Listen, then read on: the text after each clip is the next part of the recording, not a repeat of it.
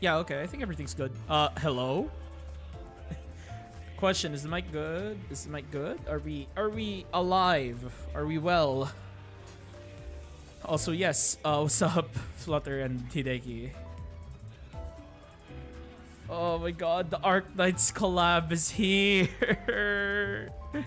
It's finally here! We have waited for months! Oh my god, it is here. Peak is here. Oh god. Okay, hopefully everything is good. Hopefully, I think the chat is... Oh god. Okay, chat is... Oh yeah, okay. 1 second. I think chat needs to be restarted because it is not showing up on my end. Okay, 1 second. I gotta fix that. Chat is not showing on my screen. I think that is not supposed to happen. 1 second. Okay, good thing we didn't start just yet. Good thing I made sure to check, activate the source, live chat, so everything is seen. Can one of you type something? Fuck it, type something, nothing, or burger. I want to see if it shows up in the screen. Yes, it does. Okay, there we go. Yay! Okay, we fixed it. Arson, hell yeah. Oh my god, chat is back. We are here. Yay. Okay, I think everything's good now. Mic's good, chat's good. Y'all have seen the memes. Of course, before we start the stream, we have to go for the gacha first. We have to see it. I want to see it. I don't expect much from this gacha. I'm not gonna pull a ritual unlike the Walpurgis. We gotta gamble. We gotta gamble for it. Also, downstairs a pack you gotta buy. Okay, so you can't get Amiya for free. Okay, yeah, that's fair. That's fair. That's understandable. All right. Bismillah, give me luck. By the gods, please. Oh, you know what? Let's equalize this first. Okay. Nothingness. There is nothingness first, and that is totally fine. Oh, Heathcliff. All right.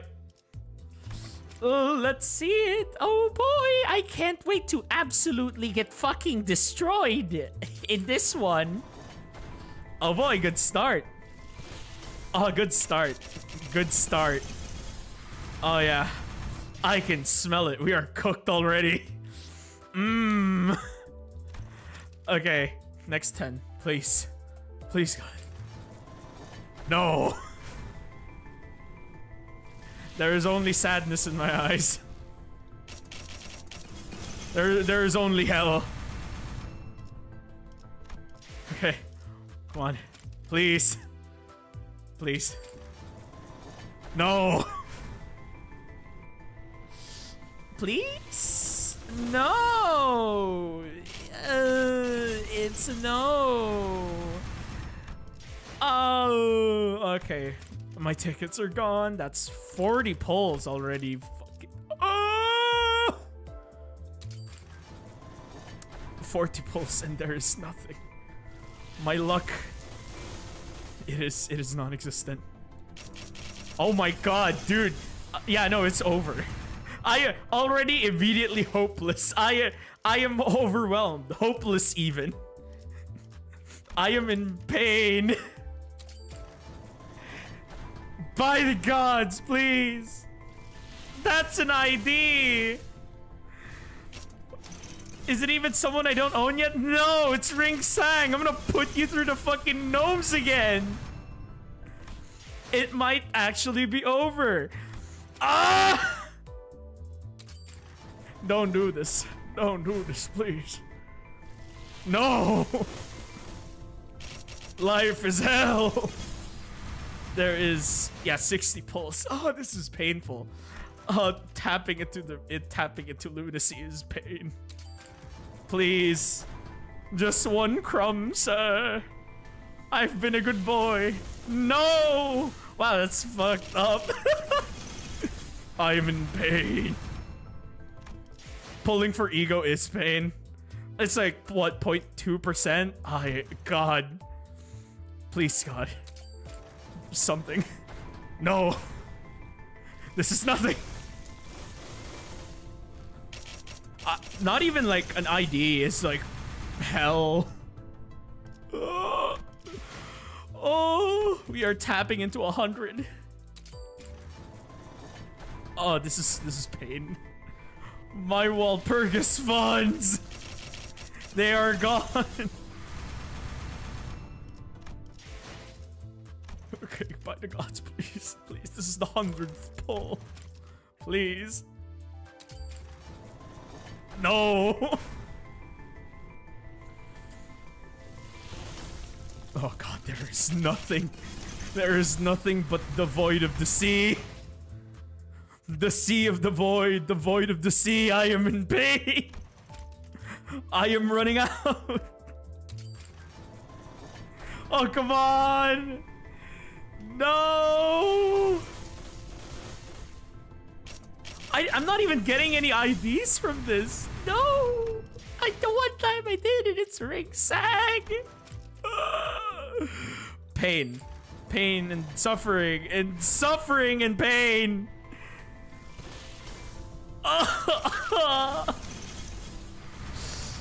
It's so over. It's so over. I'm gonna do single pulls until I get like to 130. I'm just gonna make it an even 130.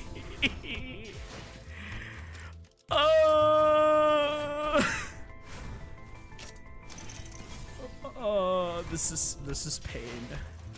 At least one, good sir. At least one. Spare a man one ego, please. Spare a man a singular ego. I am poor. I have worked in the mines for a long time. Please, sir, a crumb of ego. Please, sir. Oh, but a crumb of ego, please. Oh my fucking god, I'm actually gonna get nothing in like 130. Hell yeah, fucking Lamau. Life is pain. Two more to 130. I get nothing. There is nothing but pain. I have so many threads for all the wrong reasons, please. Okay, 10 pull. Just one 10 pull is all I can do now. Please, game, don't do this to me. Oh, it's so over. It's so over. It's so over. Oh, and I don't even get anything. It's so over.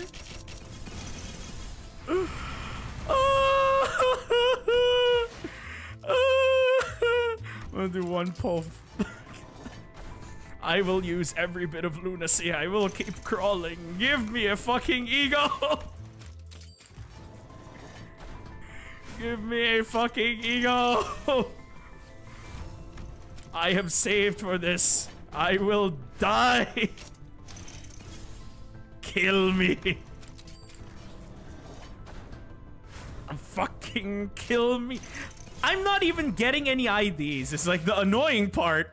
You'd think it would at least give me a 3-star ID that isn't fucking ringside. Oh god damn you. I almost turned that into. Okay, that was close. I almost turned that into. But what if I turn it into 2 lunacy? What if I turn it into 2 lunacy? Nah, fuck it. We'll do the event first. I wanna see this. Ooh. Ooh. Okay, fuck it. We're gonna do the event now. Fuck, dude. Oh, that is sick. Oh, I wanna hear that music real quick. Let's bump up the volume. Oh, I wanna hear that. I wanna hear the beauty of the ocean. Just to cope without having any ego.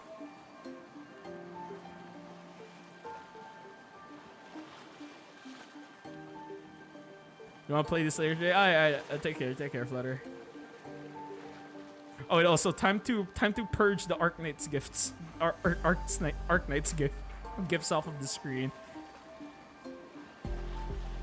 That is a sick OST though, not gonna lie. Alright, back to 9.5. God damn you, game. LCPC. Oh, hell yeah. Oh, you're right. I could just clear it in hard mode and it gives me 45. Yeah, but we're just gonna play only hard mode. We are Arknights gamers. We play only hard mode so that we clear everything. Gloom and Sloth. I'm sorry, what?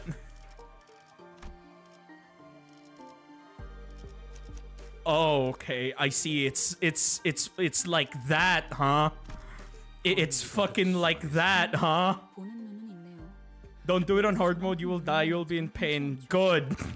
I need to be in pain after that fucking pull. I need more pain, because apparently fucking this game hates me. I don't even get the ego.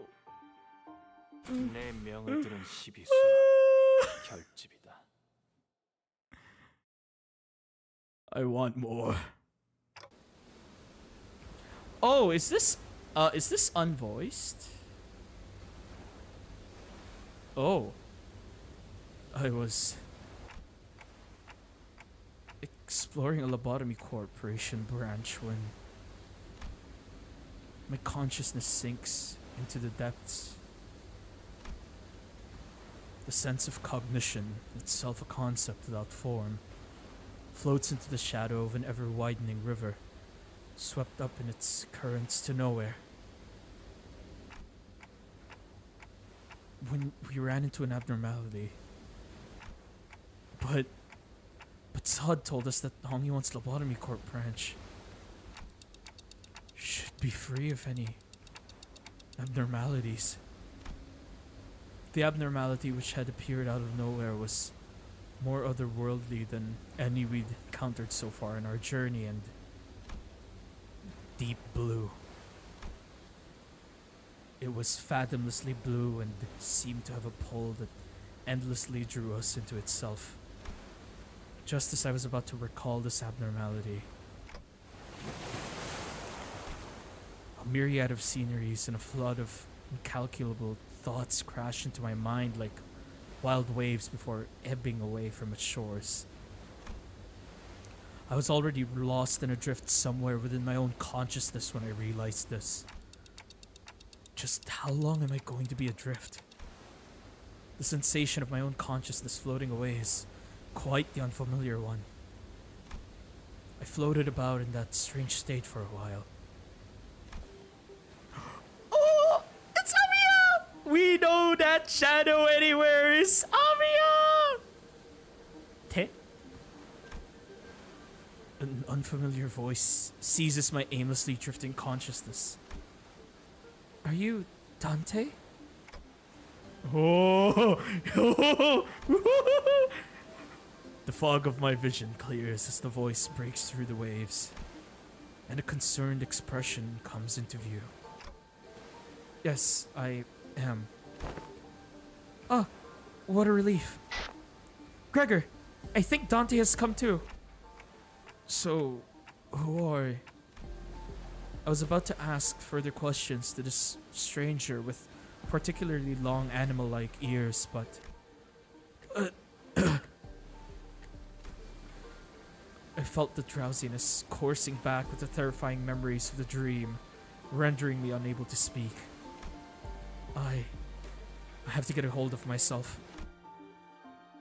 After an indeterminate amount of time had passed, I barely managed to wake myself from slumber to get a grasp of my surroundings, only to find myself surrounded by more unfamiliarities. Oh, it's Avia. It's our daughter. It's our daughter. Yippee! Also, this is Amiya before Civilite Eterna because she doesn't have the crown yet. She's still not at that point. I see. So this is way back when. Gotcha. Like, this is like before chapter... Not 14. No, not even chapter 8. Because I think chapter 8, she already does have Originium all over herself. Because of Tallulah. But that's a different scenario. So this is like... so this happened like way back when. There was that stranger from earlier. Sitting atop a rock and silently taking in the sights. A young girl who probably saved my life. Wait, so... Were those animal ears after all? Wait, are you recalling what happened in fucking... What do you call this? Is he recalling what happened in the April Fools? Like in the April Fools event with Virgilius? Where he just went, wait. Was like the thing on Virgilius's head animal ears? Damn, okay. Okay, that's not important right now. I have to prioritize figuring out just where in the world I ended up in. So we're standing by the Iberian coastline. How are you feeling? A little out of it, but I'm okay otherwise. Iberia, huh? Yes, we're in Iberia. Well, given that we're next to an ocean, maybe I drifted all the way to U-Corp's Great Lake? Oh, he does not know. Blood does not know. There is U-Corp's lakes, and then there's Iberia. Or Aegir. Iberia was an unfamiliar name, but that was all I had to go on, given that the city was still full of more unknowns than knowns to me. I radioed your colleagues when you briefly woke up earlier. They'll be here any minute. I see. Oh my god, Amiya is so short. Holy shit, Dante is... Okay, Dante is tall. I mean, Amiya is short, but not short when I played Arknights. So Dante is a fucking basketballer. Holy shit, he is tall. Look at that height difference. God. Wait, my colleagues? You must have run into the sinners then. The fog of my mind immediately cleared as soon as I realized that the sinners were all nowhere to be seen. But sinners? I think so. I ran into them earlier. They were looking all over the place for someone with a clock for their head. It was a pretty unique description, so I could tell right away that you were the person they were looking for. So this clockhead does come in handy. Manager Bud! Dante! I'd woken up in an unfamiliar place to an unfamiliar face, and in the midst of this all-around sense of displacement, the faces that appeared before me were certainly a sight for sore eyes. Gregor! Honglu! Miss Rabbit here told me she found you unconscious by the ocean, and I came as fast as I could, and oh boy, I was worried that something bad might have happened. Glad to see you're doing fine. Were you lost at sea? I don't know. Well, I do think I'm fine though. I guess not having any way to drink water's finally come in handy. You should go get that checked out. You should go get that checked out just in case. Wait, your head's waterproof, right?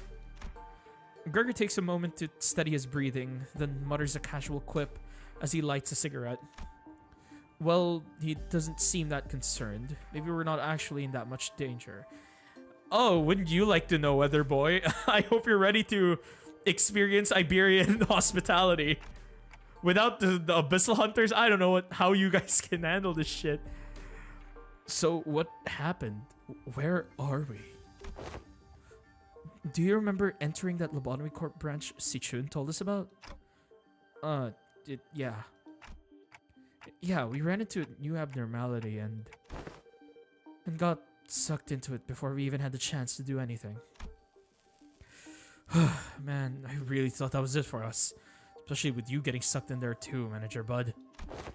But when we came to, despite waking up with our faces down in some ditch, we were all fine without a scratch. Though there was quite the mess when we realized that you'd gone missing. we wanted to search for you immediately, but it took a while before we got a better bearing of where we were. So we're not at U-Corp's Great Lake? Some of us considered that to be a distinct possibility, but it's unlikely. Ishmael was really certain that we were not in District 21. She did concede that we might be in an unknown area within the Great Lake at the outskirts, but that doesn't seem likely either, given what the rabbit-eared lady there said. The outskirts region of the Great Lake? I've met all kinds of people from all over Terra, but I've never met anyone who referred to the Iberian Sea that way. Terra? Iberia? As I found myself puzzled by these unfamiliar terms, a very obvious question suddenly struck me.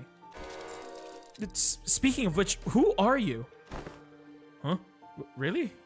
You fellas haven't introduced yourselves to each other yet? It's just that it's all just a lot to take in.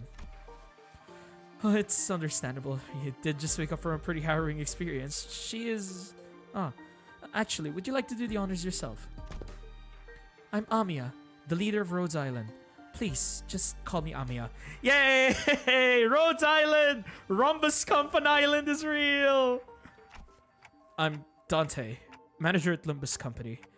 I know I'm late, but thanks for saving my bacon. What the fuck? Why'd you say saving my bacon? It seems that this Rodeo Island is a pretty big corporation, but... Gregor trails off ominously and scratches his head before continuing with some mild trepidation. This young lady with the rabbit ears doesn't know what the head is at all. Oh wow, this is actually pretty awkward now that you think about it. Oh, it's weird meeting people who do not know the head, arbiters, or the claw. As far as I know, there aren't any organizations in Terra with the same characteristics as the one Mr. Gregor explained. No, at least not with a name like the head. Also, sorry, it's Rhodes Island, not Rodeo. Sorry, Gregor's kind of bad with names. So what you're saying is that we're not in the city anymore? It'd be weird for any higher-ups at these huge corporations to know less about the head than we do, let alone be completely clueless about it. Well, maybe we've tumbled into a previously undiscovered zone of the outskirts, or the ruins, probably. Or maybe we've really found ourselves in a completely different world. Yeah, I wonder why. If their conjecture is correct, we're in way bigger trouble than I thought. This wasn't like the time we accidentally stranded ourselves in the outskirts via a door in the corridor. Amiya stared at me with some concern as though she felt my distress. I think I can draw a connection to something else that's happening here. Really? Yes. Recently, anomalous signs and events have been occurring in Iberia ever since a mysterious dimensional door appeared at sea. And it's been said that this dimensional door is connected to something very, very distant. To something that we've never observed before, so... It seems reasonable to theorize that the dimensional door is how we managed to cross over to this world. I really would have appreciated Faust's input. Where'd all the other sinners go, anyway? Bit late on the uptake to be gawking around for the other sinners now, don't you think? They're at a settlement near here, where they're all helping out with various odds and ends of the village. Well, while taking turns searching for Dante, of course. You know, I never thought about how difficult it would be to search for someone when we're like fish out of water, too. Man, barely got even a wink of sleep since yesterday. How long were we out? They said since yesterday? How long were we fucking out? Everyone's gotta be really tired then. So it's just you two out here for now. No, Ishmael and Yisang are the other half of the search party, and we just happen to be the last group in the rotation. They must be searching elsewhere to find you, Manager Bud. Oh, 1 second.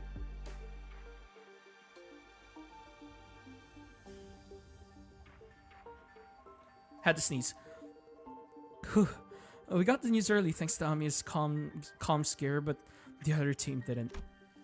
Yeah, we got lucky. The other team, well, we don't have any way to get in touch with them, so they'll probably continue their search until their shift is done. Oh, are we talking about that village you mentioned earlier? Uh-huh. Right. You've not been there yet, huh? Guess it's a bit off the beaten path. Well, we're gonna have to rendezvous with the other sinners anyway, so let's head to the village for now. Something seemed to pique Amiya's interest as she fell into a contemplative silence before carefully speaking up. I would like to accompany you there. Sure, I don't see why not. You helped us find Manager Bud, and more importantly, you seem to know a lot more about this place than we do. I don't actually know Iberia that well either, but I should be able to be of some help. They've closed their borders and have practically locked out any foreign influences from affecting them, but I did get a briefing before the mission. Closed borders, huh? Then how did you get in, Miss Amiya? We followed Dr. Calcit's directions and illegally crossed the country. Of course, yeah. I would expect no less from Calcit. And Doctor. But illegally? Nobody fucking cares. I mean, you live in the city. If you do something illegal, you kind of just get ripped in half by a claw or an arbiter. But fortunately for us, we're pretty lucky in Terra. Oh, does that mean you crossed the border without obtaining any permission, Amiya? We had to cross the border somehow in order to investigate how and why the dimensional door came to be. Is it normal for pharmaceutical companies to be doing that? Large pharmaceutical companies often dispatch their agents for missions. Yes, Rhodes Island is, in its essence, a pharmaceutical company researching treatments for people infected with oripathy. Oh, hell yeah. The mentioned oripathy. Oh, shit. Hey. Oh, hey, Magic. What's up? Heads or tails? I'm gonna keep it a buck. Since I've been pretty unlucky, I give it to tails. I will put it to tails. Why not? But we also work to prevent and assist in the management of various situations that can occur in high-risk areas. High-risk areas, huh? Huh? Wait, what about your companions? I thought you came all the way here on your own. That's, we were forced to split up due to certain forces that were in pursuit. Wait, stop! Amiya's ears twitched as she came to a stop and began scanning the surrounding area. Then... There! As we stood about confused, Amiya, noticing something, pointed toward the seashore, hidden behind large and cragged rock formations. What are we supposed to... Huh? Scotty! It's Scotty! Oh, shit! We do have Abyssal Hunters with us. Yes! Where there is Seaborn, there are Abyssal Hunters. Let's fucking go! There we saw someone wielding a lengthy greatsword, bickering with two familiar faces. Again, move. You're in the way. You needn't worry as you do. We have had ample experience battling monsters who are much like them. Ain't no fucking way! Oh shit! Magic with the fucking dodo! Oh shit! Yo! Hey, thanks so much for that, man. Holy shit. There is nothing in that donation. It was just... just fucking hit me with 5. Holy shit, thank you so much for that, Magic. Holy fuck, dude. That was so out of nowhere. Oh, we've had an ample experience battling monsters who are much like them. Listen, I'm not worried. It's... You won the coin flip. Ah, yes, the minus 44 SP paid off. The GOAT! The GOAT further funding the commission funds. Hell yeah. Come on. Better to have 3 fighters than 1, right? Besides, you're the first person we ran into out of here, so we've got a lot of questions to ask. The actual GOAT, Magic, coming in, hit me with roll heads or tails. Ain't no fucking way, dude. Holy shit, man. Isang, Ishmael. Oh, Dante, you are unharmed. And here I was getting ready for a 3 days long search. Oh god, I'm gonna sneeze.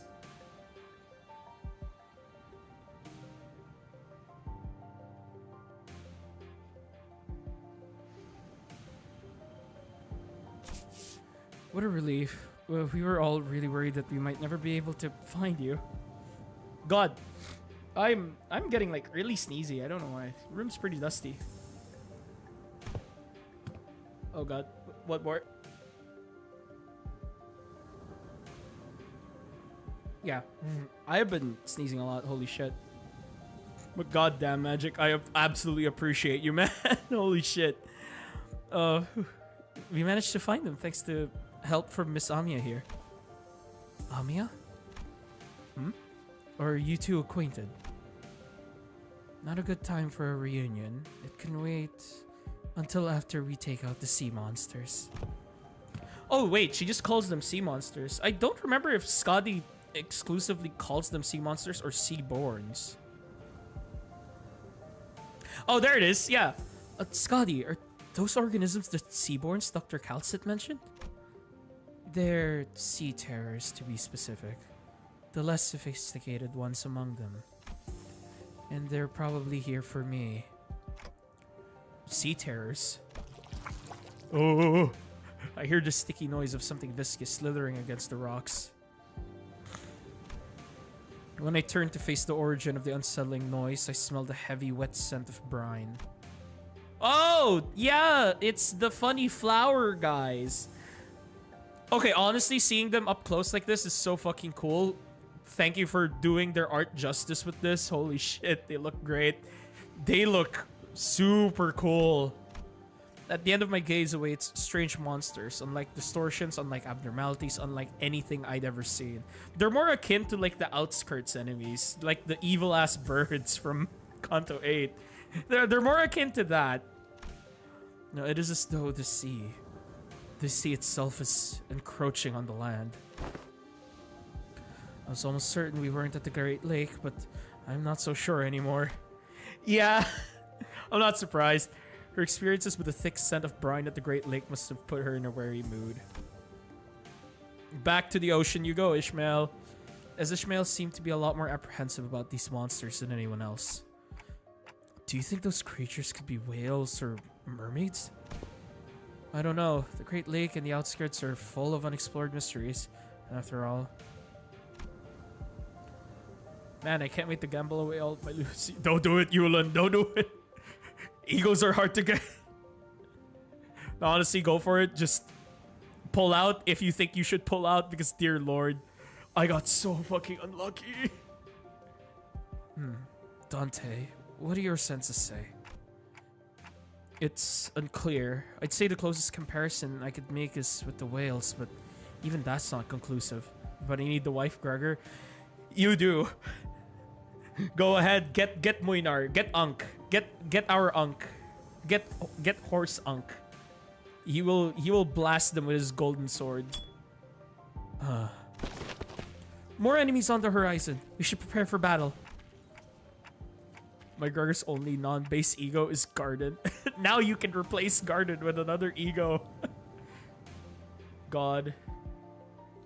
I went 160 pulls with... Hey, dude, same. I got like 145 pulls. Nil. I got fucking Ringsang. I'm putting him in the Gnome event when I farm MD later. I see why Kim Ji-hoon hates his son. I must kill Ringsang now for these transgressions.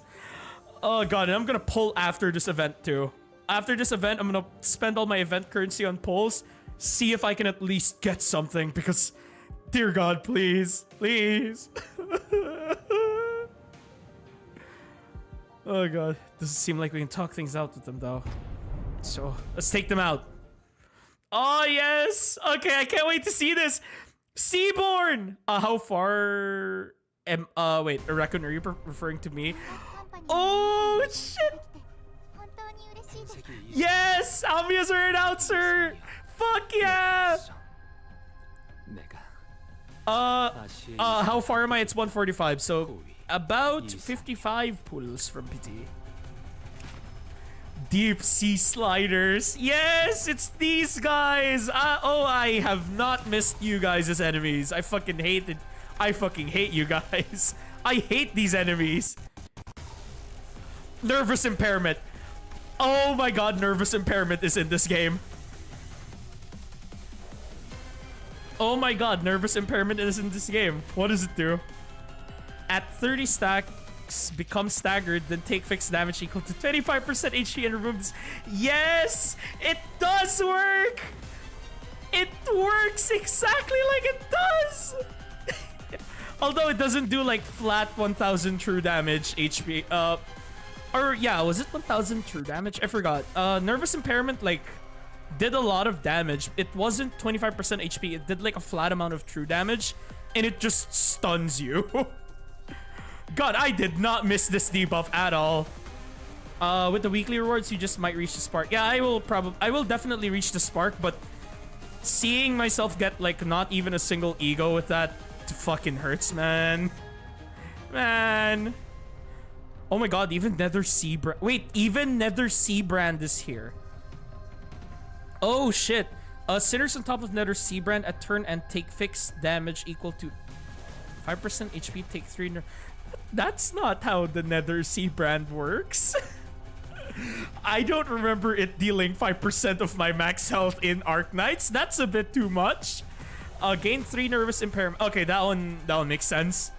Greatly increases the nervous impairment stack sea terrors top of Nether Sea Brand inflict against sinners. Nether Sea Brand's influence expands towards sinner territory with each passing turn. Oh my god, look guys, it's Blood Feast Part 2. But this time there is actual like impact to the effect. Sea Terror territory affects 2 frontmost, affects 5 frontmost, affects all sinners. Oh, I don't care a bit about Fishmail and Faust. Hey, I mean, Fishmails is free. You can get it in the event shop. As for Faust, I really want Faust because I fucking love Calcit, especially after chapter 15. Dude, fuck, dude. Inflict 2 more sinking potency on hit against turtle without sinking. Yeah, you guys have sinking. Oh, and you guys have nervous impairment. Yeah. Oh my god, yeah. Dude, it's Arknights enemies. Fuck yes. Why is it unbreakable coins? Oh.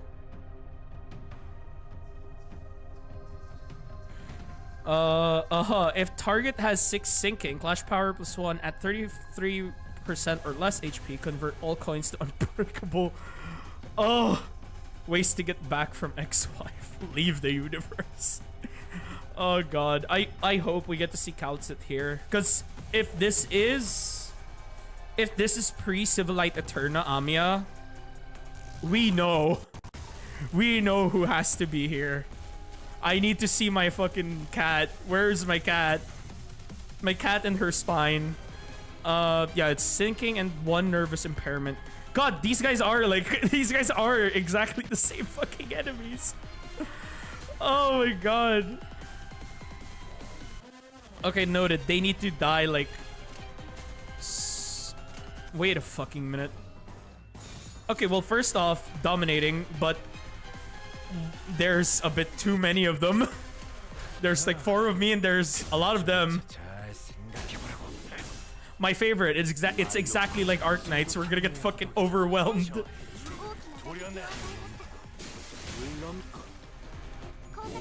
You know how to solve this problem? That's right. And you put an AoE caster down. And then we place Melanta. Melanta facing to the left. And then you put Lava face down. Last deployed unit. I fucking love Kyo. I fucking love Kyo. I can't wait for Kyo to have a fucking like a guide on how to beat every stage in the Arknights collab. Oh god. This is so fucking cool though. Seeing Arknights enemies make it to Limbus is so unbelievably surreal. Good thing that just like their Arknights counterparts, they are very squishy. It sucks the amount of nervous impairment they are applying though. But that is just life in the Serengeti, and yep, they keep spawning more. Oh, we have 2 nervous impairment. Honestly, I'm more impressed that they are still this low on nervous impairment. This like this deep into the fight with this many with like this many flowers. Usually by this point, you should have had like one of your defenders be stunned already. Your skills are just like those of elite operators. Oh, thank you, Amiya. Thank you. That is actually one hell of a compliment because elite operators in Terra are fucking monsters. Like the elite operators in Terra are insanely strong. Like they are on some King Von timing.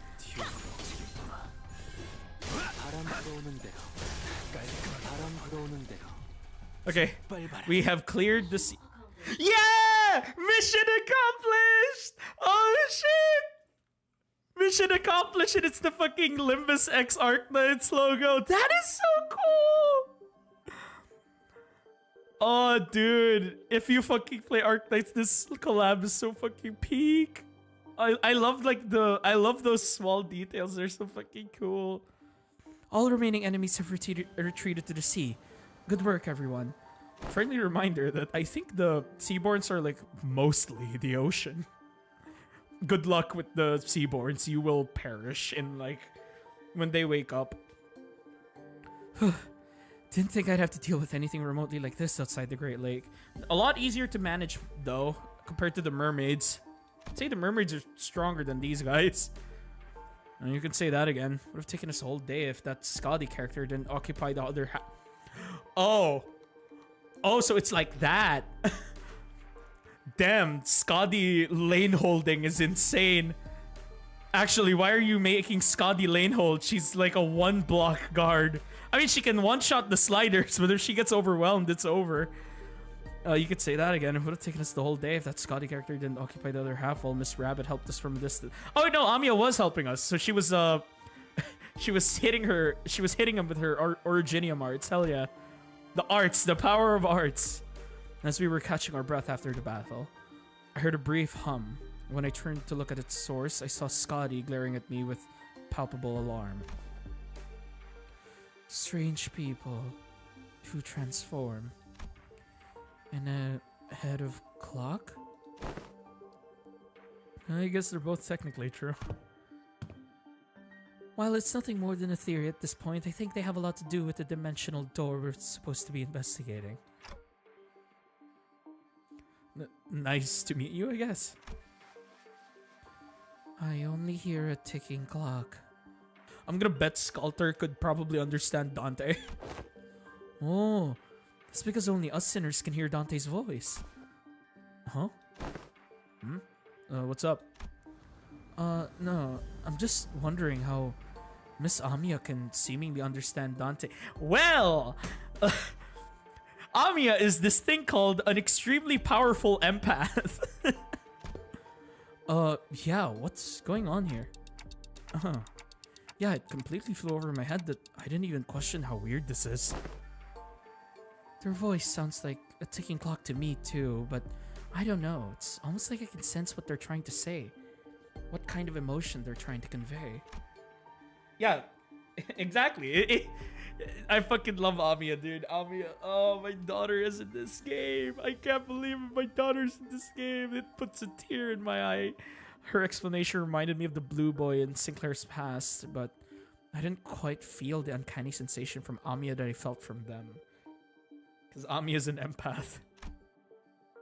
So she can read me, kind of like how Virgilius can, I guess. You know who else has ears like that? Virgilius and April Fools. Well, I don't think it's a bad thing. That's true. It's been a bit of a hassle to always need Faust or Honglu to translate for you, Dante. I'd like to know exactly how she can understand Dante, but I don't think we've got the luxury of time to sit down and figure this out. So, are we heading back? Well, sounds like a plan. Sounds like we know anywhere else to go, right? Oh, and Mr. Rabbit here will be tagging along too. She said she'd help us find our way back. I'm glad to be working with you two also, Miss Ishmael, Mr. Honglu. Took the words right out of my mouth. You've already helped us plenty, and you clearly know a lot more about this place than we do. The journey is long.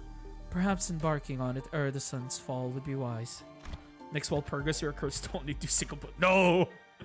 I don't even think we're gonna probably get like a proper event on Walpurgis if they really push through with like the Kanto 9 thing. Because if they really push through with Kanto 9, we're only gonna get a banner in Walpurgis. We're not gonna get any like event content, which kind of sucks. I wouldn't mind if they really wanted to like focus on Kanto 9. They forgo Walpurgis. I don't mind them delaying it. As long as there's like peak content in Walpurgis, it's all good. They can delay it as much as they want. If they want to do Kanto 9 first, do Kanto 9 first. But if they can't do Kanto 9, then do Walpurgis. Just make sure there is content in the Walpurgis.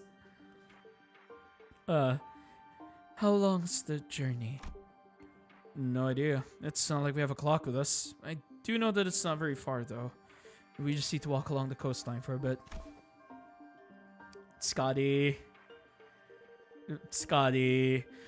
Also, God, Scotty looks fucking nice in the Limbus art style, man. Oh, I like the art so much. It's so nice. Ah, it looks so good. Scotty quietly points in my direction. Oh, Dante can't tell us the time because they're not on time. Then why the clock head? I didn't exactly choose to get myself a clock-shaped head. You enjoying the event? I fucking love it so far. As a person who is, as both an Arknights and a Limbus player, this is so far everything I want is here. I fucking love this. This is nice. I looked away from Scotty's inquisitive eyes, which were quite solidly fixed on my head. The coasts of Iberia are hardly good places for people to live. Those things can go anywhere in this world, but they thrive at places that meet the ocean. So how did people manage to build a village at a place like this? Honestly, thank God this isn't integrated strategies, Scotty. Because if it was, this should have been Sculptor, which might be bad considering Isharmla. But this is just base Scotty. Honestly, it would be interesting to see any other like integrated strategies enemies making it here, like the fucking jellyfish, but I haven't seen Mizuki around, and I don't think there is Mizuki around. I mean, it's possible. So, we'll see. Your words are confusing me. Sorry, it's rare that I get to like geek out a bit because this is fucking Arknights. Oh God, I have been quietly playing that game in my own free time, reading the lore, everything, and seeing it like work here is so fucking good. Also, the victory screen is so peak. That fucking mission accomplished. Oh yeah. So how did people manage to build a village at a place like this? The monsters called Seaborns or Sea Terrors, yes. While it is true that they posed certain difficulties, they were hardly the kind of monsters with the strength to bring scourge and drive out the local populace. Don't judge them based on that brief skirmish. Oh yeah, no, it gets worse. You may be talking shit, but there's still a billion other Seaborns you haven't met. Well, she's just telling us to be on our guard, right? Way more than that. You have completed 3 teams. Oh, hell yeah. Nice. Scotty can be a bit curt, but she's not a bad person. Yeah, she's not a bad person. She's like Mersault to an extent. I don't think she said anything wrong. He rules out the existence of stronger variants of these creatures being... Oh, let's meet the red ones. I can't wait to meet elite versions of these. The red ones, the red elites. Scotty's concern only served to fan my curiosity, but something about her expression communicated that I probably shouldn't pry. So I quietly quickened my pace as we walked to the village. Oh yeah, wait, shit. How long is this event? I just realized I decided to stream at 6:30. I didn't bother to check how long this was gonna be. The Arknights victory music? Are you fucking kidding me? Oh, ain't no fucking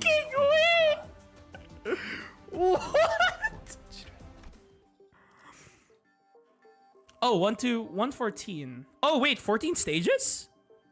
Oh, okay, that's not bad. I think I could do... Why is that a warning sign? Okay, I don't think that's too bad. That's actually pretty good. Oh my god, dude. I can't believe they do that!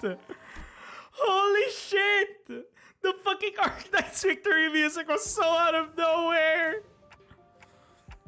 This hardly looks like a village. It's more like the ruins of one, isn't it? It doesn't seem like they've done any proper upkeep to the place. Not in a while, at least. I mean, it's Iberia. I mean, considering it's Iberia, and this was after... I think it was called the Great Silence. What was it called? No, it wasn't the Great Silence. I forgot what it was called. Shit, I forgot what it was called. But there was an event that happened in Arknights where Iberia got swept by the Seaborn amidst their like golden age. And this is like one of the outcomes of that. If this was mainland Iberia, probably no one here is alive. The profound silence. Okay, thank you for making me remember that. But yeah, I fucking remember that, dude. God, Arknights, remembering Arknights lore is paying off. Yes. I fucking love this video game. God damn. It doesn't seem like they've done any proper upkeep to the place. Not in a while, at least.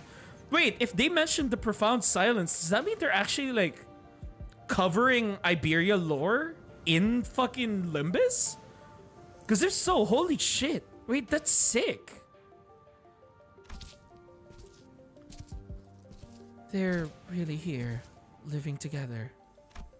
The strange buildings tell the stories of former prosperity from a bygone era. Yeah, the golden age will return again.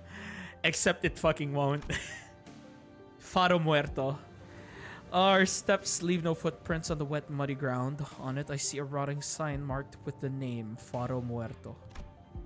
Everywhere I look in this village, I see evidence of long, silent abandonment. God, it would be nice if I see thorns here. That would be nice. That would be cool. Like seeing thorns, gladia, olpianos. I need to see those guys, please. We don't see these kinds of abandoned-looking ruins often in the city either. Well, yeah, there's always someone or something out there waiting to capitalize on that free real estate. Be it a syndicate or a corporation and fix it up. Better than this, at least. It's free real estate. So, where are the sinners? Oh, there's a clearing down there where... Ah! That's Don Quixote. We were trapped betwixt a twain of great ships, narrowing winds against our... Okay, that's... Okay, noted. Don has been in a ship. You'd think the fear of water would stop that. Oh. And that is when young Ishmael boomed. Her command most resonant. Oh, they're talking about Kanto 5. That's Kanto 5. That's the... that's the... Rojami! Rojami! The fucking... The moment she fucking sees the whale and goes Ahab mode. It's that exact moment. That's when young Ishmael boomed. Her command most resonant. Say no more. I didn't even have to try to search for them. That unmistakably sonorous and familiar voice, echoing triumphantly between the empty buildings. That's Don Quixote's voice when she's sharing her adventurous tales. There she was standing atop a low podium like an actor on stage, regaling a group of people in rags with tales of our adventures like a traveling thespian. Answers, ye dogs, oarsmen! 'Tis the moment I, Ishmael, the first mate of vessel Mephistopheles, shall navigate... Oh. Stop, hold on, just what do you think you're doing? Young Ishmael had my mouth, for I was just about to regale them with the most fantastic tale of adventures at the Great Lake. Manager Esquire! Verily, thou hast returned with Manager Esquire safely in tow. What? They found Clockhead? Burning clock for a head? When I was a child, I heard a story about a legendary Sarkaz with a flaming head. A legendary Sarkaz with a flaming head. That's not... Oh, hey, Lapland. Can you tell me why all Limbus streamers are VTubers with cute anime girl? First off, PNG tuber. Second, this is a placeholder. This will change. I just like Koyuki. Also, hello, Lapland. We really could use your help. If there are Seaborn, please God, silence that stupid fucking egg. When I was a child, I heard a story about a legendary Sarkaz with a flaming head. Which one was that? Shit, I forgot. Is that someone I know? I think that is, but it's not the one from... No, the one from Kazimierz isn't a Sarkaz, I think. The one from Kazimierz is the one with the blood swords. That's not it. Not the Centurion. The Centurion's just a fucking merc. There's Tallulah, but Tallulah's kind of out of the question there. Okay, I'll try to like recall that in like a later time. Why would someone like that visit our humble village? While their exterior may carry elements that inspire fear in some, there is no cause for alarm. Yeah, they might look like that, but they're Dante, our manager. And the rest are... Hey. Oh, hello. I'm sorry, who are you two? They're two very nice people who helped us find Dante. This is Miss Amiya, leader of Rhodes Island. And this is Miss Scotty, their operator. They'll be coming along with us for a little while. Huh? With us? We believe that the dimensional door, which we at Rhodes Island are investigating, has something to do with why you suddenly woke up here in Iberia. As Amiya was bringing the sinners up to speed, the villagers who were staring at us curiously approached us. Did our conversation manage to convince them that we're not a threat? I sure hope so. I'm held at gunpoint to not tell about information regarding Seaborns by... One of them probably Texas. If it's Lapland, mayhaps Texas. Huh.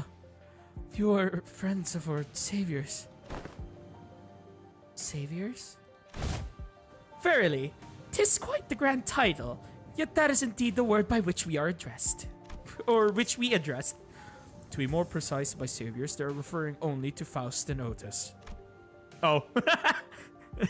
Faust gave me a light nod when we made eye contact, but I could tell that her lips were drawing a very, very subtle smiling arc. Ah, the small smiling Faust. So I'm guessing something did happen. They were quite mistrustful upon our initial arrival. Yeah. Oh! Oh! I don't trust you. Mainly because I'm looking at the pendant and I'm immediately thinking about the church. You know, Undertides and whatnot, Bishop Quintus. Motherfucker. What business do outsiders have here? What if they're from the Inquisition? Oh, wait. Oh no. What do we do? After all we went through to get here. Okay, never mind. I think you're probably sheltering them for refuge. So they're not a part of the church. Calm yourselves, everyone. None of them are carrying what appears to be their scriptures or lamps. Let's first try to see who they are. Man, I don't think they're going to trust us anytime soon. They're all old curmudgeons. Let's STNC then PTSD. What? What do you mean? What do you mean? What do you mean by post-traumatic stress disorder? What do you mean? You can't do that, Ryoshu. We can't pillage their storage pillage their storage depots. It looks like they already have it hard enough as it is. Oh, I don't think SDNC is a good way to get started either. Should we just find help elsewhere? Just look at how thin their arms are. I don't think they're in any shape to help us out. Perhaps we could inquire as to our whereabouts ere we are to decide our lodging. Well, the landscape is certainly reminiscent of U-Corps. But I don't recall seeing or learning about any place that looks like this. Though I can't say I've been to every corner of U-Corp.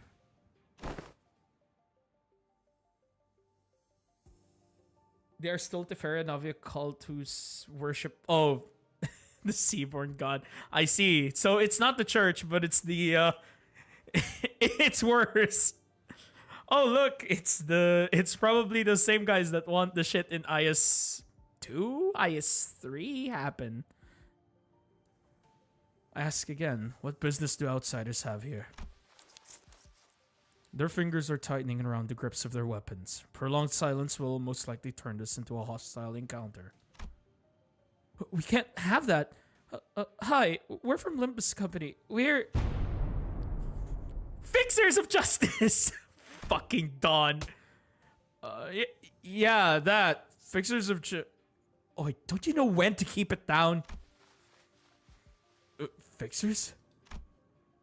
Uh-huh. That over there. It's a ship blueprint, isn't it? Are you looking to repair a vessel by any chance? All these construction materials seem to suggest so. Oh god. Oh no, look, it's still the Teferi Novice. It's the ship of fools. Chief. This does not concern you. It's not something a mere outsider can understand. Oh yeah, I just realized, Otis. Hey! Boats. About boats. Curious. I've never seen an energy source like this before. Have you run tests to rule out any stability issues? It seems to power the heat exchanger via some method comparable to the utilization of fusion energy. Have you any thoughts on this, Miss Faust? Time to gamble. Okay, good luck, Yulin.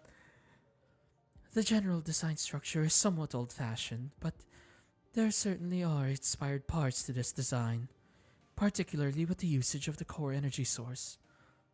While its stability would need to be further studied, this technology seems to be incredibly energy efficient. Oh, oh. You identified all that merely by glancing at this blueprint? You must be the village chief then. Got Princess Rhodia? Hell yeah. The princess is coming. If so, I have a proposition for you. In return for assisting in their ship repair, we were promised a ride on their vessel. Miss Faust has theorized that perhaps by going out to sea, we may be able to find a way to return to whence we came. I got a few 000s. I got jack shit in 140 polls. Like, it's just one ring sang. Everything else was just garbage. Does that mean that we can find a way back somewhere out there in the sea? Nothing is certain yet, Dante. At this moment, we are working based on a hunch. A hunch?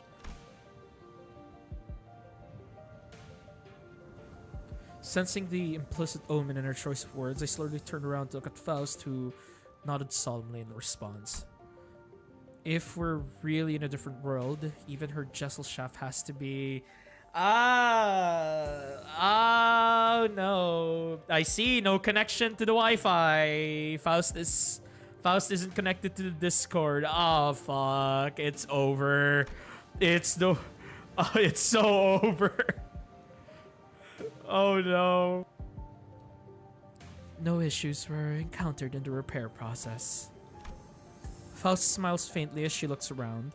Then she pulls me in by my hems. She whispers in a low voice. My connection to Jesselchaff is currently operating at a suboptimal level, Dante.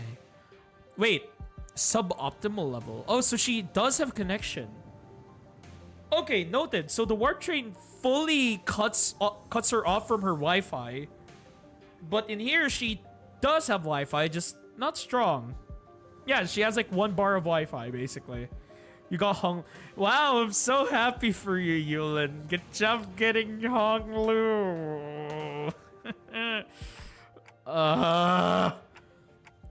So it's still connected, at least. Indeed it is. However, even exchanges of simple information are taking up to dozens of hours by current calculation. That's not good. Is this a warp train situation? Because we're in a different dimension? The cause should be identical. We have been connected to an unidentified, unpredictable dimension. However, Faust is aware that the pathway to our original dimension is yet to close this time, unlike the situation back aboard the warp train. So to get back to where we came from. Indeed, traveling through the pathway is the most feasible solution. And from that, you came up with the whole plan to repair the ship and sail out to the sea. Yes, well, I am also a genius after all. God damn it, Faust. I am the most advanced AI headass. Amia conjectured that we probably came through a dimensional door of sorts. Looks like that dimensional door might be what Faust is looking for. With high likelihood, yes. At least there's a way back. I find myself calming down a little. Oh, speaking of which, when do you think you can wrap up the repair job? As fortune should have it, a majority of the most time-consuming parts of the repair have already been completed by the locals. It shouldn't take us more than a day or two to get its core parts ship shape again, Executive Manager. Oh, we'll be staying here a few more days then. How did you manage last night? Hey, Abyss Walker, what's up? Hi guys, how's it going? Have the pulse been good? No! Oh! No headphones? Hold on. Hi, Abyss. No. Pull. Bad.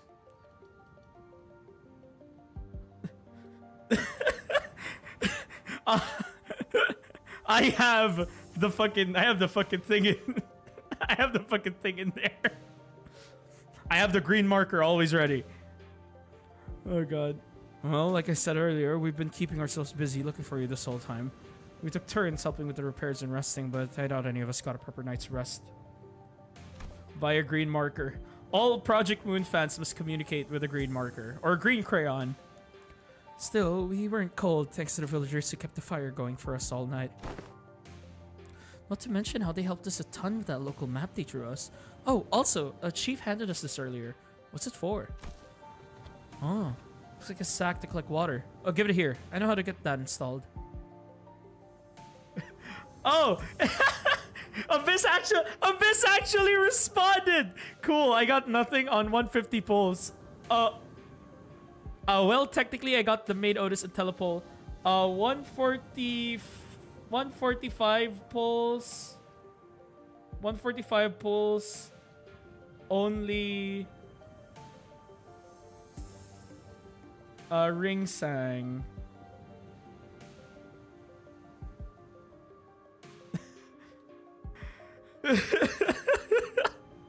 It was bad. 145 pulse and I only got ring sang. I got nothing. No ego either. Like just ring sang. Oh, it must be to repay Miss Faust and Miss Otis' efforts as repairing their ship.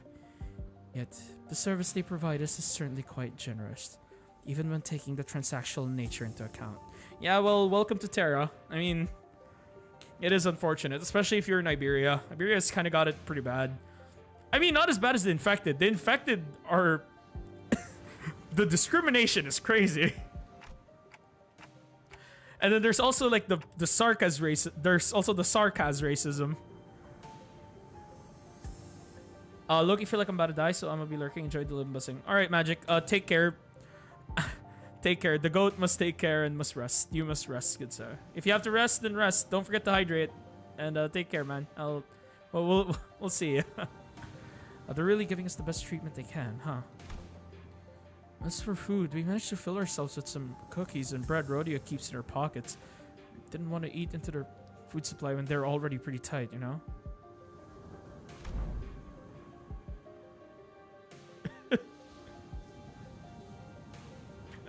Abyss is so real for that. Now she carries enough cookies and bread for 12 people. Rhodia! Rhodia!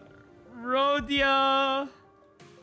Where did you even get the fucking cookies and bread? How did she get it in her pockets? Is like the better question. They did offer us some nosh, those dried fish things, but we refused. I ain't about taking food from the needy. Damn. And then we have the gluttonous beast in Rhodia, and then we have the hero, Heathcliff. No need to concern yourself so much with our hospitality. You have done more than enough to earn your keep. I got 4 goldens and a fake out blue.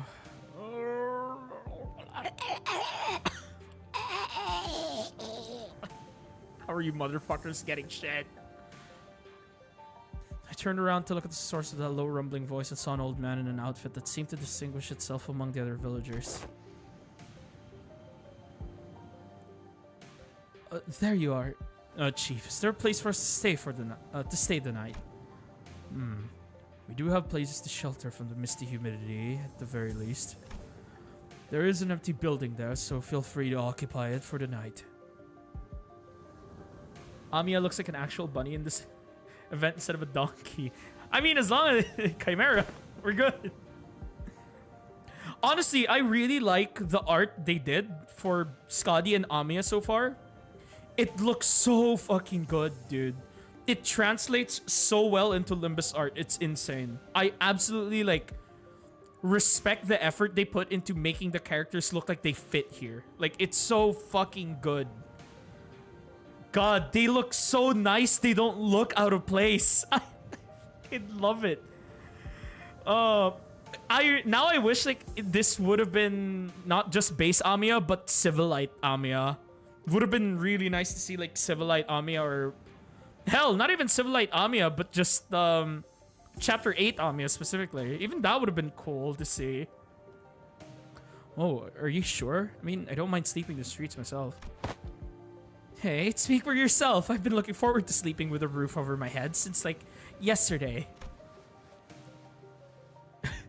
You'll catch cold sleeping in the elements in this environment, which is fine by me for the rest of you, but I cannot afford to have the executive manager or our honored guests suffer that fate.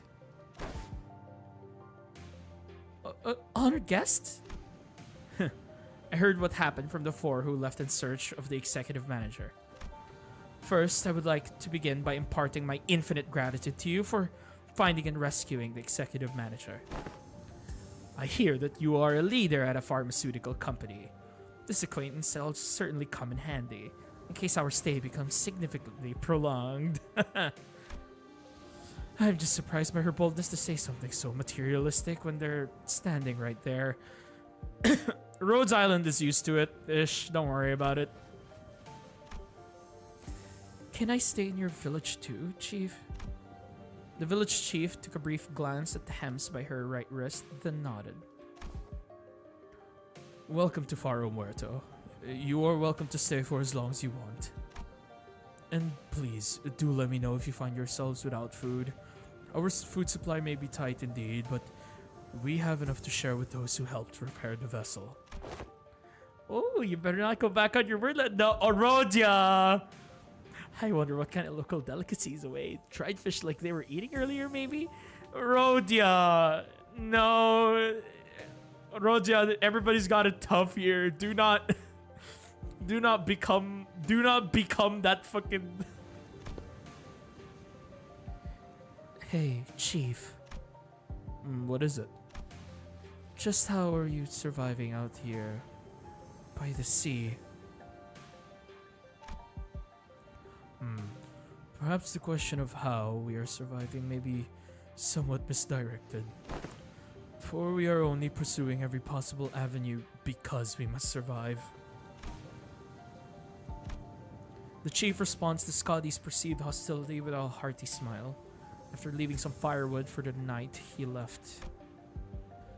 I'm going. Can't learn much more from here. Huh? You going somewhere at this hour? To the sea. Scotty, does this have something to do with the coast?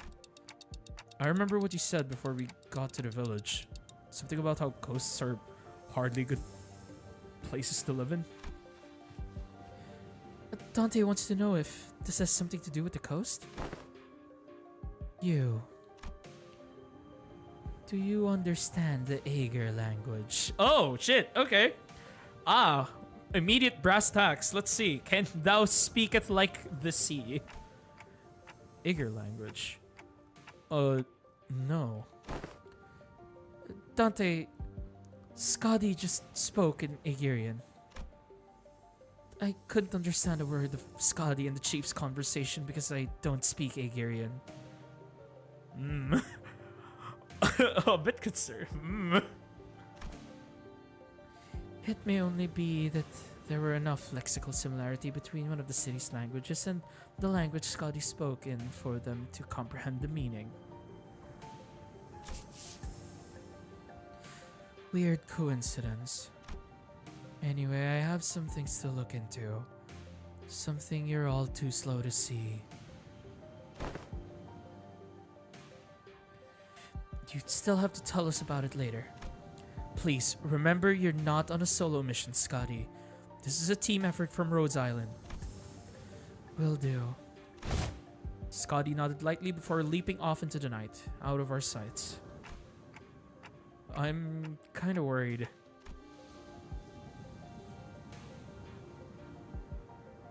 She's not the best with people, but she's also pretty thoughtful. She'll be okay. Should we head inside? The sun's starting to set already. Whatever the citizens... I'm betting it's just like Tekken rules, except when they explicitly say it's a language they do not understand. Like, for example, these characters do not understand Agerian except for this cult dude of the fucking Stiltefera Novice and Scotty. Because, yeah, Lamau, they understand Ager. However, English is just Korean or Japanese. As long as they can speak a certain language, they understand each other. It's like, it's the Tekken rule. The classic. You alone are the seaborn one, Lapland. Become fish. Reject humanity, become jellyfish, and go to a different planet so you don't doom Terra. Oh, yeah. We can probably just pick an unlit building and stay the night there, right? Trying our best to ignore the mood that was starting to turn awkward, we made our way into a nearby unoccupied building. You know, for Amiya and Scotty to be put on a mission this far out into Iberia, I'm surprised that Rhodes Island is... Or the mobilized base isn't, like, close from the looks of it.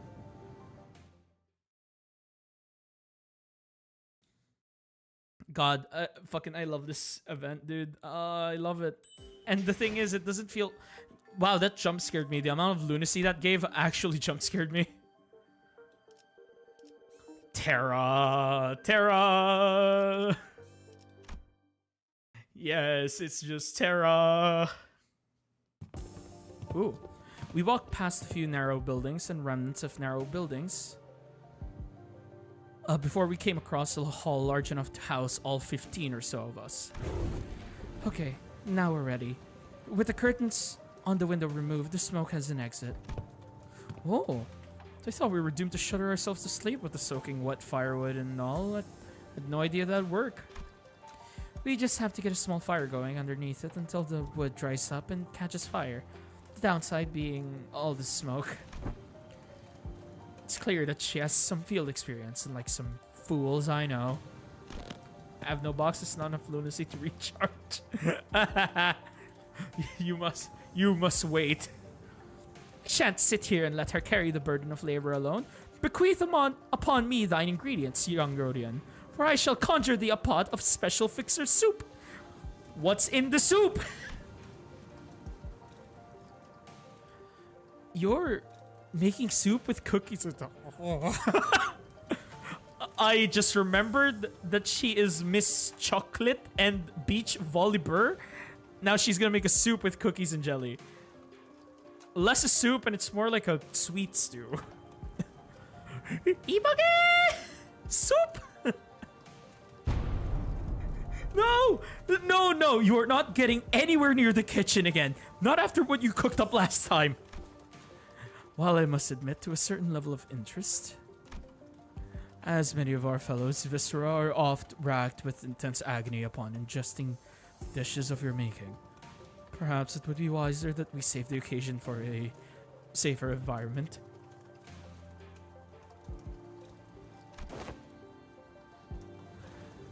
Right, don't you remember we agreed to leave cooking to Mer Oti if we're ever in a situation like this, remember? Did we? Honestly, if anything, I just remembered it being Mersalt being the one we should leave it all on, not Otis, no. See, I think it's become sort of an unspoken rule after everything that happened. Remember? Back during last year's cooking contest at K-Corp, they were the only two people who managed to get remotely positive reviews. Oh wait, oh really? I don't remember Otis. I remembered Mersalt, but not Otis. And the thing that's annoying, by the way, Papa Bongi is one hell of a critic for like... Papa Bongi is one hell of a critic for shitting on Mersalt for being too perfect. Gregor's holding Dante's head. He's holding him by... Gregor's holding him by the chin. Oh my god. Oh, does that mean we'll get to try Otis's cooking once again? Denied. We still have plenty of high-calorie foods like cookies and jellies here. I find no reason to do something so inefficient. I'm glad to see that everyone's still energetic, given the circumstances. It can't be easy to suddenly wake up in an unfamiliar environment. We're used to it. Well, we're all quite used to... Yeah, there it is. All quite used to getting thrown into unfamiliar places. Speaking of which, did you manage to reach your colleague, Samia? Yeah, where's Dokta? Where's Dokta? Where's Kaltsit? Where's... fucking... Franca? Where's everyone? She shook her head, concerned. Or where's Meteorite? Where is Miss Cannon Lady? Where is our Koko Dayo Cruise and the dreaded 3-star unit that can be put anywhere? Because thank God. They might have lost their comms device, or maybe they ran into some other trouble. Could they be in danger? I don't know, but I'm sure they're okay. The doctor, Dr. Kaltsit, they're both more than capable enough to look after themselves. Yeah, they got mentioned. Oh shit. Oh god, Kaltsit, dude. Oh, Kaltsit. Long have this curiosity lingered within me. Thus, allow me to inquire. Corporations are, by their nature, organizations in pursuit of profit. Yet the activities of your corporation resemble those of charity organizations, as opposed to a pharmaceutical company. Is there aught that might explicate this blurred distinction? Oh, they're actually like questioning the company's ethics. Oh, I wanted to know too. How come a pharmaceutical company like Rhodes Island's helping people? Something about what Honglu said brings back unpleasant memories. The horrible experiments seen through the cascade of flowing tears in the face of suffering, the embodiment of greed that left a terrible wound in Honglu's fathoms.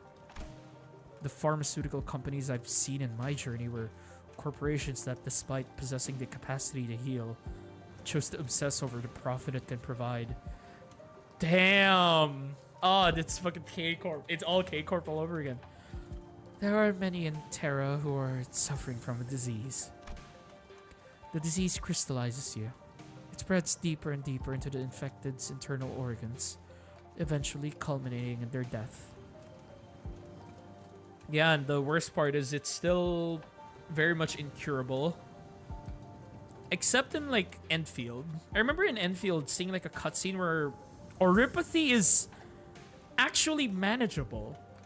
It's like we went from Oripathy being, like, space rock cancer that it can never go away to, like, space rock diabetes. It's more like you can't fully cure it once you've got it, but you can at least, like, handle it in Enfield. Which honestly brings a bit more hope now. Like, looking at, like, the Enfield beta and, like, seeing that cutscene of, like, the kid with Oripathy, was it? That, like, gets injected and then, like, the rocks, like, regress quite a lot. Seeing that was like, Oh shit! Rhodes Island probably did it. Oh, I mean it didn't cure him, but it at least like holds back the oropathy by a lot. God, dude. It's called oropathy. Yeah, and you explode a very horrible death, Which was fucking revealed in the R6 event, for some reason. I don't get why we didn't get that information sooner, but sure. Or sooner in the in a main story, not in an event scenario. Fucking, it had to be fucking Rainbow Six Siege where we find out, oh, oropathy makes you explode. Ami showed me the back of her right hand, dotted by what appears to be obsidian crystallizations. Its appearance reminded me of the bio-treatments from the back streets, but there was something more to it. Something more restless, more sinister. You could say that again. It's a terrible, painful disease, but there haven't been any recorded cases of full recovery, And the mortality rate is 100%. but there's an even worse problem. Pre-tell, what could possibly be worse than an incurable deadly disease? Racism. Oh. Oh, hey, there it is. While it varies region by region, discrimination against the infected is widespread across Terra. Those who suffer from it must face unfair treatment. You must suffer as I have. Isang began with a dark expression. Some are quarantined in places with terrible, inhumane conditions, and there have been massacres too. That's why Reunion exists. I don't mean to be callous, but is this oropathy highly contagious? No. There have not been any recorded cases of infection by contact, as long as the subjects are alive. But when the infected dies, the crystal growths on their body decay and turn to dust, scattering, which is what spreads the plague. Then, barring environments like active battlefields where casualties are to be expected, staying within close proximity of the infected and daily life seems to pose hardly any risk. So what's the problem then? They're already past the point of caring about what the problem is. Once people start feeling iffy, all logic goes out the window. Then Rhodes Island's goal has to be...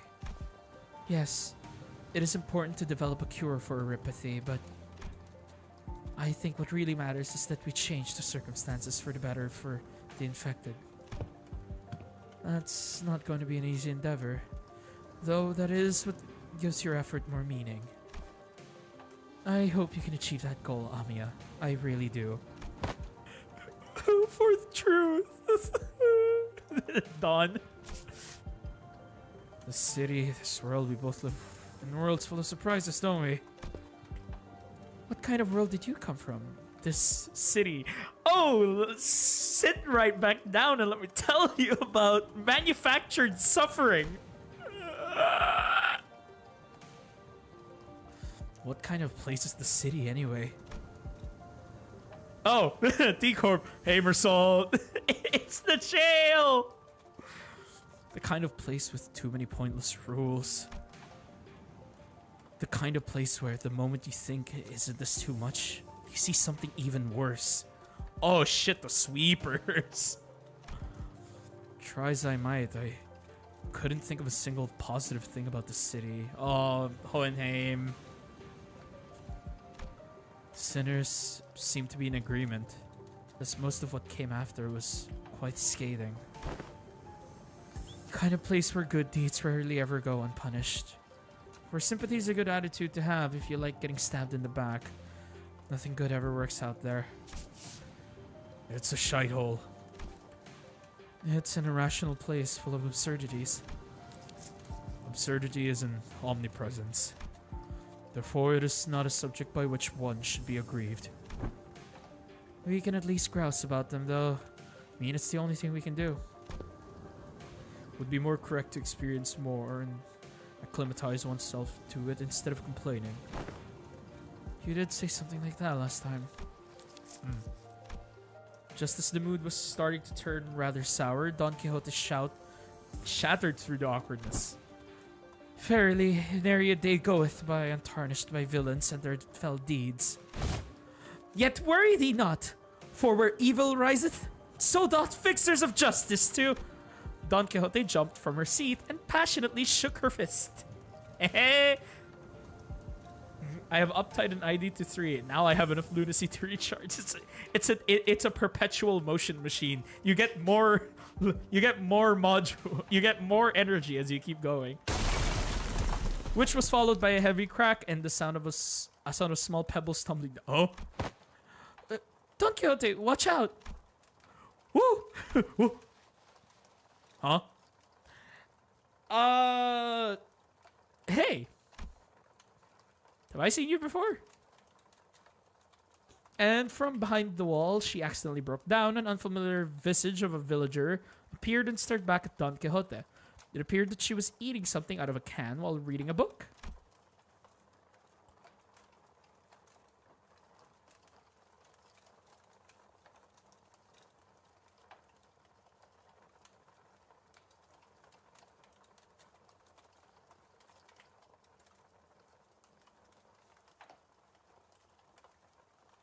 Oh.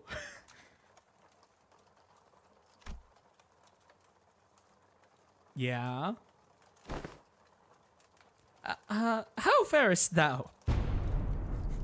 Farest thy foot? You gotta apologize first. Last seemed a tad too hyper today. Apologies, for I hardly expected the wall to crumble with such ease. Art thou unhurt? Any injuries? Yeah. Two? Two? Pray tell, to what? Forget the apology. I just want to know what happens next. The fixers of justice rose up to do what? No! No! No! It's a dawn enabler! No! Oh! Oh! Hast thou come to me to hear the tale of fixers? I don't know about coming to us, given how Miss Don Quixote was the one who punched the wall down. Oh, is it too late an hour? I don't mind waiting till morning if you want to sleep. Nay, not at all. 'Tis quite an early an hour for tales, in fact. Prithee, seat thyself here. She's a fucking vampire. She can stay awake at night. Don't worry, she's good. You ungovernable fool. Calm down. You don't even know who she is. And don't you forget to share those fixer tales over there in the corner to not disturb our sleep. That will make a request most untenable. These tales deserve to be announced to the world with great gusto from the center. Yeah, that's the best way to hear those kinds of stories, but we should probably introduce ourselves to each other first. Name's Mayers. I'm... how should I put this? Mayers, you're like... a letter off for mayor. M-A-Y-E-R. Did you meet the village chief earlier during the day? He's my gramps. Oh, that nice guy. So he had a granddaughter. Yet I have not seen you once, Miss Mayers, under the sun. Oh my, you're right. I thought the village was completely dried of any young blood. What up, young blood? Like Rhodia said, while we didn't see Mayers out there, there wasn't anyone else in the village we could comfortably call young. You're telling me Gramps was worrying over nothing and told me to stay put inside? Going on and on about the dangers that the outsiders pose and everything. Excuse me. It seems that they do not give full faith to their saviors. There are things you cannot share even with whom you trust with your life, though I would like to know why. My, so there are a bunch of other kids who were stuck indoors in this village. No, there isn't anyone around my age in the village at all. If that's the case, I guess I can understand why he'd be overprotective. Anyways, it's our turn. I'm good. I heard enough to get an idea. You did? Huh? Pray, how didst thou hear us? Via listening device most secret upon our chamber? Mayers tapped the side of the wall, the part of it, that was still standing anyway, and smiled ironically. Bad soundproofing. I could hear pretty much everything. Don Quixote, right? Everything Don Quixote practically sang during the day. Barely, I see. I think you could really do with some sense of embarrassment for once. Well, I guess that's good enough for self-introduction, so... Care to regale me with a tale of fixers who bring justice to the evils of the city? Intuitively, then... Aha! This shall do. I shall regale thee with a tale in which the legendary fixer, the Arch-Magnificence herself, the Red Mist! Oh, the Red Mist! Oh, shit! It's the fucking Red Mist! I suppose that killed any hope for a good night's skip. But, don't you usually pass out within a minute of your back hitting the hay, no matter how noisy things are? Heath is a heavy sleeper. Gotcha. What? You take me for some kind of hibernating bear or something. Look, even I have trouble sleeping when there's noise all over. I'd like to refute the point of hibernating bear. You were literally a bear in like 2 cantos ago. Did he fucking fall asleep? I'd say bear in hibernation is a pretty apt descriptor. And for all that grumbling and moaning, he dozed off before any of us did. He just fucking immediate snap. Fucking, how is Funk gonna make me go to sleep? Immediate honk shoe. He's out. Aside from Heathcliff, who began snoring the moment his head touched the ground, some other sinners were fast asleep as well. I mean, hey, he's lived in the back streets long enough. He can fucking fall asleep whenever he wants. Oh, hey, Sam. Mersault had entered sleep in his usual steadfast adherence to the routine, while Faust laid claim to one of the few available cloth sheets as soon as the close of business for the day was confirmed. Did you pull already? Yes. I got nothing. It fucking sucks. I only got ring sang and that's it. I am in pain. It's a fucking dupe. The sinners who had spent the entire last night searching for me in this unfamiliar land slowly began to fall asleep as well. Meanwhile, the fixer of the Zwei Association's first section... Oh. Hey, wait, I want to know more. First section of Zwei? Wait, I need to know that. Yo! Though the night was no longer young, Don Quixote was still vigorously sharing the tales of adventures without even a single sign of fatigue. She's not determined to do this until sunrise, is she? She is. She only sleeps in the sun and wakes up at night. I love our little blonde vampire. Oh no! Oh no! We're gonna get a second Don. I don't think Arknights is ready for a Don Quixote.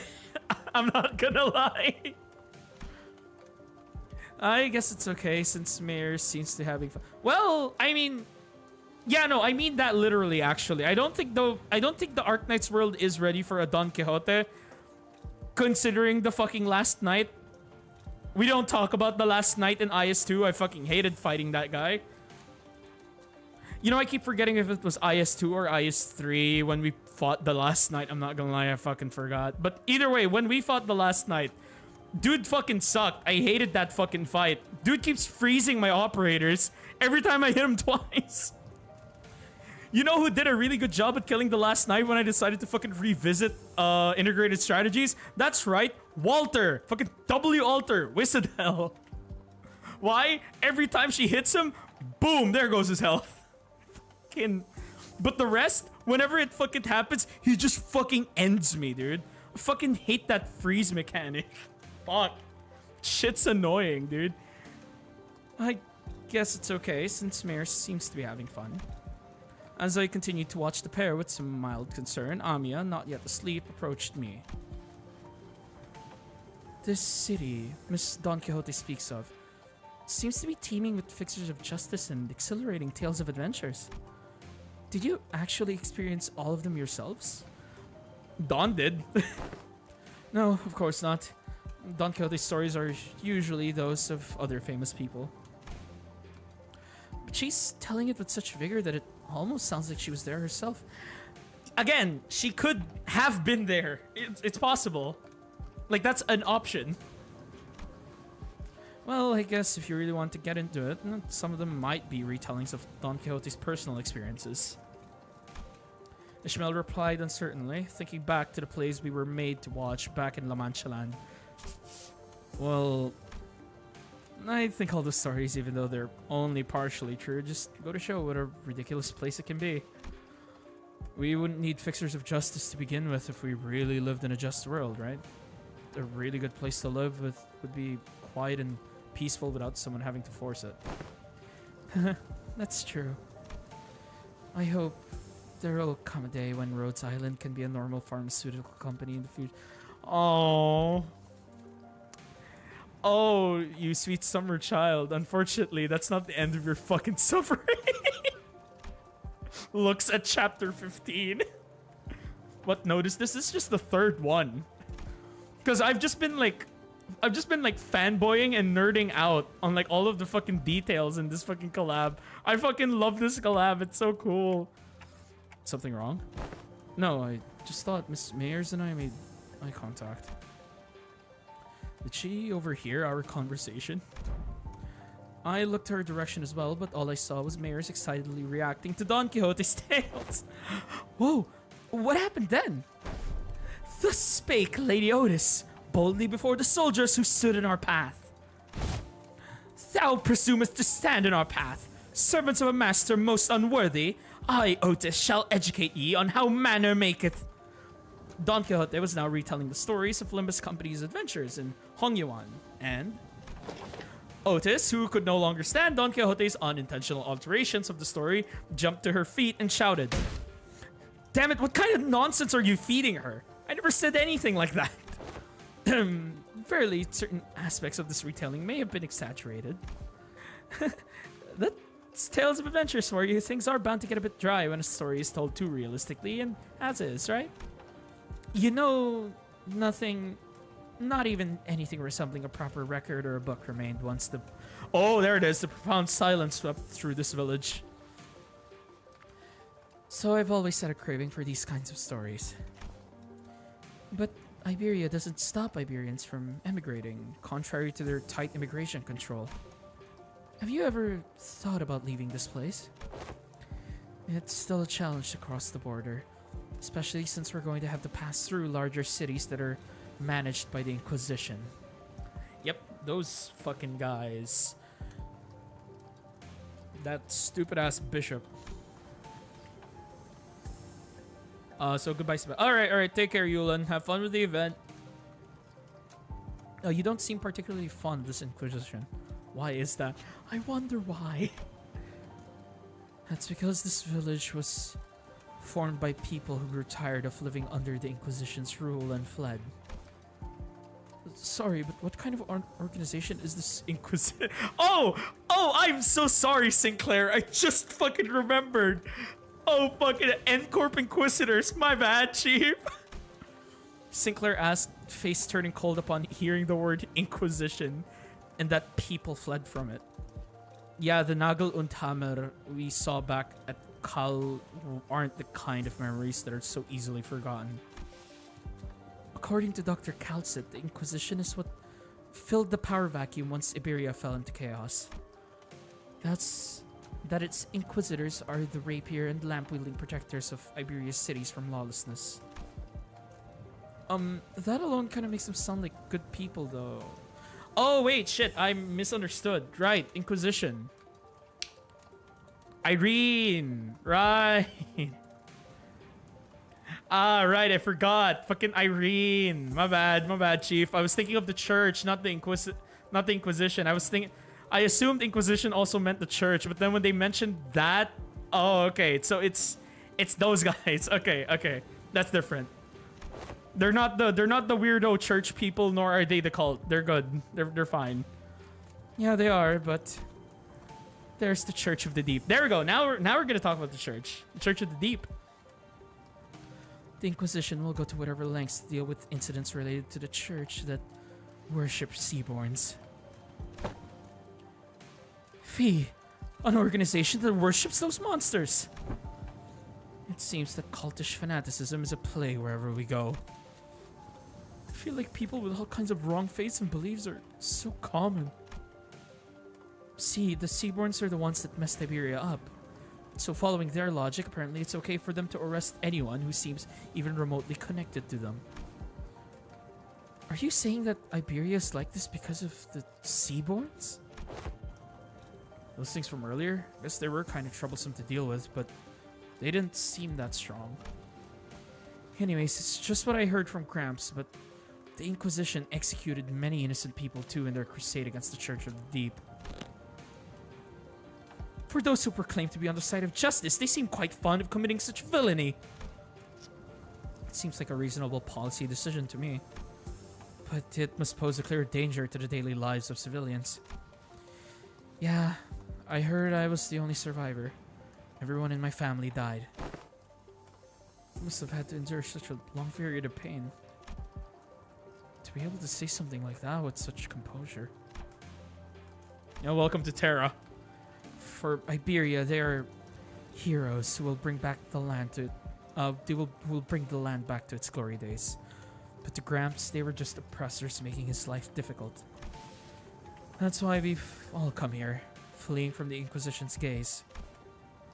Yet wherefore hast thou decided to settle at a place that is so, run down? Indeed. Yeah, I know, but it's not so bad once you get used to it. Besides, we managed to find a new path thanks to you guys. A new path? Well, it's getting late. Will you be repairing the ship tomorrow too? This place really has no soundproofing at all, huh? Good talk, everyone. I hope we'll get another chance to do this tomorrow too. After seeing Mayors to our own room, the other sinners, those who are still up anyway, and I laid ourselves on the hard stone floor with only a thin layer of cloth between it and our backs. A mysterious world that is neither the city nor the outskirts. But it seemed that the lives its people led were just as difficult as they were anywhere else. I love it when two really dark universes just collide. You guys had it rough? Don't worry, we also got it rough too. Vessel masses, slash and Pierce. I get to bring the whole squad. I see. Murder it is. Is this the full? Yes, this is the full team. I see. Thou we must murder. Chicken! Chicken! Let's go! Oh, we're back at T-Corp again. No. It's so big. Okay, Dante. I am just going to fucking screenshot that. I am going to screenshot that. And I am going to... Oh, bye-bye. Oh, okay. Bye-bye, raccoon. I don't know why the bye-bye, but goodbye. I suppose. I'm going to post this in the server.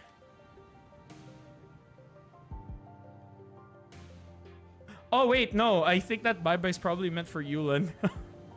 I... Fucking... Now we're at 4. Now we're at node 4. I mean, there's not a lot of nodes for this one. But also gonna go do lunching, actually. Okay, in that case, take care. Have a good eat. Amazing. I didn't know there were remaining vessels of this class in Iberia. Aha! I SB her name here. 'Tis called by the name Rebelión de las Masas. Rebelión de las Masas. Revolt of the Masses, is it? A name very much mired in peculiarity indeed. Honglu chimed in that he was rather fond of it, but its size being about the same as the boat from his home, while Ishmael quickly jumped in to correct us that its size alone wasn't anything special at the Great Lake, but it was still pretty big compared to Mephi or the Indigo Elder Skiff. Dude, comparing it to the Indigo Elder Skiff is one hell of a reach, if I do say so myself. Dude, his skiff was like one person only and like one big ass harpoon. I thought it was going to be somewhere around Mephi's size at most. Are you sure you can get this ship fixed in a day or two? As I briefed you yesterday, the great majority of the time-consuming repairs had already been completed by the villagers. The extent of our repair efforts only concerns a few components within the vessel that the villagers could not repair. which shouldn't take as much time. Unless pods that are unfamiliar to Faust are also malfunctioning, such as the core engine, remaining repairs should be sufficiently managed by Faust. Despite Otis's confident declaration, I could not help but feel oddly unsettled as I looked at the ship. I don't know why, but something tells me that we don't want to linger here for too long. Still, please be thorough about it, just in case. I'd rather not sit on a sinking ship again. The experience at the Great Lake was enough. Do not worry, Dante. Unlike Mephistopheles, most functions of this vessel, buoyancy gear, propellers, steering gear, are all in operational capacity. This repair should be much easier than the case with Mephistopheles. They seem confident enough. Should be safe this time around, right? Are we taking that rope to climb up to the ship? No. There's a lift-like apparatus down there. It should take us up to the ship. Its stability was verified yesterday. Let us board the lift. You're 100% certain, right? The boat is afloat right now, Dante. I don't think it'll be sinking anytime soon. Wouldn't that be nice? Oi, you two just gonna faff about down there? We're heading up now. No, we're going with you. As I made my way into the vessel's bridge, I was greeted by the extravagant interior that was as gaudy as its exterior. Oh boy, I hope you like Terra Tech. Oh, that shit's crazy.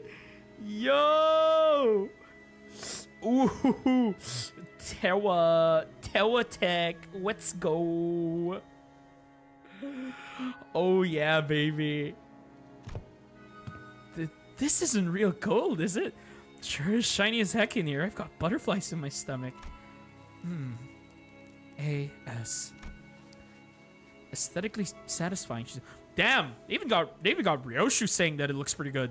Okay, I fuck with that. But too ostentatious. Not quite my style. Our young Mephi is also quite the excellent vessel, yet imagine the adventures we could embark on aboard with this vessel most lavishly decorated. Wow, my voice fucking whatever the fuck that was. What the fuck was that? As Faust and Otis were working on one of the control panels, Ishmael walked up to another and interfaced with it before giving a knowing nod.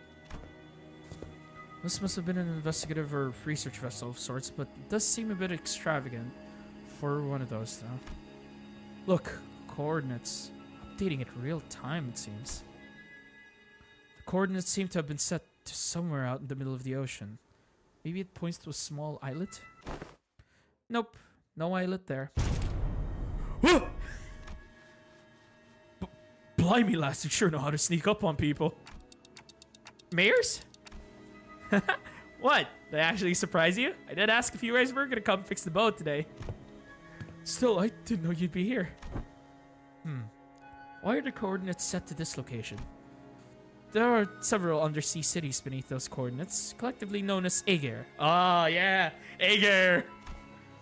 Gramps' home. I see. Understood. What was understood, if I may ask? It is now understood why the promise to repair the ship was sufficient to earn their trust and the title of saviors. Oh, what's she on about? Someone get translating. Consolidating and cross-referencing the observed particular circumstances of the village and the statements from the village chief alongside information garnered from the exchange with mayors, it is possible to gauge the significance the ship's repair has to the local populace. Of course, while this may constitute a sequence of logical connections that poses a certain challenge for Heathcliff to comprehend, to employ any degree of effort to attempt to explain it in more digestible language would constitute a pursuit of inefficiency. Motherfucker. Sorry, Heathcliff, you're too dumb. Lower the baton, I implore you. I shall explain it in full. I was wondering when Miss Smartarse would start gabbing like that again. So what's she on about? Heathcliff's shoulders were relaxed. It didn't seem like he was actually going to swing the bat. He placed it lightly over his shoulder with a sigh. A brief observation of the village seemed to suggest that their subsistence situation was quite dire. Much of their daily sustenance consisted of dried food, most of them made for long-term storage purposes. Considering what Scotty said about the coastal areas are full of danger, maybe those dried seafood aren't from around here either. Maybe it's food they packed when they first came to the Faro Muerto. Some villagers were armed, yeah, and those sea terrors weren't exactly that formidable, but given the state the villagers are in, I doubt they'd have an easy time repelling those monsters. Indeed, and that brings us to the question of sustenance. Hello, Carmen. Right, I get what's going on here. The lass and her granddad are about to visit their hometown, and they're trying to get some food supplies from there to feed the villagers. Oh.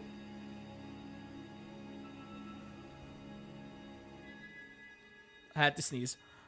And to convince them, they're planning to use the fact they're from the same neck of the woods, or sea, I guess. Oh, so we're not just repairing their ship, we're repairing their food supply plan too. Distort when? I already did it. I have distorted Carmen. We are good. We are good. We are homies now. I have accepted the light. Don't worry. I have distorted already. I have been returned. I have manifested my ego. All is well. Huh? What's wrong? It's, While the expressions were rather crude, Heathcliff's summary of the situation was clear, to the point, and easily understood. The sinner stared at him with mild surprise. And I did, too. Ooh, what's with the annoying looks? Wait, oh, you sods! You don't think I'm that dim-witted, do you? I'm sorry, man. We think you are.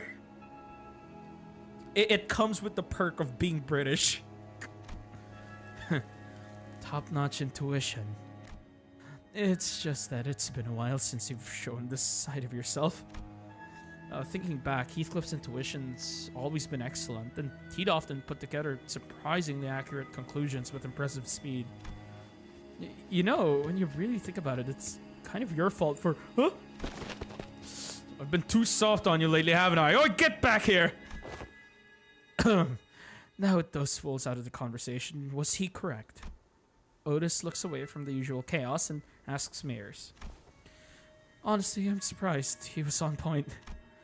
Yeah, food's been running low in the village. At this rate, we won't last another year. Year is crazy, by the way. Distort again and manifest again. Someday! Anyways, anyone remember Catherine, the one who got those things? Who? But the Aegir will... surely they'll welcome us with open arms. You'd better hope. I don't want to come off like I'm overly worried, but do you think they'll welcome the others too? Unlike mayors or chief, they're not Aegir. I believe they will. Iberia suspects and hates the Aegir for no other reason than that we're from the sea, but our home cannot have fallen so low as to abandon a group of starving land dwellers. Prithee, might thou explain to us who the Aegir are? Cashew? Oh, hell yeah. I love cashews. They taste pretty good. I had initially thought it to be a reference to a region, yet it also seems to refer to an affiliation of sorts. But maybe there's something like nest dwellers, though I don't think I ever heard of a nest that accepts backstreets people with open arms. Or maybe they used to be some rich folk? If they call them nest toffs Aegir here, then does that make the rabbit-eared lass Aegir too? No, I mean Catherine. The game? No, I'm just kidding. Yeah, don't worry. We will always remember. Always look at Heathcliff's bat. We know. Wait, in the world you came from, do they not distinguish between races? That is not entirely true. Delineation between races is a concept that does exist. But there is an extent to the racism in the city. The thing is, everybody suffers there equally. In Arknights, the suffering varies depending on the race. And then there's a bonus if you're infected. Although I only saw them in the Fathoms, there were those terrifying things called the cuckoo spawns. Oh, the fucking birds. The evil-ass birds. However, as a general rule, it can be said that humans should be the only intelligent life forms in the city. I wonder what's the maximum amount of racism you can get. Sarcas with oripathy. I think that's like the worst you can get it if you're in Terra. If you're both a Sarkas and you have oripathy, you're done. The only thing that will probably like accept you with open arms is just the Sarkas people, and even then, it depends. Evil birds? Like a bird that judges and a very big bird. No, not those birds. They're not evil. They're pretty cool. We're talking about the evil ass reproduction birds. The people of Terra have slightly varying appearances depending on their race. Like my cautus ears. Oh, hey! They actually mentioned cautus here as well. And I've got point ears because I'm an Aegir, though it's not a characteristic every Aegir shares. Apocalypse bird. Apocalypse bird just wants to protect the forest. As long as you're not messing with the forest, the bird is fine. Technically, the bird is neutral, but we've shoved the bird into our facility. We didn't leave them at the forest. We just shoved them into our facility, so they're kind of defending themselves. The closest idea to what they are discussing appears to be, Don Quixote seems to be struggling to finish her sentence. Mersault stepped in to continue. By context clues in the manner of word usage, including the means of classification, the closest example in our world would be blood fiends. Similar external appearances to humans, different natures, comparable sapiens. Ah. 'Tis of my belief that blood fiends are ostracized due to their nature that maketh coexistence with humans difficult. It may be that the Aegir are also... I'm sure some of them do possess qualities that make coexistence with others difficult, but they're probably rare. I want Ricardo to appear in the event, but he didn't. The middle never forgets. Unfortunately, he's still like flying away after getting blasted by the H-Corp building. He hasn't... He still has like a long ways to trek and a long way to swim once we get to sea. Once we get to sea, he's gonna have to swim to work for it. Then wherefore are they made subjects of suspicion and hatred? That's... Oh wait, hold on. Well, the language is new, but the idea itself is pretty familiar to the city folks like us. Think of feathers of fallen wings, kids born in the back streets, people who replace their body parts with prosthetics. The form differs, yet in its essence we find the thread. Something about how we keep finding these similarities in the ways of our lives, despite finding ourselves in a distant world with different rules, races, and humans, felt oddly discomforting. The point is, you guys are doing us a real solid by fixing up the ship. Let's move on from these gloomy conversations, okay? I want to show you the cooler parts of the ship. This way. The ship tour may have to wait. The repairs are almost completed, but an issue has arisen. Issue? Wow, that's not reassuring at all. Multiple life forms identified ahead, assumed to be a sea terror horde. The ship's radar system seems to suggest that the vessel is surrounded. They're the same monsters from yesterday. Executive Manager, please order us to prepare for battle.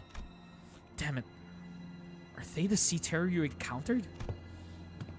They look a bit different, but yeah, probably.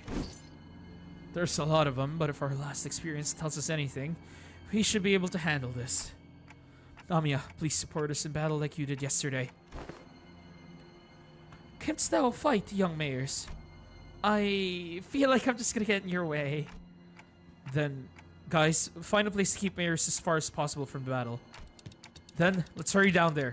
We don't want them damaging the ship any further. Okay, time to fight more Seaborn. Guess who's gonna distort it? Episode 5. I don't know what the parts are called. It's called episodes. That chapter, if we're talking about Arknights. Oh, the dogs! Yeah, the dogs are here. What the dog doing? Abyssal Horror. Yeah, unsurprisingly, they are weaker than the funny. They're surprisingly weaker than the funny flowers. Just inflict sinking and then just sinking. Yeah, conditionals. Okay. Hello, Pikmin Gaming. I'm going to sneeze. I woke up to this. Where am I? Welcome to Iberia. Welcome to Iberia. Enjoy the stay. There's gonna be a lot of sea people. Or sea enemies. Not sea people, just sea monsters. Eldritch beings beyond your comprehension.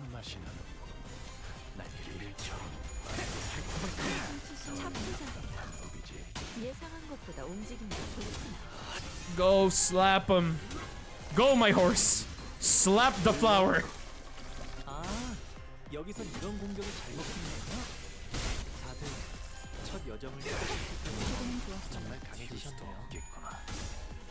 Go, my child.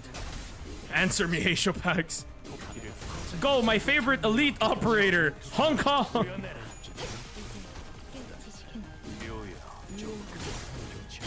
Does it have gas? Oh, okay.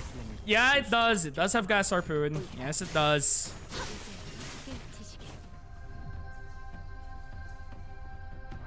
There are so many of them. Oh, there's... I fucking did not miss this. How many Seaborns, Arknights? 100. Something company. Oh, you're getting there. Go, my child. And the Seaborn. I have the power of John China. I have the power of John China, but by my side. Kill them all. Also, this team is hella cracked, and so far they're all like level 50. Oh, they are level 50, right? Oh no, the runners are level 48. They're weaker than the flowers. Limbus. Hey, he finally found it! Yeah, Pikmin finally found it. It's a Limbus company. Oh boy, I can't wait to meet the other fucking Seaborn. Yeah, mission accomplished. Oh, my soul. Every time I hear mission accomplished in this fucking game. Oh, yes. Oh, the music.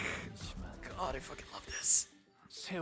Small tide, high tide, 15 turns. I'm sorry? Oh wait, no, that one's also 15 turns. Okay, so everything here is just 15 turns now. Okay, gotcha, gang. I don't need extra event stuff. You know why? I'm just gonna farm MD. That is the Nether Sea Reaper. Oh my god, please don't do the thing I stand by. No! No! No! The fucking Reaper! Wow, you're level 57. Okay, you are 2 levels higher. Okay, noted.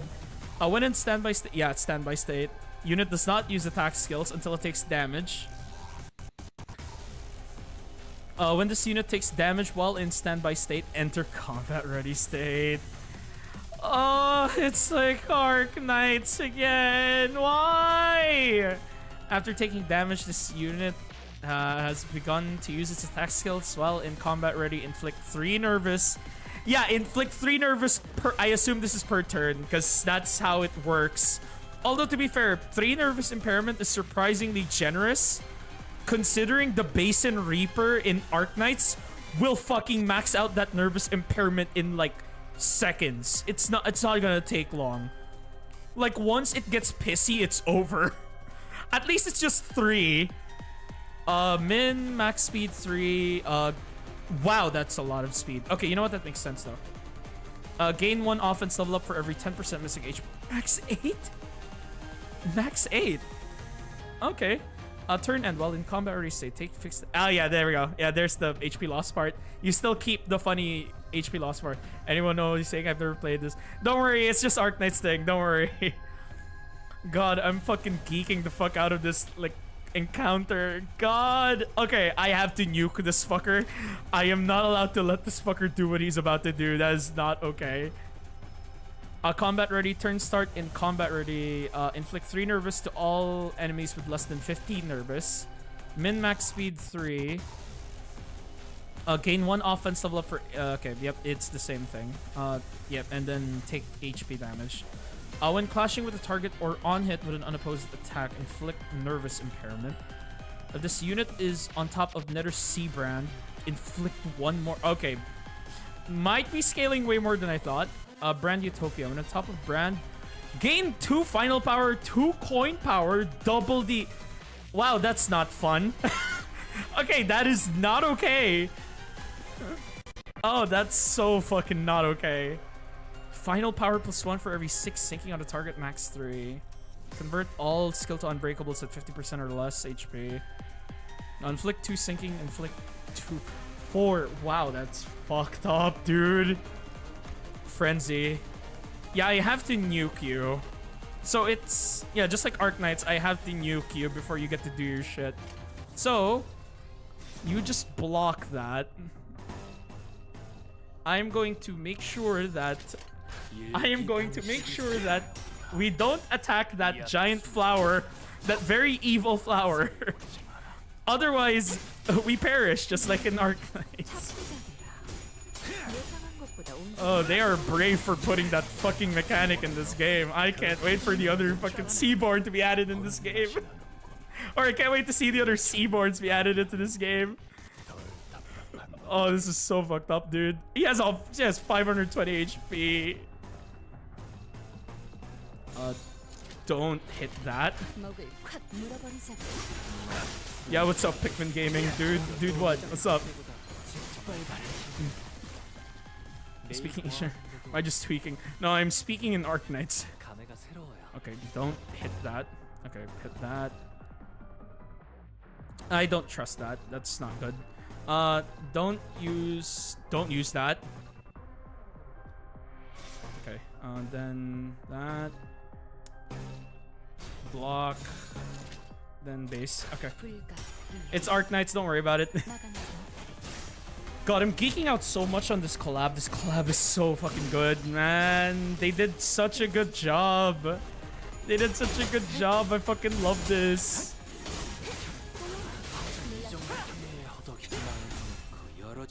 God, dude, this is so fucking peak. Are you also streaming on Twitch? Used to, but not anymore. Okay. I'm gonna, like,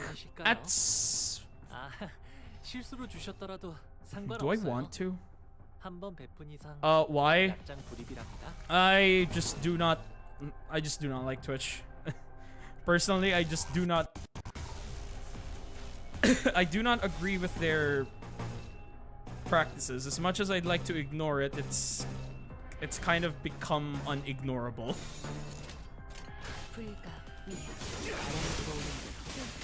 Oh no, I pissed off the thing! No, I pissed off the thing! Oh, I'm cooked.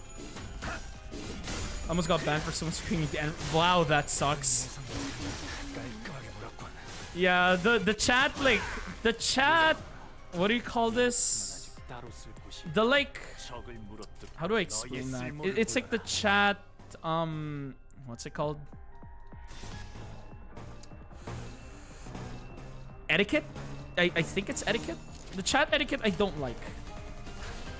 The chat etiquette is a bit iffy because of, like, the moderation that itself being iffy. A lot of vile shit can be said, and that can get you banned. And of course, there's also the politics, which suck. Like, at some point, you really can't ignore it, especially if, like, you say something that, like, that is, like, common sense, and then that gets you banned somehow. Like, I can't agree with that. Like, unless Twitch makes, like, some kind of change.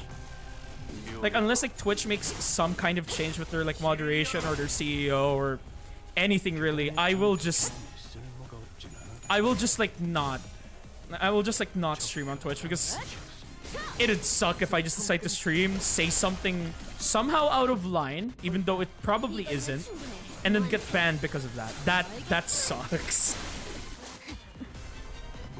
So I'd rather stream on YouTube where the moderation is just the only thing I have to be like dealing with, and it's mostly chat. Like as long as I don't say something out of fucking pocket, it's fine. In the meantime, I'm sticking to streaming on YouTube, and then like I'll stream on Twitch again when like Twitch straightens up. I'll say it, the YouTube thingy, the age verification. The only way you can really bypass that is if you make yourself seem like you're an adult. Because in my case, I think I'm fine. What if it gets leaked? The thing is right? Even if it does get leaked, I think YouTube is like the least of your problems, considering there's a lot of other ways where your data has probably already leaked, depending on what platform you use. Because it's kind of undeniable that some like platforms probably already sold your information to an extent. Like in my case, for example, where I'm from, everybody uses Facebook. Like everybody uses Facebook, and I've used Facebook since I was a kid. Like shit's fucked. Like my personal information's probably already out there, and I could not give less of a shit. Like it's over. Like it's over. I couldn't give less of a shit. Like my data's out there, but as long as I'm not really a target for anyone, I shouldn't exactly be worried. It's not a problem. Ultimately, I'm just a nobody. I just fucking stream Limbus. Well, I stream other games, not just Project Moon, but yeah. It's not something of high importance. At the end of it, it's just, I guess it's up to you. If you feel uncomfortable sharing your personal information, then that's good. Be uncomfortable. Do not share your personal information. You want to worry about the age verification thingy? Keep watching videos that'll make you like... keep watching or keep streaming content that will make you seem like you are an adult. That basically fucks with the AI verification thing. The thing is, I swear... I swear like a Vivzy Pop character. I could not give less of a shit. You know, the best part about this is I didn't even get a recommendation. Like the... What do you call this? The explicit filter is off for me. That's another thing that's actually really interesting, is that there's now an explicit filter for... There's now an explicit filter for, like, content that's for adults. That's been, like, shadow dropped as, like, a fucking function in YouTube. And because of my content, because of the shit I do, the shit I say as well, and the stuff I peruse, it's just off. Shit, I'm fine, dude. I'm an adult. Like, it just says, okay, you're an adult. you got me. Honestly, just keep watching shit that'll make you seem like an adult. Watch some fun shit. Or watch that video by RT Games. The one where it's like, I have found a way to trick YouTube's AI into thinking you are an adult. I am John Adult. Watch that video or something. Yeah, anyways, back to the fucking Arknights Collab. Okay. The remaining entities have all returned to sea. Is everyone okay? It was just like our last skirmish. Sea terrors that had surrounded the ship returned to the sea even before the battle came to an end. Yeah, honestly, just watch Moist Critical. Like, yeah, that's also a good choice. And their retreat felt too orderly and deliberate to be just running away. Yep, welcome to how the Seaborn basically act like a... To how the Seaborn acts as a hive mind. They're fucking dangerous, dude. They're annoying. I'm gonna do the Gary's mod thing. That is true. Get a picture of yourself in Gary's mod. Like, get like the old head model. It's almost like they're making a tactical retreat. We're doing peachy, but what about the ship? Wow, is the ship okay? Minor damages to the hull, but nothing that will impede the ship's operational capabilities. Ugh. So, I noticed during the battle, I might be wrong of course, but I think I noticed how around the end of the battle, those monsters were starting to go after the manager? What? Oh no, they are... Oh no, did they realize? You're probably right, actually. I noticed too. At some point during our battles, those monsters realized that it's the manager who's commanding the rest of us. Anyways, I'm gonna go forsake it, the voice troll. Alright, have fun. Have fun being a menace. I sensed the very same. Their movements were fluid and adaptive, as though they were learning our behavior. Yeah, the Seaborns fucking suck. They're really smart. And the worst part is if they eat you guys. Why does the Church of the Deep worship monsters like them? That ain't much of a question, innit? Must have all gone mental. Yep. I'm sure they have many reasons, but Seaborns are beings of infinite potential. So much so that there's no superlative big enough to properly convey the scale. You can say that again. Like, the power scaling of Seaborns are unironically, like, deranged. Like, the way they scale is actually unironically deranged. As organisms, they can endlessly evolve and adapt. Every time they encounter a new environment or a new element, they transform themselves in other Seaborns. Oh, hey, I finally got censored. Oh, what got censored? Oh, now I'm curious. I'm on live chat mode, so I don't know what got censored there. Oh. What got censored, my man? Okay, now I'm curious. Maybe. Maybe that's their draw.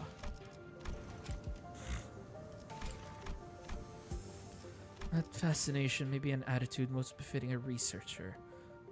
Yet the transformation of fascination into idolatry is, if I may be frank, not entirely positive. I said Seaborns must perish in pain. Oh. Oh no. Really? Damn. I find them pretty uncomfortable. They just remind me of whales. Then, can they adapt to learn a language to communicate? Funny you say that. Funny you say that, Honglu. Can we talk about Stultifera Novice? What? Going by everything we heard, I think they sound really smart. Oh god, yeah, now that you mention it. Oh shit, are we gonna fight End Speaker? Oh shit, there's a lot of like possible Seaborns we could fight. One thing's for sure though, there's no way we're fighting the Seaborn God. That's out of the question. Bishop Quintus is probably out of the question as well. Because there's no fucking way we're fighting the Church of the Deep. I guess there's... Was it Nevermore from... Was it Nevermore who, like, we fight on the first ending of one of the integrated strategies for the Seaborn? I think it was Nevermore. But unless they get mentioned, I don't see that being being a thing. The mayor's eyes went round at Honglu's suggestion. She brought her hands to her mouth, surprised. It sure was something. I heard that there was a Seaborn who could talk. Oh. If non-humans speak the language of humans, regardless of its testaments to their intelligence, I can only think of two possibilities as to why they would. One, to communicate with humans. The other, to deceive humans. More often than not, it's the latter. What about distortions? Some of them already know how to speak. Distortions are a phenomenon in which humans transform into monstrous forms, first observed after the White Knights and Dark Days incident. Therefore, that example is irrelevant to Otis' supposition. White Knights and Dark Days? She whispered quietly, but as we were standing rather close to her, we all caught on to the hint of joy in her voice. I don't think you should be happy about the White Knights and Dark Days. The Pillar of Light in the city. Did it really? How have you come across this knowledge, Miss Mayers? Oh, that's... Ain't it obvious?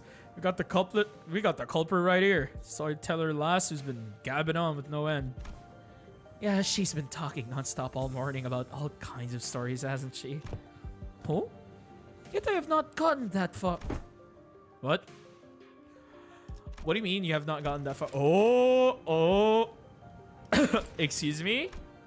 You again. You didn't get so lost in your own stories that you blabbed all about our company's secrets, have you? Nay! Fee, I would simply not. As Don Quixote was subject to yet another round of scolding, Amias stared out toward the sea, worried that sea terrors might start crawling to the surface once again, before turning toward us.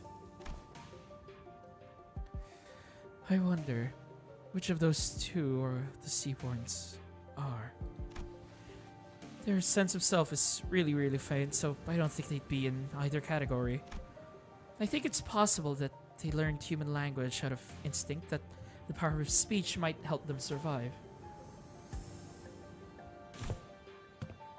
It appears that you, Miss Mayers, are quite the expert on the subject of Seaborns.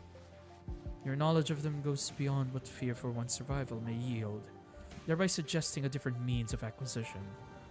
Do you, by chance, worship the Seaborns? I don't worship Seaborns. Seaborns don't have any hopes or wishes, just desire for survival. Miss Mayers, does that mean if Seaborns were somehow able to hope? Maybe so. Is that so? The repairs are complete. As we were conversing, Faust descended from the ship with a neatly organized set of tools borrowed from the village. Repairs completed.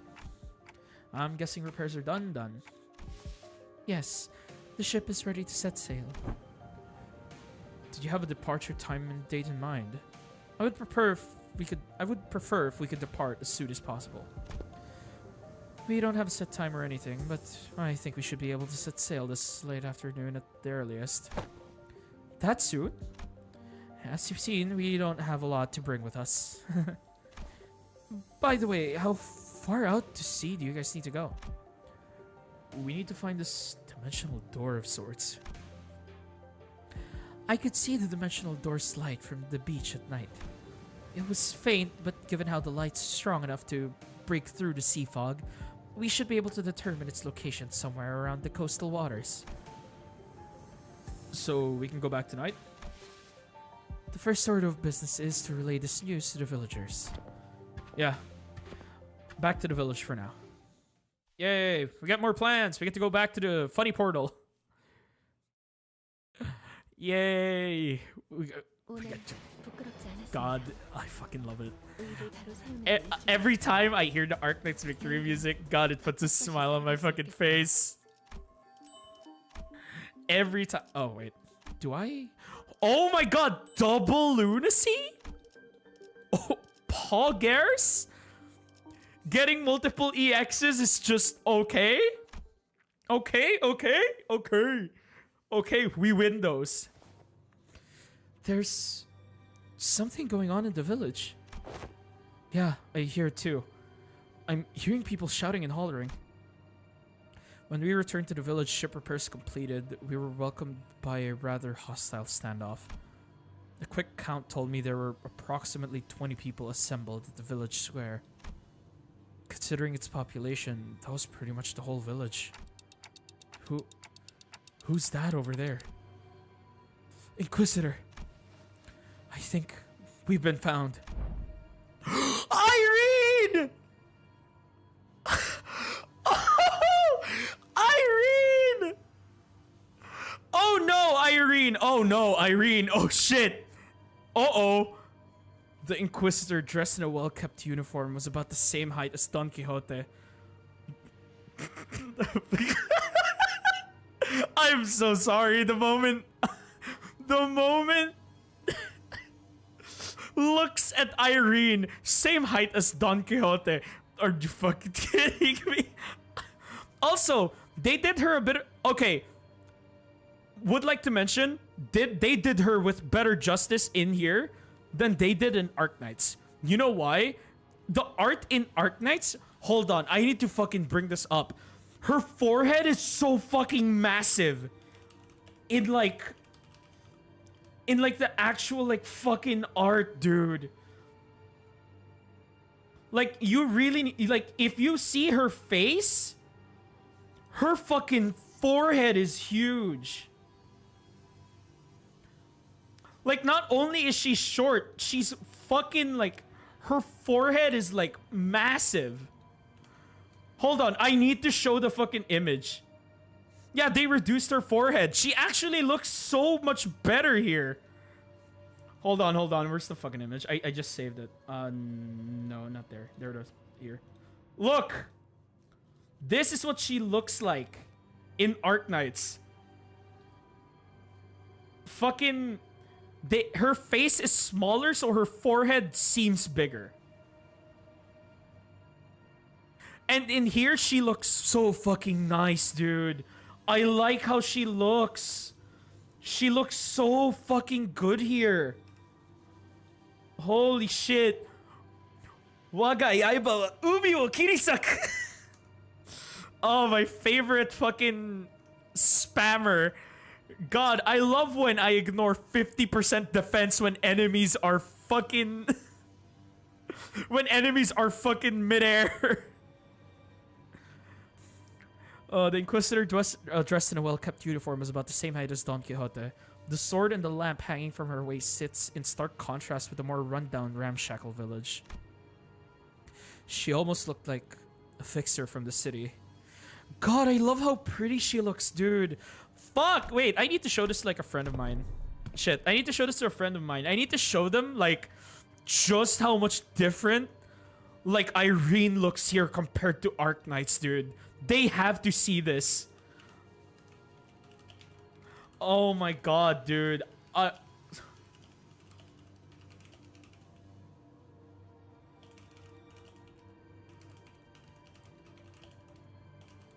You know what is unfortunate though? When they when they put Irene in Limbus, they didn't change her fucking shitty ass haircut. Her bangs still look like shit.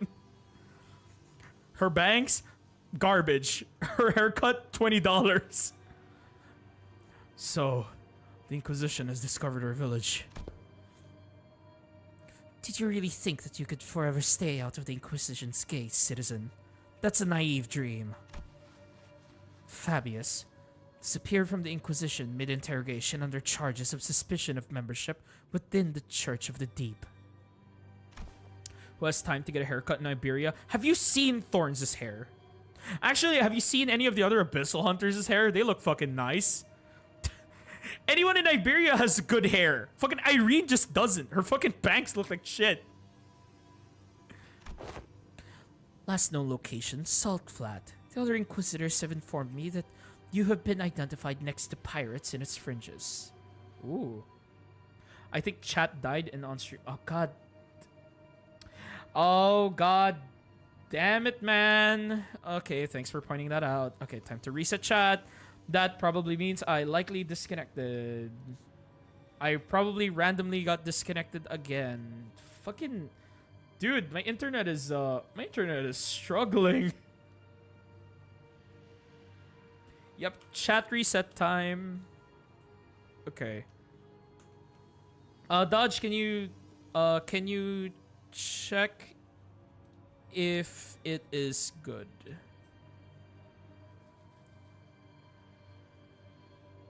Oh wait, can you try again? Okay, there we go. I see it now. Hey, okay, we got it. Reset's done. Nope, reset's good. Okay. I just had to like change it to live chat so that, you know, top chat doesn't like fucking censor shit.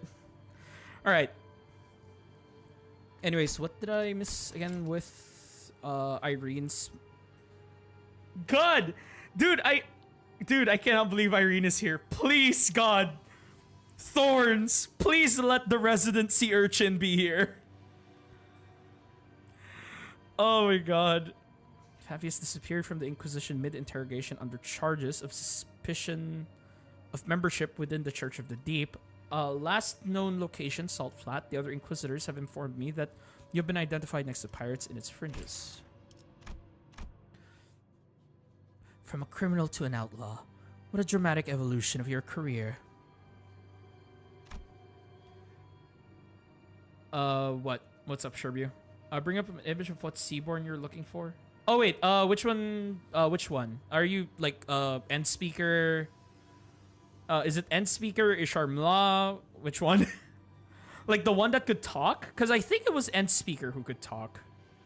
And technically the Seaborn god, which is Isharmla. Which one? Which one doth thou want me to bring up an image? The Thorns? What?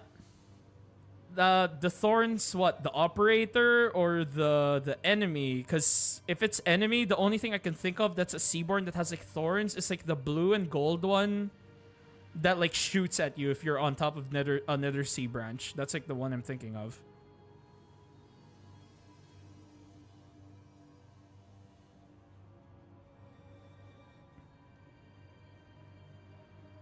Maybe.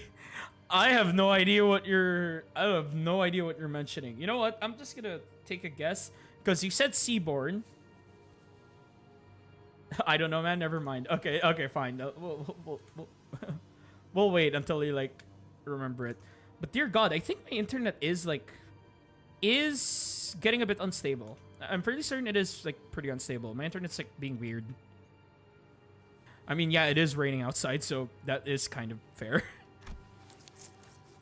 Every citizen here, including you, will be accompanying me to the Inquisition. They have never broken a single law, nor are they the outlaws of any kind. They're not like me. They've disregarded the Inquisition's authority, evaded the gaze of Iberia, and found the sodden coast to lurk in. Tell me I'm not supposed to find that suspicious. What are you talking about? You can't just start arresting people left and right with a tenuous suspicion like that. You shouldn't. We only wish to live a quiet life, ma'am. Is that so? Then you might find yourself returning to this village one day, as long as you're telling the truth. Which is not an option for you, Fabius. Mears, was Chief really a pirate? Well, yeah, but as far as I know, he's been out of the game for a while. The Golden Age. Okay. And even when he ran with the pirates, all he ever did was share fin beast jerky to villages. Or carry Aegirians between them. Even if you're telling the truth, Mayors, I doubt the Inquisition will be lenient. Well, what now? I have but one question to ask. That Inquisitor, is she following the proper legal procedures? I don't know much about the laws of Iberia, but Dr. Calcit told us that the words of Inquisitors were pretty much the law here.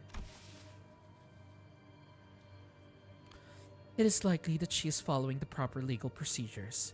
The procedures are precisely what the villagers have fled from, after all. Then it is decided. Otis quietly dragged me to the side and whispered outside Mayor's earshot. The sinners who were right next to me seemed to have picked it up, though. Executive Manager, we best immediately return to the ship, take command of it, and sail out on our own. It is unwise to involve ourselves in this conflict. God damn it, Otis! What? Are you seriously suggesting that we just let them arrest the villagers? Did you hear what the Inquisitor said? Seems quite cut and dry to me. This is just standard procedure with no local laws broken. We are in no place to involve ourselves. Our best hope is to take the ship before they impound that too. We can't do that. Even if it's standard procedure, even if they're working within the law, it's not... You stayed up to hear Mayor's story too, didn't you? You know, the N-Corp Inquisitors were working within the law too. When they came for the village. That was standard procedure too. Man, that's... Wow, that fucking sucks. If anyone had stepped in, then... I know what you went through, but I'd still rather not take a risk in an unfamiliar environment like this. I will try my best to figure out how to sail that ship. If I cannot, then I have faith in Ishmael to quickly learn its controls. I can say you're wrong, but I don't know. Neither you nor I know anything about the ocean currents here, Otis. We can get the ship going, but I can't guarantee that we'll reach the dimensional door without any trouble. Do you know anything about the sea currents in this region? Not much, but I know the coastal sea somewhat. And you can't fight the Inquisitors directly here in Iberia. Fleeing with the ship might be the better option. What should we do, Dante? Yeah, I guess it's kind of awkward for us to just take the ship and go, huh? How about we try to talk to the Inquisitor then? I think we should at least try to hear them out first. Them being the Inquisitor and the Chief, both. Oh, by the way, Dodge, 1 second. Can you just type burger? Can you type burger in chat real quick?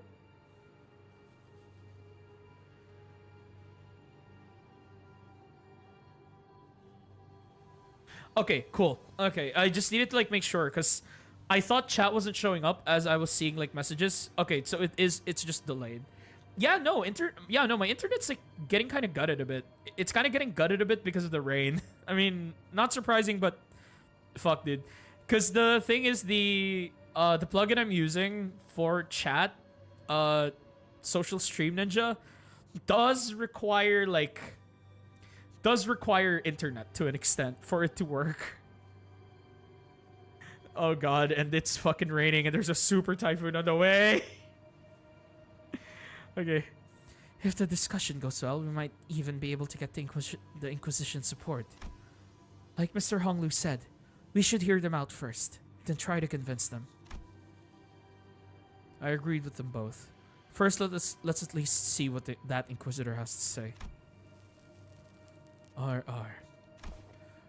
Rabbit's right, she says. Oh, hey! He called her a rabbit. Are you certain that translation was accurate, Sinclair? Right? There's no way Ryoshi would choose anything other than violence, right?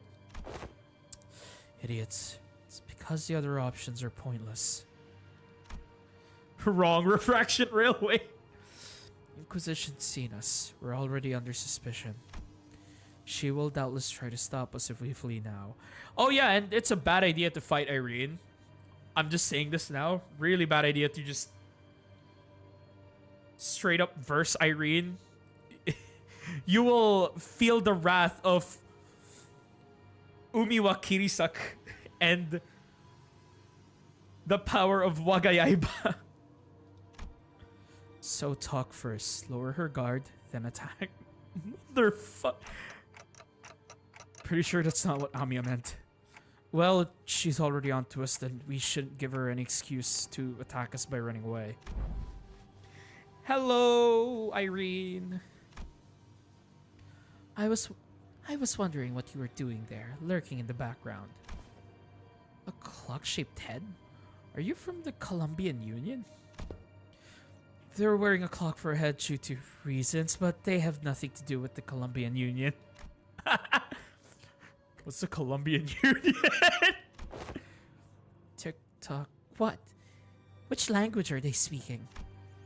Regardless of whether you're from Colombia or not, you're clearly not from Iberia, let alone this village. You're not wrong, but I think there's been a bit of a misunderstanding. I'm quite certain you don't know enough about these villagers to stand between them and an Inquisitor. How long have you been staying here? 2 days? Buddy, don't just tell her that. 2 days? Alright, enough of this chicanery. Get out of my way, outsider. The attempt appears to have been made on quite the unstable ground. Please, lend us your ear for a minute, Inquisitor. I am Amiya, leader of Rhodes Island. Yes, I am aware of Iberia's closed borders situation. I felt hope swelling within me as Amiya began with confidence, unlike Sinclair. Alas, it was short-lived. Thanks to the Inquisitor's quick retort, I couldn't help but place my palm against my forehead at the exchange that followed. Oh, so not only are we dealing with outsiders of dubious origin, we have a legal entry as well. We had to because the issue demands urgency and... Uh-oh! No, Amiya, no! I've been briefed. Brazenly crossed the border, didn't you? Is she... Is she smug? God damn it, Irene. I don't know how urgent that issue could be, but I doubt it's anything more significant than the situation at hand for Iberia and its Inquisition. The High Inquisitor is handling the Rhodes Island issue. Stay put and await the consequences while he and that chatty med doctor of yours talk it out. Do you know that your treatment may depend on her negotiation skills? As for the village chief, I understand that you have the right to arrest him, as he is a fugitive who has fled in the middle of an interrogation, has been sailing with the pirates. However, it is an inhumane treatment to arrest the rest of the villagers as well. Inhumane? This decision is well within the rights bestowed upon the Inquisition. They've lived for years right next to that highly suspicious Aegir. The Inquisition must investigate the rest of them as well to verify whether they have committed any acts of treason against our laws. This isn't going anywhere, is it? Listen, they've been surviving for years upon years by the coast without the protection of the Inquisition. That simply cannot make sense. Oi, I think I've heard enough from you. Ain't it funny how you're blaming them for what it is essentially a failure of your responsibilities? And now you roll up in here only to go, they should be alive. I'm arresting them all. What are you saying? These people should all be dead or something? I am. There's no other way to cut it. People simply shouldn't be able to survive in a place like this. Not for this long. Yep, that's the Terra I know. Hell yeah, welcome to Terra. The Inquisitor's reply only seemed to fan Heathcliff's wrath as he lifted his bat, began striding forward. You really do not want this kind of smoke, Heathcliff. I really hope you like getting put in the air. My man, I hope you like getting put in the air and just perishing from all of the bullets she's about to unload. That's it. Lass, if you ever so much as touch the tip of a single villager's hair... Please calm yourself, Heathcliff. But Honglu stepped in between them. Oh, Honglu? Hongler? Okay. Get your bloody hands off me. I've had enough of her. Continuing to threaten her will cause something irrevocably bad to happen. I believe you know that yourself, Heathcliff. What do you suggest then? Clearly not making any progress by trying to talk this out. Excuse me, Miss Inquisitor. What do you mean that people shouldn't be able to survive in a place like this? I mean it literally. Even by some miracle that they actually do survive, they should at least be suffering from endless hunger, struggling to their wits' end at the inevitability of the calamity. Yep, yeah, that's the Inquisitors. But they look too healthy. The heck? Shouldn't you be applauding them for managing to survive through so much hardship? I'm an Inquisitor. I'm not some crazy person on a power high who goes around accosting and arresting civilians of Iberia straight to the gallows, okay? I have more than enough probable cause to take them in for interrogation. It's just that I don't have the time or the energy to explain every single one of them to you outsiders. I promise them a fair judgment, whichever way that may be, after a proper investigation. So stop it with this obstruction of justice. The Inquisitor brandished her rapier threateningly, her voice shaking with frustration. Dante, without the full picture of the circumstances, Faust advises against further antagonization of a local political authority. I agree with Faust. I get the feeling that she isn't the kind of heartless Inquisitor that goes around indiscriminately executing innocents, like Miss Mayers told us about earlier. I don't think she's anything like the Inquisitors of Endcorp we saw back at Cowl. They were right. We didn't have the full picture of the circumstances. Getting in the way of an Inquisitor who was clearly a rather significant political entity in the area was most likely a bad idea. You think? It isn't the Inquisitor's job to answer your questions. Continue to obstruct me, then. As the standoff was showing no signs of ending. Miss Mayers? I can answer your questions, so for now, let's do as the Inquisitor says. Mayers, who had been hiding behind us ever since we returned to the village, suddenly stepped forward. Okay, Mayers? Okay. Yet, what of thy grandfather and the villagers? It's alright. I'm sure this is happening only because the Inquisitor doesn't know. What do you mean you'll answer the questions? About the profound silence. Mayor's response to Otis was but a single concept. I didn't quite grasp its significance, but it seemed to surprise the Inquisitor. That's what they call the calamity that destroyed Iberia. Oh yeah, let's go. Oh boy. Oh no. Oh no. That says clear stage. Are we? Oh, it's a mid boss. You know what they say? If you're a Limbus player and there's a mid boss, prepare to get your booty cheeks clapped. Uh-oh, let me just rearrange this. I need your help, Sinclair. I need that Sinclair's help real quick. It's not the mid boss. It technically is. We're at node 7. This is literally the middle boss. This is the 7th node out of 14. Quite literally the mid boss.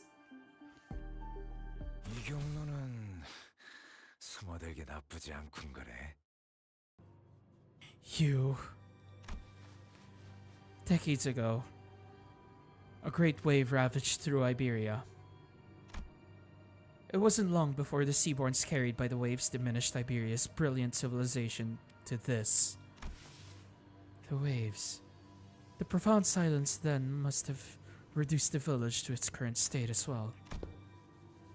Is there any reason it's called the profound silence? Doesn't seem to be the most appropriate moniker for a calamity like that. It's because the sea went dead silent before the waves came. Yeah, that's like the fucking scary part of the profound silence, by the way. Literal, the silent sea. And then just everything at once.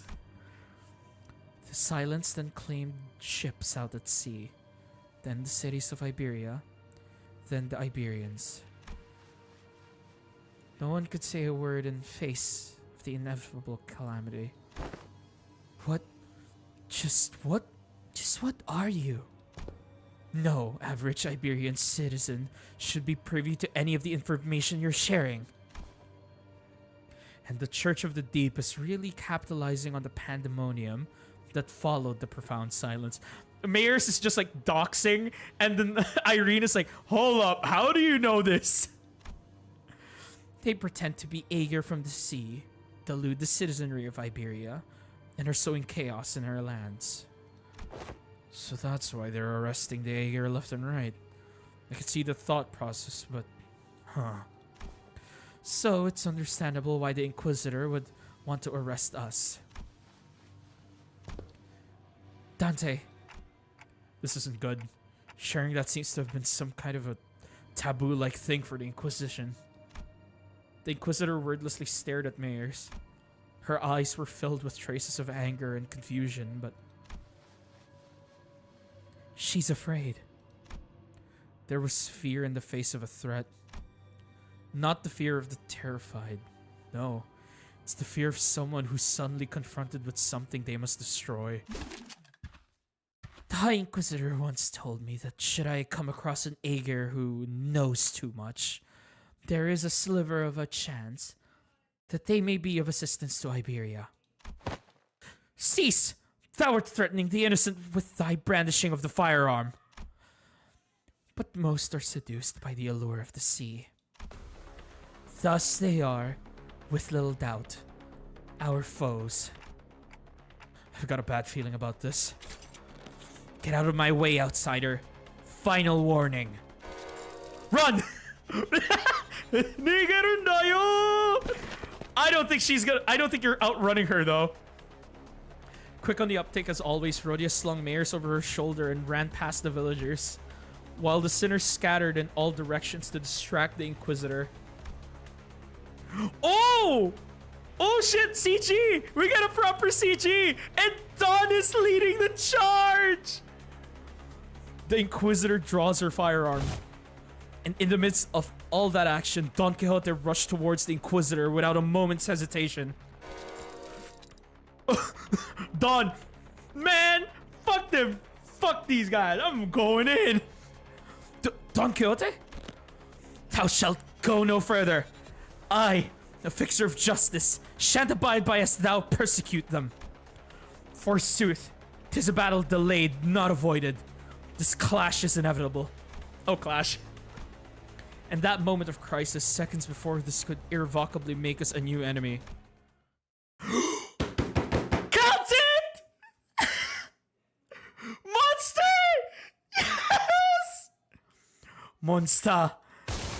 Yeah! Yes! Oh! It's the cat and her spine! Oh, oh yes! Monster. Oh yes! Oh yes! Yes! Yes! Yes! 100% yes! This is peak! Oh yes! A large obsidian crystallization in the shape of a monster burst forth between the two of them.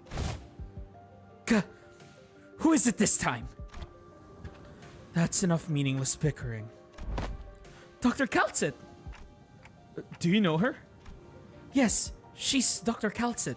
Rhodes Island Medical Department's... Ah! Dr. Calcit, behind you! Oh, more...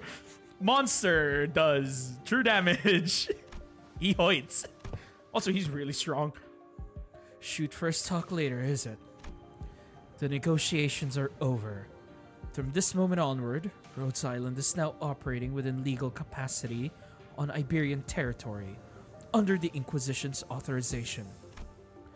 Yes! The fucking negotiation to go! Let's fucking go! Yes! Hey, welcome back, Raccoon. I just fucking saw Calcit. Yes! Oh, yes! The Inquisitor fired a blast of that firearm-looking weapon, but the monster summoned by Calcit managed to deflect it. And the cannonball thrown from the weapon punched clean through the wall of the building we stayed the night in, before punching through several other buildings behind it. That was enough to instantly freeze the sinners and the villagers on the spot. That penetrated a building. Though their walls may be weaker than the head standard for what counts as a building's exterior wall, to punch through so many is... what a precise point it makes. Yeah, Irene... Did you guys know Irene has a passive where if an enemy is in the air, she ignores half of their defense. Yeah, she used to be the GOAT before Degenbrecher came along. She is fucking crazy. She's a monster. Inquisitors are crazy. To be fair though, you have to be an insane level of strong to survive in Iberia, okay? Like the Inquisitors, the Abyssal Hunters, all of them have to be like some crazy level of strong to even survive. So yeah, Irene blasting through that many buildings, not surprising.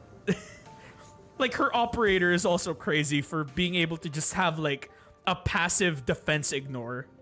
And she does so much damage. Well, that was until, you know, they added a lot of enemies with damage reduction, but that's for a different story.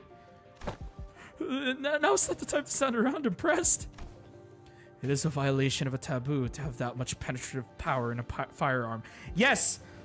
Thanks for mentioning that, Yisang. But we're not in the city.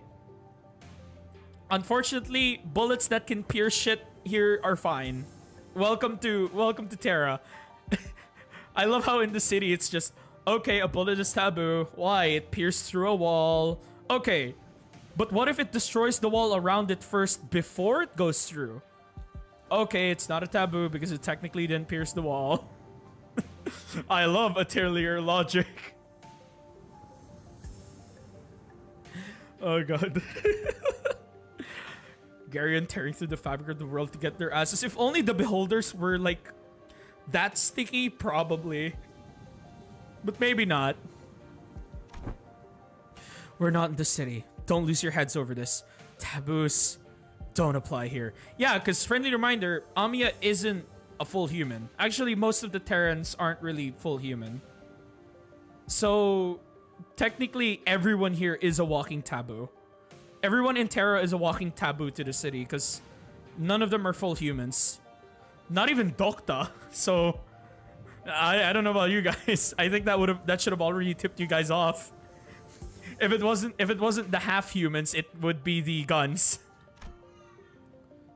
My head knows that to be true, yet my heart finds it difficult to be still. That is enough of that discussion for now. It is advisable that we carefully observe and grasp the situation at hand instead of deliberating on a taboo, the jurisdiction of which does not reach this far. Yeah, so the situation's gotten slightly better, right? Right? If she's Amiya's friend, she's her ally. So she's got some super powerful looking prosthetic gear looking thing too. Monster is not a prosthetic. Don't slander my girl Monster like that. Is that what you think? I apologize for the disappointment, but I am not on anyone's side. In other words, your particular denomination, ally, may not be entirely correct. However, if I must define my allegiance, then let me inform you that the closest label would be that I am Inquisitor Irene's ally. Oh god, no! Dr. Kaltsit. Amiya, outsiders. As much as you would like to deny it, the Inquisitor's suspicions are true. While it can be said that the process by which she reached that conclusion was unfair, the conclusion itself is, without a doubt, correct. So they're actually connected to the Church of the Deep? That is one way to put it. To be more precise, they aren't connected to the Church of the Deep. They are the Church of the Deep. Perhaps the village itself is a dilapidated church of their congregation. Our village a church? Just look at our buildings. Where would we even congregate? Your thoughts, Faust? There are not many resources by which we may analyze the decision. However, the fact that Amiya's colleagues have made the same argument as the Inquisitor brings the accused defense into question. Yet, I can hardly believe that young Mears is lying to us. Hold on. You've been chatting plenty with that Inquisition or whatever. How do we know you weren't aligned with them the whole time? I see. You really are all entirely in the dark. An expected outcome, given that all of you may be from a place far beyond the dimensional door. As fortune should have it, there is no need for you to know it anyway. Truth is truth unchanging, without the acceptance from an errant group of outsiders. Besides, soon. Oh, I'm sorry, it seems that we've mired you in this trouble. Say no such thing. We shall not abide by as once such injustice is perpetrated before our eyes. The village has already been identified by the Inquisition, and the Inquisition has even brought an ally. It seems quite unlikely that words shall resolve this conflict. But we promise you, we will take responsibility for what is done. We have benefited far too much from your warmth and kindness not to do so. The village chief with a benevolent look pulls a dagger from his cloth, and I immediately knew what Kaltsit was about to say. Take responsibility? You don't have to go that good. Oh shit! Blimey! We are now departing for the sea. Yet as we cannot bring ourselves to leave you here, I must ask you to join us for this journey. Become our bloodkin. Ah, yep, there it is. Church of the Deep. God damn it, so I was right not to trust this stupid fucking... the necklace! What are you doing? Stop! The unanticipated, or perhaps I was simply in denial of this rising dread, ambush did not end there. Little do they know. Do the sinners know that this is an ambush? No. However, do the people of Terra know what we can do? Damn it. The Inquisitor was right? Welcome to the Church of the Deep. I fucking love Iberia. Ah! The villagers suddenly began shanking the sinners with weapons they had concealed in their clothes. Little do they know, Heathcliff is well versed in the art of London. He may be shanked, but he will come back. And it seemed that they were coming for me as well. Okay, that's not good though. Okay, can they stop them? Can you stop them? Amiya, on your left! Amiya materialized a black ribbon-like apparition, parrying away the dagger flying in my direction. Motherfucker! Oh, really? But another villager rushed in, taking advantage of the opening. Oh shit! The charging villager's back made a visceral, crunchy noise. Someone flung them away. Scotty! Welcome back, Scotty! Didn't mean to be this late. Scotty, let me catch you up to speed. I know the situation. This fishy smell was what I went to investigate earlier. What about the sinners? Unlike Amiya and I, who managed to survive the initial ambush, the sinners weren't doing so well. At least we had a silver lining in that the Inquisition and Kaltzit's quick understanding of the situation and the subsequent retaliation led the villagers away from the sinners. How? I didn't notice any hostility or aggression. What an odd thing to say. Why would we hold any animosity against you? Why would we intend to kill you? We are not trying to hurt you. We are simply trying to give you a form better suited for the sea. Yeah, the Church of the Deep. All will return to the sea. Until we were obstructed. I apologize for our unfamiliarity has caused you trouble, Inquisitor. I won't make a big stink about what happened. What's truly unforgivable is that the heretics tried to take advantage of the ignorance of outsiders to flee the Inquisition. Church of Gears. One turns you into gears, one turns you into giant fuck-off flower. And you become a part of the hive mind of the one god known as Scotty Altar. And even if you are outsiders, any lives lost on Iberian soil are my responsibility. It's my fault. I'm sorry it came to this. Wait, lives lost? We're still alive, you know. We could shake off a stab wound, like... This is most unfortunate, outsider. Huh? What? Your friends are either going to die or turn into seaborns. The daggers that stabbed them were laced with the flesh of sea terrors. Once that happens, most die, and the survivors become overwritten by their cells, becoming nothing more than another sea monster. Oh, cool. Yeah. Now that they mentioned this, yes, this is how the Church of Deep does their bullshit. It's palladification to an extreme extent. It's just the pallid whale all over again. The only difference is it's a lot more extreme in this scenario. What?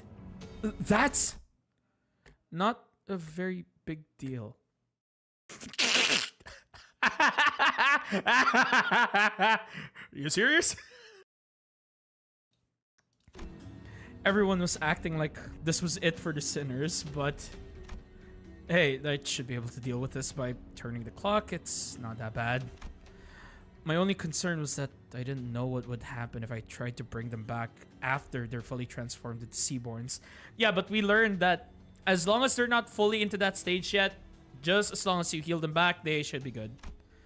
The golden bow helped deal with the whale's palladification effects, but I had no idea how it would interact with Seaborn transformations.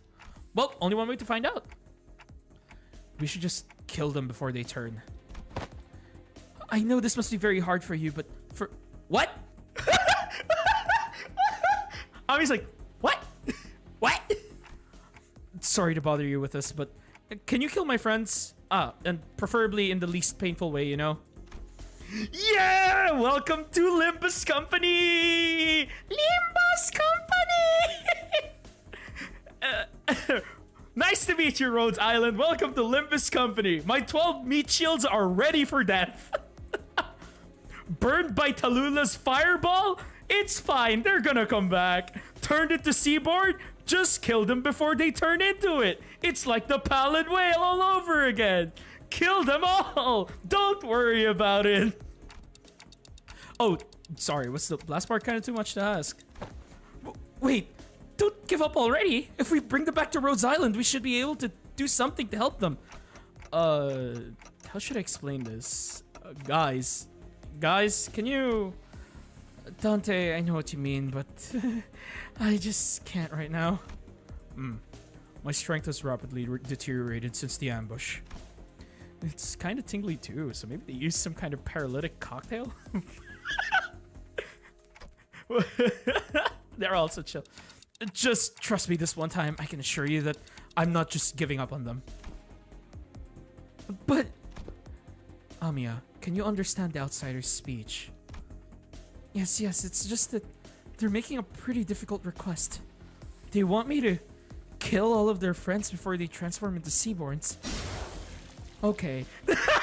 Yep, Scott, I'm telling you, Scotty is the Mersault of Arknights, and they fucking delivered. The moment they said, "Oh, kill your friends painlessly," all right, I gotcha. Slash wave strike 130% attack 100% max HP. And before we even knew it, Scotty had already decapitated the sinners, none of whom resisted. Amiya seemed to have been taken aback by how fast Scotty jumped into action. What are you doing? Scotty? Don't let this spook you. This is just how we roll. Yeah! The clock turns. The decapitated heads creep toward the headless torsos, connecting with the threads of blood. The sensation is that of reversal. Feels as though the sinners and I are severed from the rest of the world, rewinding in isolation. Is this rewinding us going back in time, or are we defying the concept itself? This pain is multifold worse than the sensation of a straightforward decapitation. The pain is in the heart.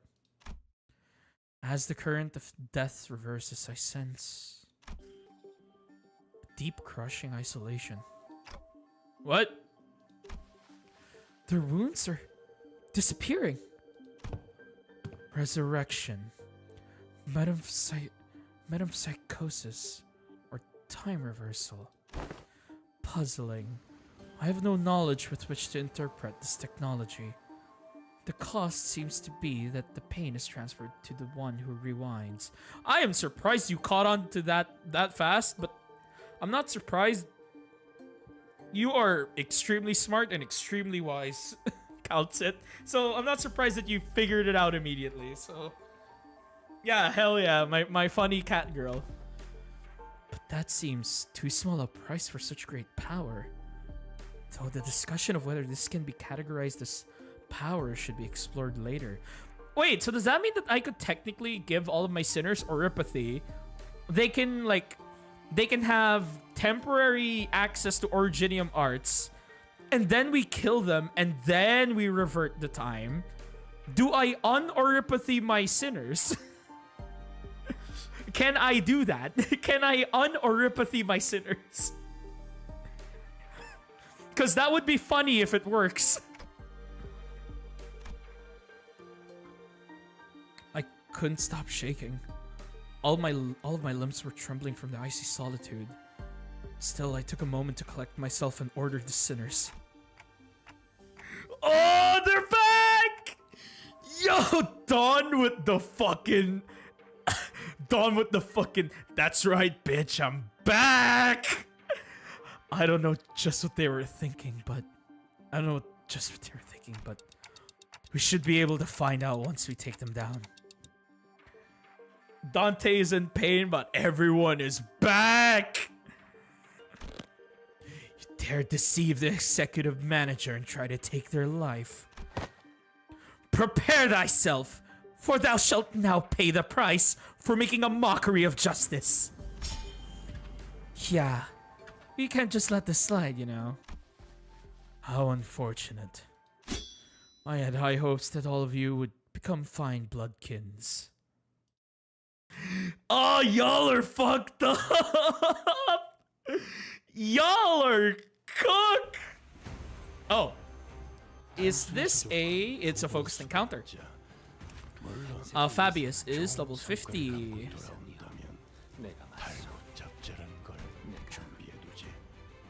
What? Wait, music, the music.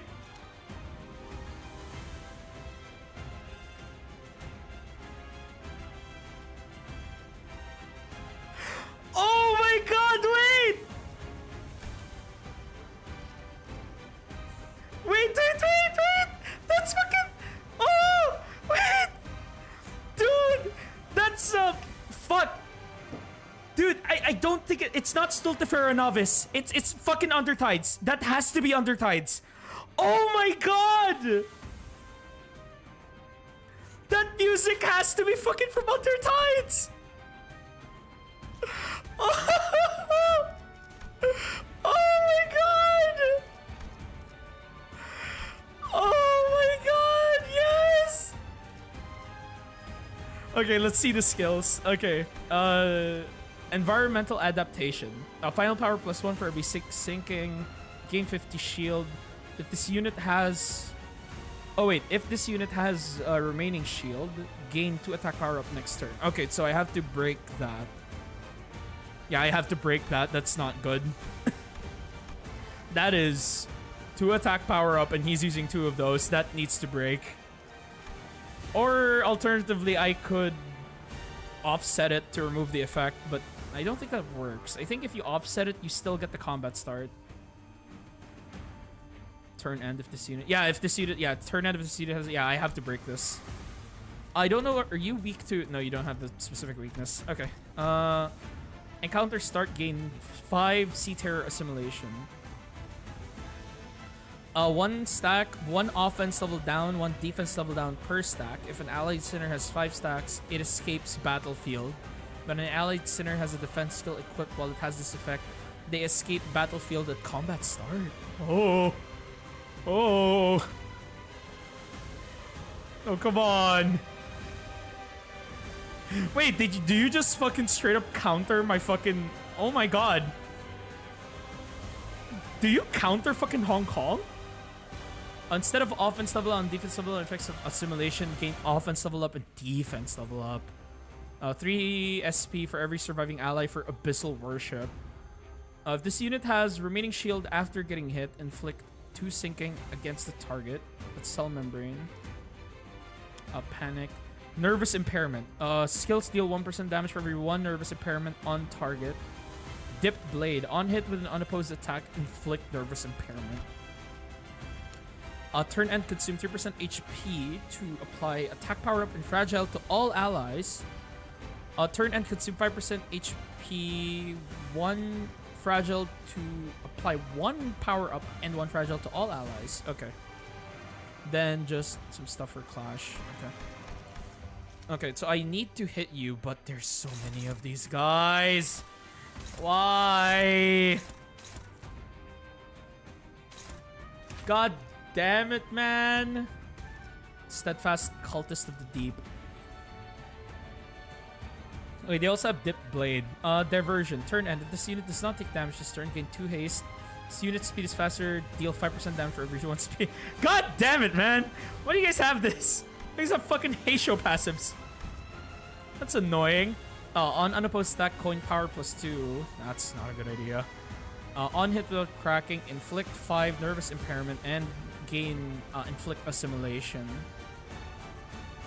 Swinging slice, coin power +1 for every bind, inflict 2 sinking count, 3 sinking, 2 paralyze. Okay. Okay, and then that's their skills. Okay.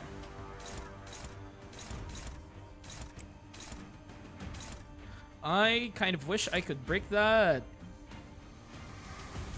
I genuinely wish I could break that. There is so much I need to do to hit that.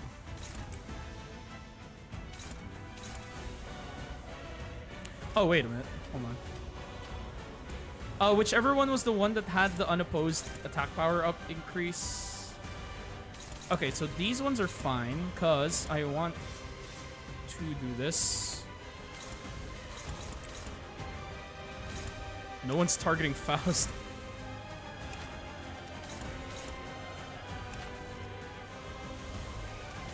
Okay, yeah, it is the orange stab attack. That's the... It's the orange stab attack that I should be weary of. Then power counter that.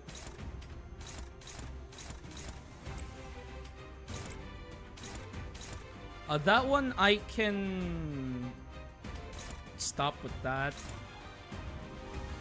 That one I can let go, because this one can get blocked by Moused. Then this one I can break, or try to break at least. Hopefully I can actually offset that, because that's annoying. Okay, I think that's everyone, and then that one is a normal attack. Okay, go. Thank God they're only roughly level 50, so I do outclash them at the start. Off of sheer, like... Yeah, you're gonna keep, like, rolling an 11, or... Thank you.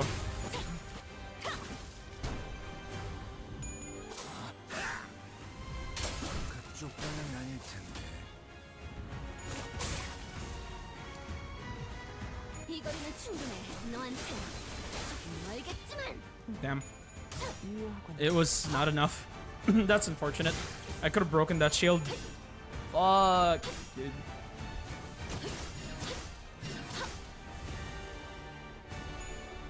Oh. Oh. Thanks for the shit, dude. Okay, that's gonna outroll me. However, is there anyone that can clash that sort of? No, it does not look like it. But I can try to. Oh wait, this is a new attack. Multiple jabs. Oh wait, no, that's the fucking same move. Yeah, that's just the same fucking move. Never mind.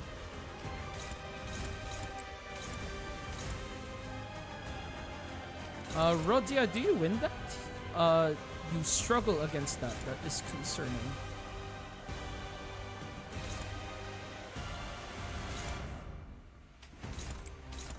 That's gonna target Mouse. Okay, nope, that's out.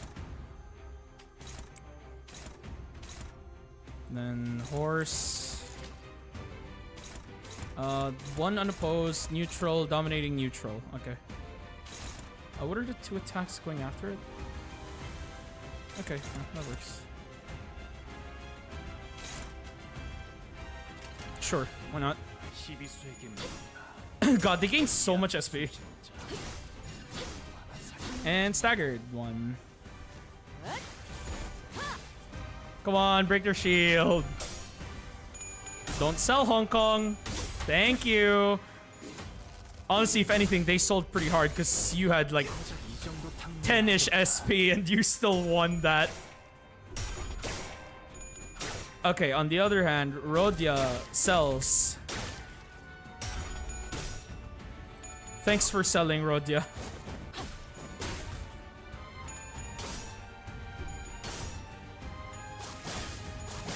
Stab, stab. Oh, okay, time to get stabbed. Block. Oh, okay. Oh. Oh, here I come. Are you guys ready to experience the power?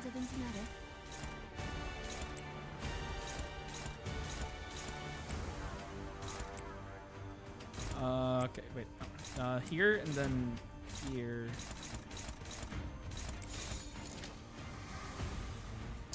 You know what?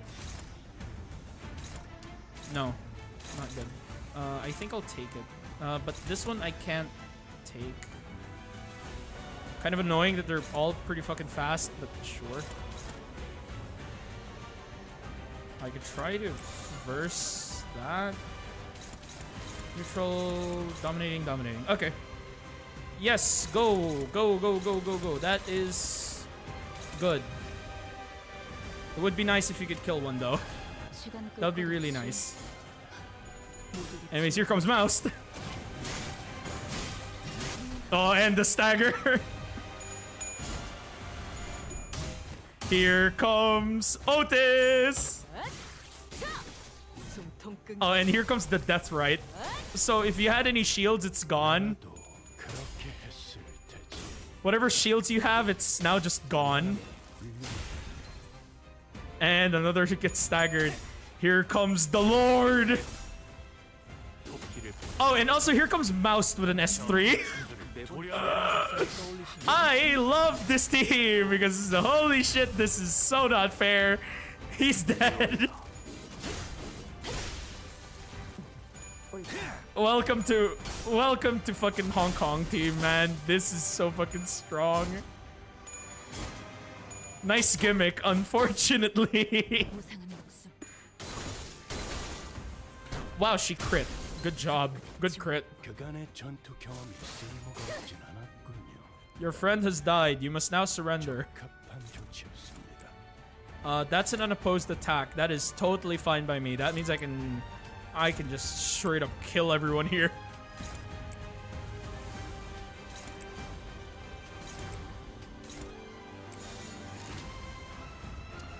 Assuming that does not kill, which I think it will. Yes, it will kill. Alright, I hope you're ready to eat a... Yep, that's a Tianju. Yeah, that's a Tianju Starblade. Okay, yep, there it is. 11 stacks. So, here comes Ascendant High Show art. I call this one Death. God, Hong Kong is such a strong unit with... Oh, I'm so scared of ripping slice. Here comes Zilu. She didn't even get to use her third coin. Mission accomplished. Unfortunately, y'all are outclassed as fuck. Wait, I think they're heading to... He's running himself into a dead end. Are they seeking refuge at sea? Yeah, this ain't a mid-boss. Yeah, this... Calling him a mid-boss is like... Calling him like a Limbus mid-boss feels like a disrespect to Limbus mid-bosses. Wait, that's where the ship is. That's where they're headed. They're trying to board the vessel Masses. Wait, but we never told them that the ship was repaired, so... How? Ain't it obvious? The whole village is in on it. It ain't a surprise that they'd send someone to spy on us. Or they know a way to get the ship floating even in its broken state. Vessel Masses? Vessel Rebellion de los Masas. That ship is moored at a port in that direction. Wait, it can't be.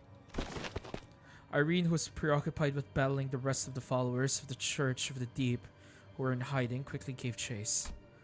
But Fabius and the villagers were already aboard the repaired ship, slowly departing the harbor with a horde of sea terrors between us and them.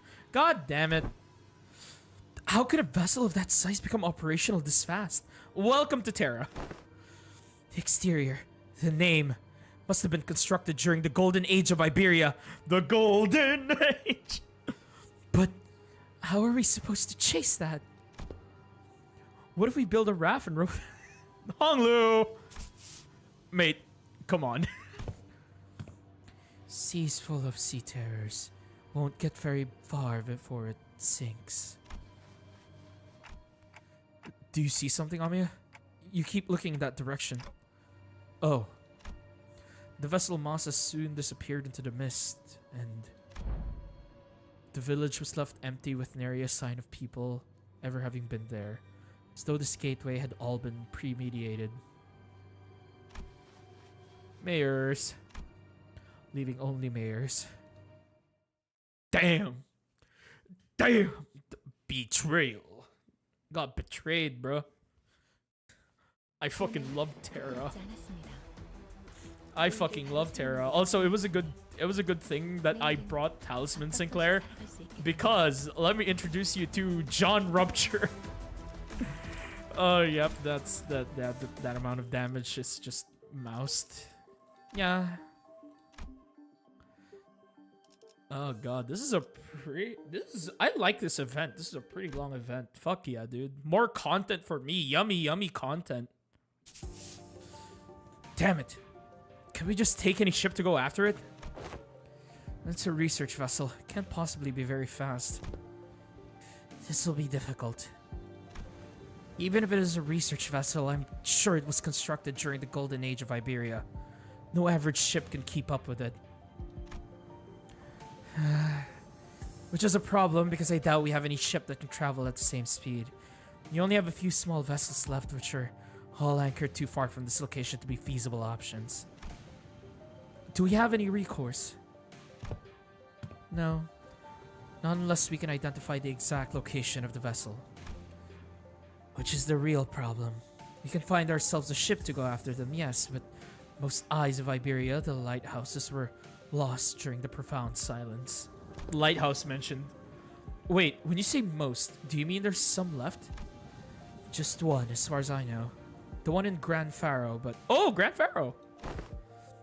The lighthouse cannot be used at this moment.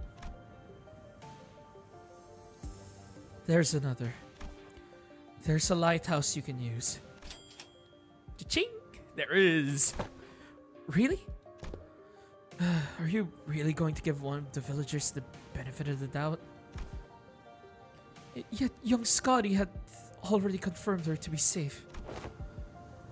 All I confirmed is whether she's a Seaborn or not. Can't know if she's a cultist. 'Tis true, yet... Once we saw that Maris was left all on her own, we decided to have her accompany us at all times and keep her within Irene's eye shot. We couldn't possibly blame her for what happened, given Scotty's confirmation that she doesn't have anything to do with those sea monsters. Besides, they'd all left her behind. But Irene still seemed to harbor a bit of suspicion. Holy shit, I have been stuttering for the whole fucking stream! But Irene still seemed to harbor a bit of suspicion. The problem with the Aegir is that she simply knows too much. Or could she possibly have gained access to all that information? See? She can't even answer that question. But let's think about it this way. What if we were to ask her what we don't know? The location of that lighthouse, for example. They're ticking rapidly. What did they say? Tante says that we should approach it differently and ask her what we don't know, like the location of the lighthouse. It seems like a reasonable suggestion to me. Or does the Inquisitor have an alternate solution to this conundrum? No, but... Fine, let's hear it. I won't interrogate you about how you have access to things that even us Inquisitors don't know. At least not right now. Faro Muerto. Dead Lighthouse. That's our village name. Somewhere a little ways off from the coastline, there's an intact Eye of Iberia on the sea. Though it was almost destroyed when the profound silence swept through. Profound silence, black silence, really cool silences here. Off the coastline? Is it not connected to the land? I think it used to be, until it sank. We should be able to procure ourselves enough wood and material from the village to build a raft. Is it near enough for a raft to be the means of access? The weather's not great today, but this should do. It's not very far from the coast. Even you? You're going to trust the Aegir? I don't see why I shouldn't. I understand that the Iberian mistrust of the Aegir is quite profound. Yet such sentiment is hollow to the rest of us. I was about to make a fucking Aegir joke. I'm not gonna say it in hopes that I don't get fucking banned. I'm not gonna pull a PewDiePie bridge moment, okay? I'm not gonna do that. I was gonna make a joke. I have decided not to do it in lieu of my my lawyer's advice. Inquisitor Irene, what did you feel when you saw the Rhodes Island operator? If you're talking about the Cotis, nothing in particular, other than slight annoyance when she accused me of being inhumane. So you didn't harbor any hostility nor disgust. Not that you would have felt any sense of sympathy or empathy either. I thought, I have no history of feelings for or against the Aegir. Such must be the same for the outsiders. What's she on about? She is conveying that in matters in regards to mayors, our opinions are more objective than Irene's. Oh yeah, right. Because Irene's more racist towards the Aegirs. So yeah, our opinion is way more objective because racism low-key does not exist in Limbus except for N-Corp. Except for N-Corp, and that's it.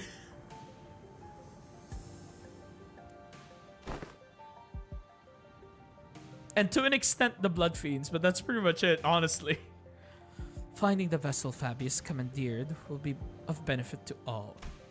Limbus Company will gain an opportunity to return to the city via the dimensional door, while Rhodes Island will have the chance to study it at a closer proximity. And the Inquisition will gain possession of the vessel in which the technology from the Iberian Golden Age is contained. Anything you could get from the Iberian Golden Age as an Inquisitor is bank, by the way. What? You're going to just hand that over to the Inquisition? Yeah. I mean, as long as it'll put us in your good sides, it is all fine. Why should we covet what was once Iberia's? While there certainly are aspects to that vessel that draw interest, I already have a state-of-the-art masterpiece known as Mephistopheles. Really? What? Wait, is the fucking bus here? What? As long as that can be guaranteed, I see no reason to refuse. Irene eventually agreed to put her trust in mayors. We are in luck, Executive Manager. It's quite fortunate that our interests aligned exactly with that of the first strangers we encountered in a strange land. Lucky is right. Imagine if we were back in the city. It would have taken them like 3, 4 free distortion hunts for us to come to this agreement. She means Mephi is better? Oh, okay. I thought the fucking bus came with us. Would have been really awkward though, I'm not gonna lie, where Virgilius is just there like, Dante, where the fuck did you bring us, Dante? Dante, why do I feel like I've been here before, Dante? Dante, did I have ears like that, Dante? Sorry about having to saddle you with this, Mayors. Please, lead us to the lighthouse. Okay, happily. So, when you said almost destroyed, how almost destroyed is it? I heard that the light faded from the lighthouse a long time ago, but the shape still stands. At least it was when I saw it a few months ago. If the lighthouse is in an inoperable state, we're going to need an expert technician to get it back in working order. The technology it's based on is completely divorced from the popular application of Originium technology, so I doubt there's anyone out there who can work it anymore. Then, you needn't worry about that. Here, we have an engineer and a researcher who are geniuses even among those in the city, so we should be able to manage most mechanical failures. Today's just revelation after revelation, huh? Yeah. Limbus Company is very competent, surprisingly. I get that we're goobers and I get we keep getting like fucking power scaled because of like some bitch ass enemy that is like way too strong for us. But in reality, we are like fine. We're totally like good. It's just that for once, we're fighting enemies that are roughly our level for once. Not fucking, you know, Lei Hung. I can vouch for Limbus Company's skills. I can also work on the simpler tasks. I've learned a thing or two helping out Gramps, stuff about the lighthouse or various tech stuff. Well, then, should we all head to the lighthouse together? No, I'll be leaving the group for a moment. Amiya will accompany you instead. What? After all that, you're just going off on your own? Yes, to join the doctor. It is imperative for the successful execution of this mission. Ah, yeah, here come the man who pulled the string, the doctor.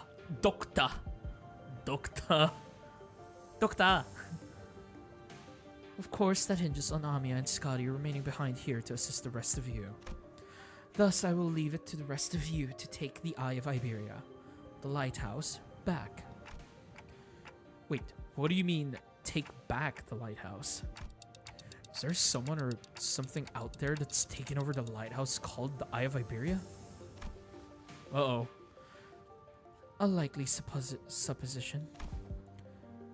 Amiya, what did the manager of Limbus Company say?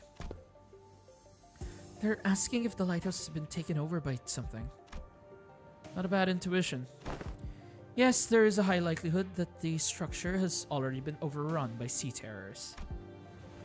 I don't know about overrun, but I've encountered them a few times when we approached it too closely.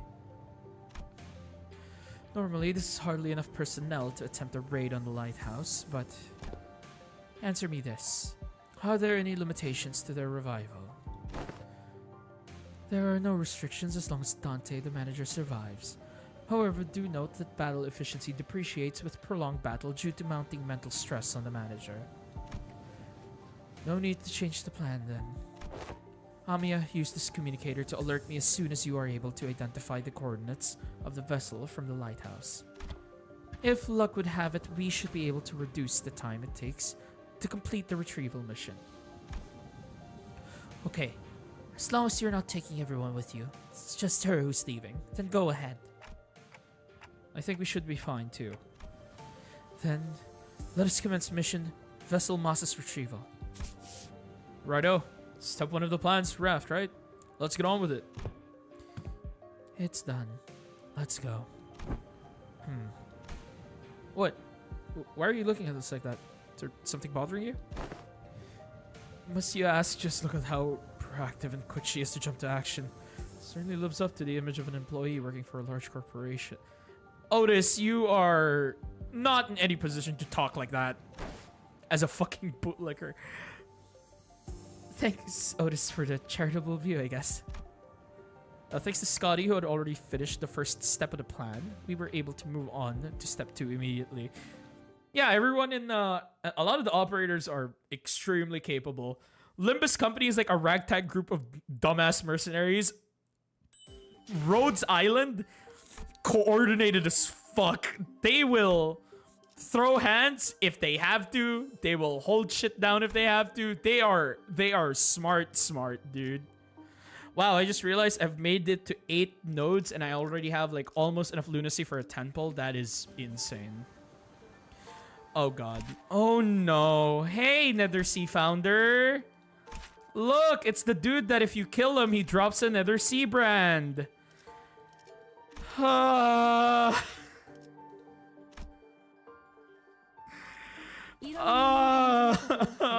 are they back? Oh my god.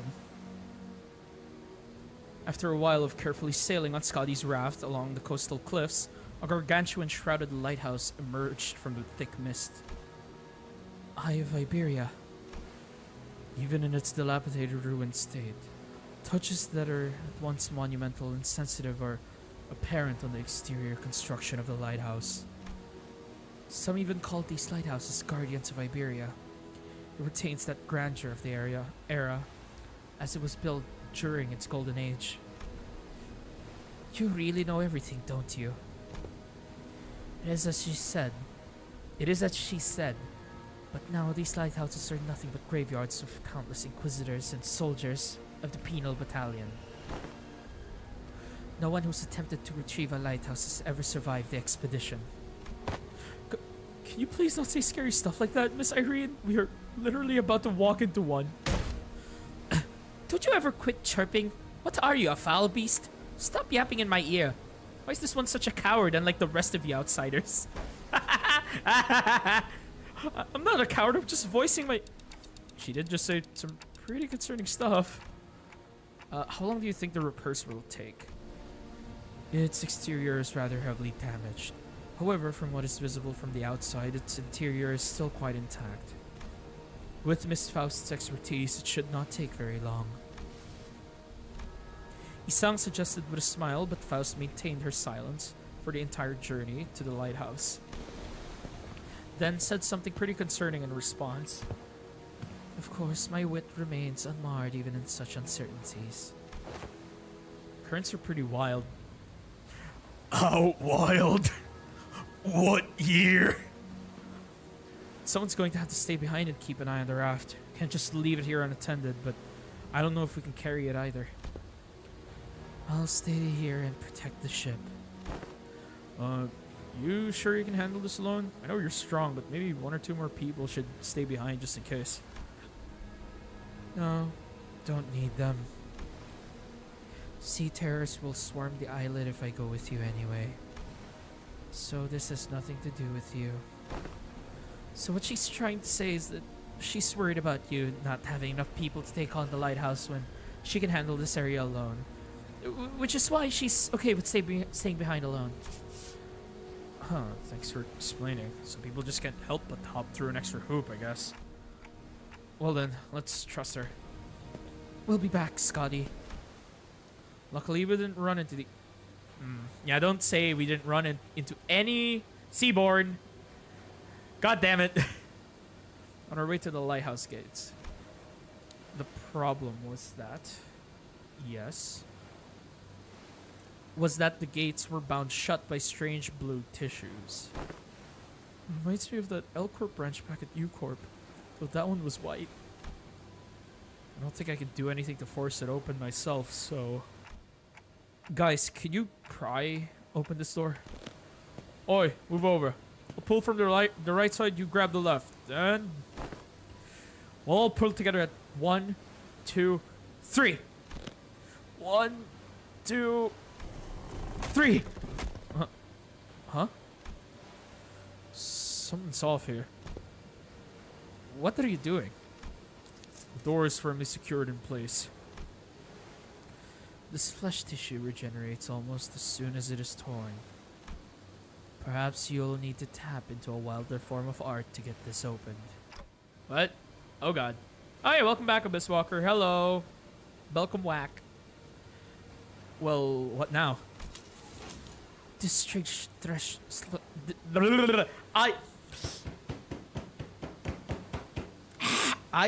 I'm stuttering. I'm fucking stuttering. Am I having a stroke? Do I smell burnt toast? No. My nose is clogged. It fucking doesn't. Hi, now I have the capability of hearing. Yay! Abyss Walker, now with ears. Can't spell Abyss Walker without the EAR. This strange flesh tissue growing on the gates is sea terror. It reacts to the lamp, but it's grown too much to be affected by it in any meaningful capacity. Scotty might be able to open this door with her incredible strength, but... should I go fetch her? But I think she's already fighting off the sea terrors from sinking the raft. So we're all on our own. Maybe there's an identity card or ego I could use to get through this. So which one? Huh? Oh! Oh! Hello, Equinox. The gotcha session cooked me. 60 lunacy, no ego, had to pity at least. I got UT4 Ishmael ego and Hong Lu. Damn. Dude, everybody is like just unlucky this collab. Holy shit. But wait, let's go back here first. Pondering a faint black glow came to view and devoured my sight. It's no intuition or inspiration. It's different from those sudden flashes of realization. PM did rig our pulse. I believe that. 145 pulse, by the way, only got ring sang. I'm in pain. Nothing. Just one ring sang. And it's not the star of that day that I think of from time to time. It's not the horrible door that I see every time I turn the clock either. The formless and black space in which I am not permitted to see. A faint noise, a whisper cuts through it. And through that opening, I see light. I reach out to the opening and see Skadi, born from a very, very warm gaze. Skadi? Powerful imagery crashes onto me like the waves. Skadi, the staggering dancer wielding a blade. Skadi who flaunts her flowing locks. And Skadi, the singer, humming in a low voice. Beyond the fringes of cognition, Skadi's existence has become engraved. The sinner who can wrestle and control this oceanic tidal power is... Dante, are you alright? Yes! Yes! Let's see it! Also, Sophia, a friend of mine did 240, only one banner ego, known you 3 stars, just one dupe. That's even more pain. They're also... Dude, man, my heart's out to your friend, dude. Me being also like a big Arknights player, this shit is pain, man. Oh! I'm good. And I don't think we'll need to send for Skadi. Huh? What? Hey, Ishmael. I've never used this ego before, but I need you to trust me and accept it. Yes! Let's see this shit! What? An ego? I nod quietly. Well, it's not like we ever get to have a practice run with those ego. Whatever it is. It seems to me our manager's found a solution. Her confusion is short-lived. She lets out a carefree laughter before stepping forward, boldly twirling her mace once. Also, that's the fucking music from Kanto 5! Dude, listen!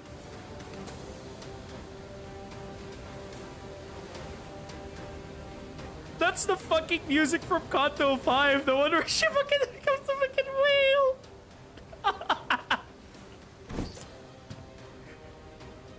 No, Jimmy!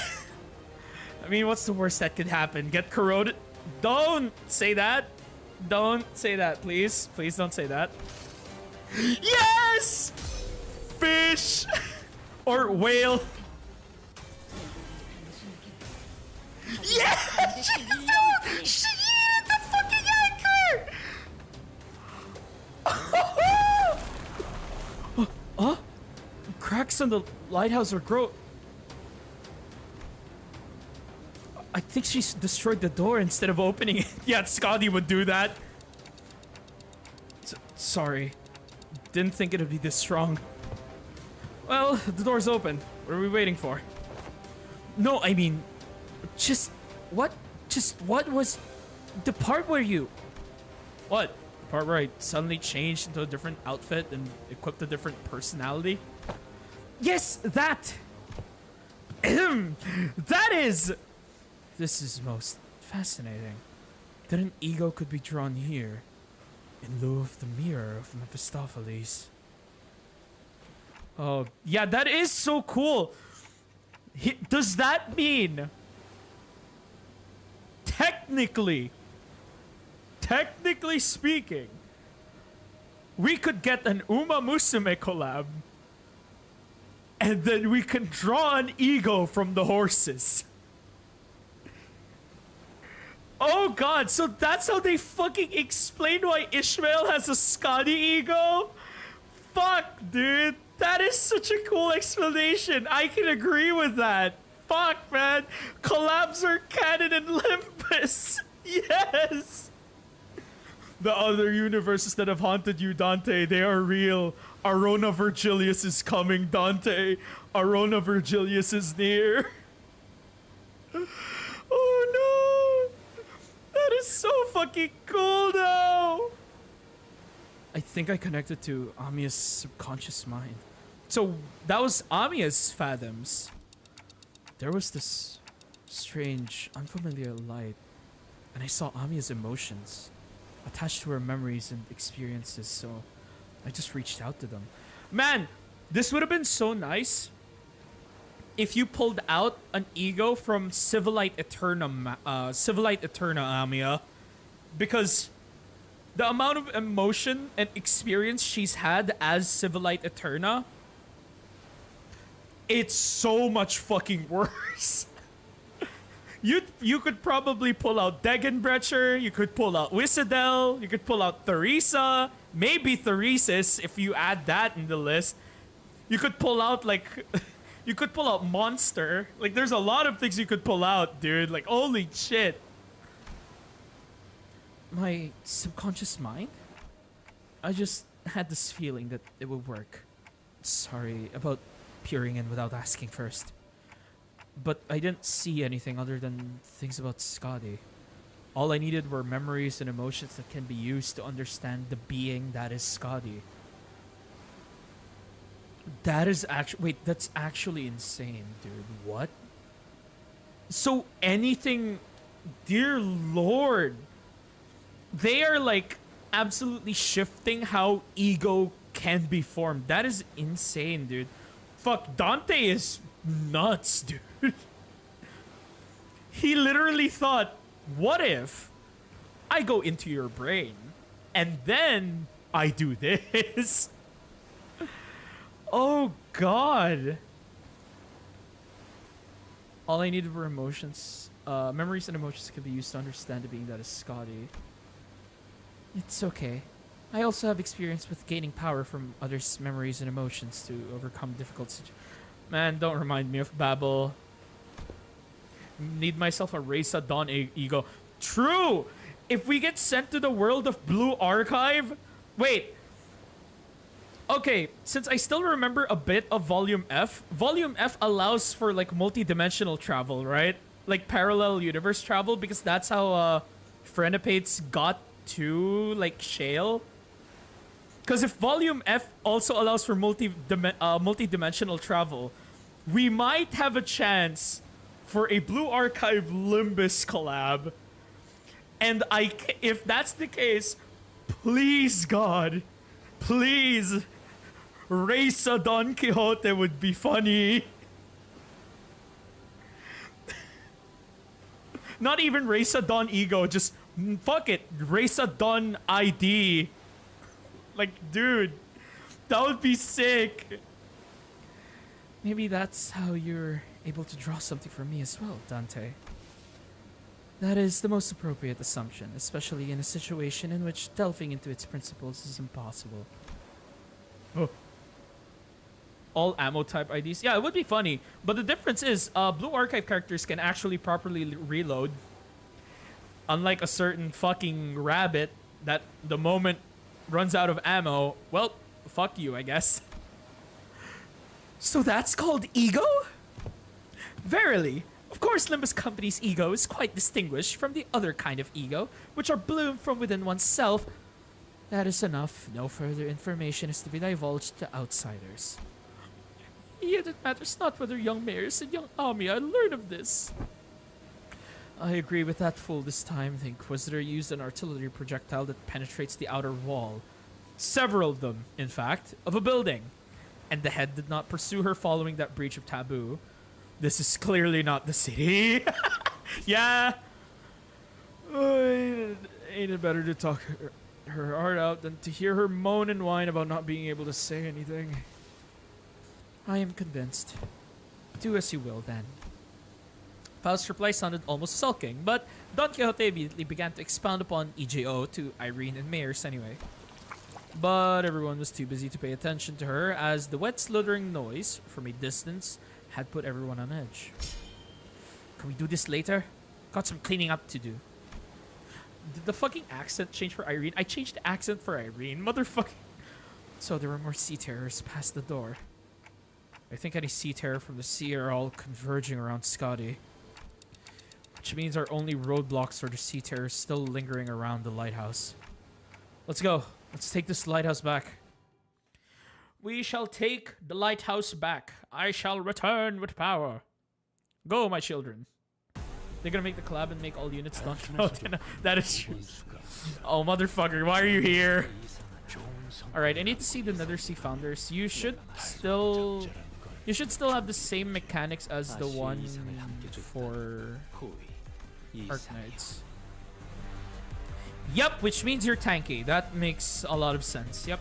On death, generate Nether Sea Brand in the allied unit's territory next turn. I actually want to see how this works. I'm not gonna lie. Like, I want to see how this works. I want to see how like Nether Sea Brand actually like appears in the battle, because the thing is that we've seen how what the fuck? We've seen how, what do you call this? We've seen how Blood Feast works. How it like pools into the arena. I actually want to see like what effect they have for like this, because that would actually be interesting. There's also this. What the fuck is the Hand of the Saint? This unit's speed is fixed to 1. Spawns in an inactive... Oh, wait! Hand of the Saint! It's the Roomba! Yeah, wait! Shit! It's the fucking Roomba! It's the thing that eats the Nether Sea Brands. It's the thing in Stultifera Novice. I fucking love these guys. They're amazing.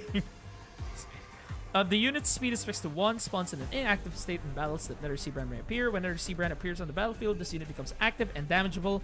When this unit's HP drops to 1 from damage, trigger Hand of the Saint.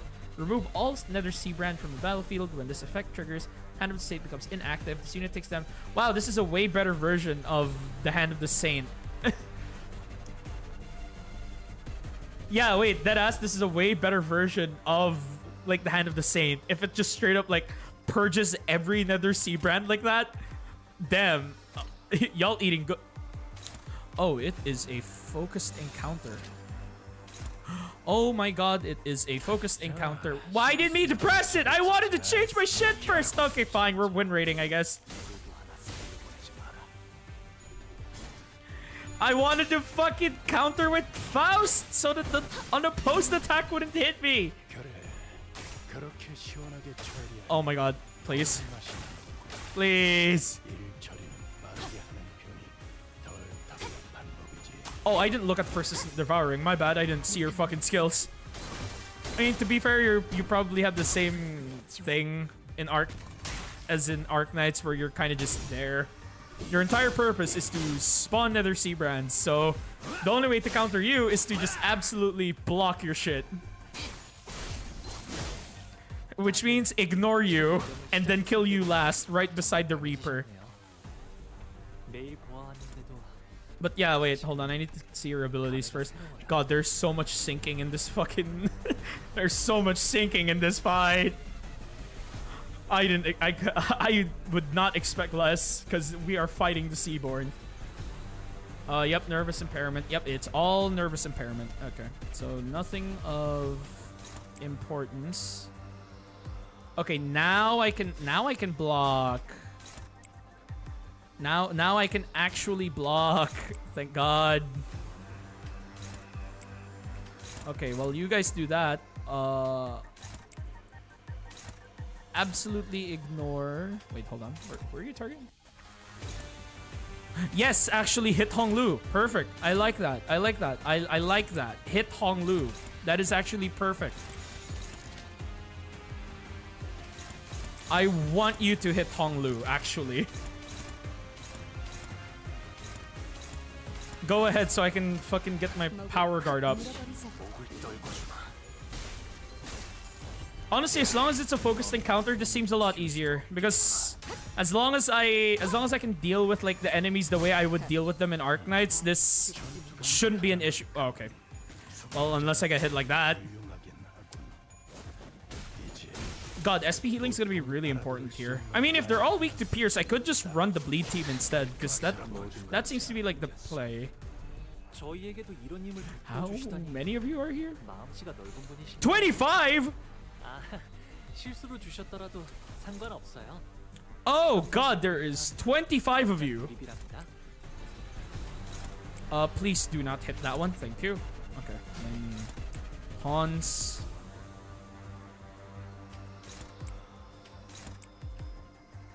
There is a lot of you. Quite a lot of you, actually. Can you, like, not? Honestly, use win rate in every stage except for the boss. Oh, okay. So it's not too bad. Assuming we use practically the same comp. Don't you... Hong Kong, you motherfucker. Out of anything you could have hit, you hit the fucking flower. Your ass ain't lasting a long time in Stultifera Novice. Man, these motherfuckers are throwing so bad. You never attack those, by the way. In Arknights, the way you deal with them is you go with a defender that generally doesn't attack. Like, you generally, like, go for a defender that does not attack. So that way, what'll happen is that you'll basically just keep him in place. Okay, well, no choice. I now have to fucking kill... Okay, well, I have to end you. Well, I'm sorry. I now have to end you. Because you woke up, I now have to... straight up kill you now. Sorry, that's just the rules. Otherwise, you're just gonna fucking spam nervous impairment while you're here.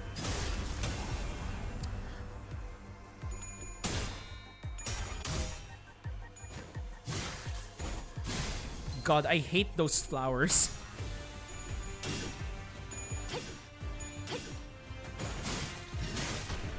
Imagine the MD pack will also have a stage of 25 of these. I mean, it's not gonna be as bad on MD because you have a shitload of ego gifts. In here, they're kind of raw dogging everything. So it's not too bad right now, but in MD, it's gonna be like way less worse. Like, it's gonna be less worse in MD than it is here, because in here, it's equal footing, so it sucks. Okay, we are killing you. We're killing you last. Are you all targeting the horse? Yes, you are. You are all targeting the horse. Good. Yes. Very good. Just keep this bastard preoccupied while everyone is busy jumping the funny flower.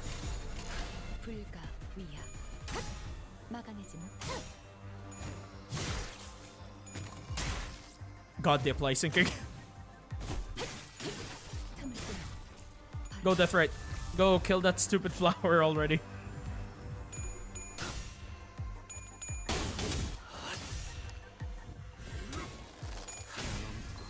God. By the way, like, aside from all of this, I really love this collab. I love how much justice they've done on this collab. Like, they did this collab so fucking well. From like the small details to like the bigger details, the story is great. Like, I cannot believe it. The fucking story is actually really fucking good. Like, fuck, dude, it's so sick. Fucking love this. I love this collab so much. I wish Limbus could do more collabs like this, even if it's one-sided, because fuck, they did this like so much justice. And another like small detail I want to bring up is like the sprite work for like the operators. Personally, for me, some of them look better than the ones in Arknights. Like, fuck, the one for Irene looks great. Like, I like Irene looking like that. Not whatever it is she looks like in fucking Arknights with her fucking forehead. Like, God, dude. I fuck with this. Like, God. Hats off to Hypergriff for letting this happen. And fuck me, dude. Glory to Project Moon for doing this so much justice. Their soul and heart into this. Yeah, like, listen, I can be mad all I want. I can be mad all I want about like not getting what I want in the... Wow, that looks so cool. What the fuck? That's what it looks like?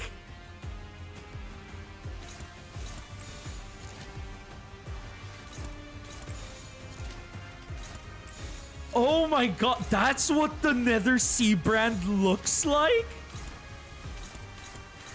Oh, that is so fucking cool. Wait, that is so sick. That's terrifying. Holy shit. Usually it's just one like tile at a time. Seeing it be that spread so quickly is terrifying. The fucking Nether Sea brand is crazy. Well, time to activate the Hand of the Saint. Time to remove the brand.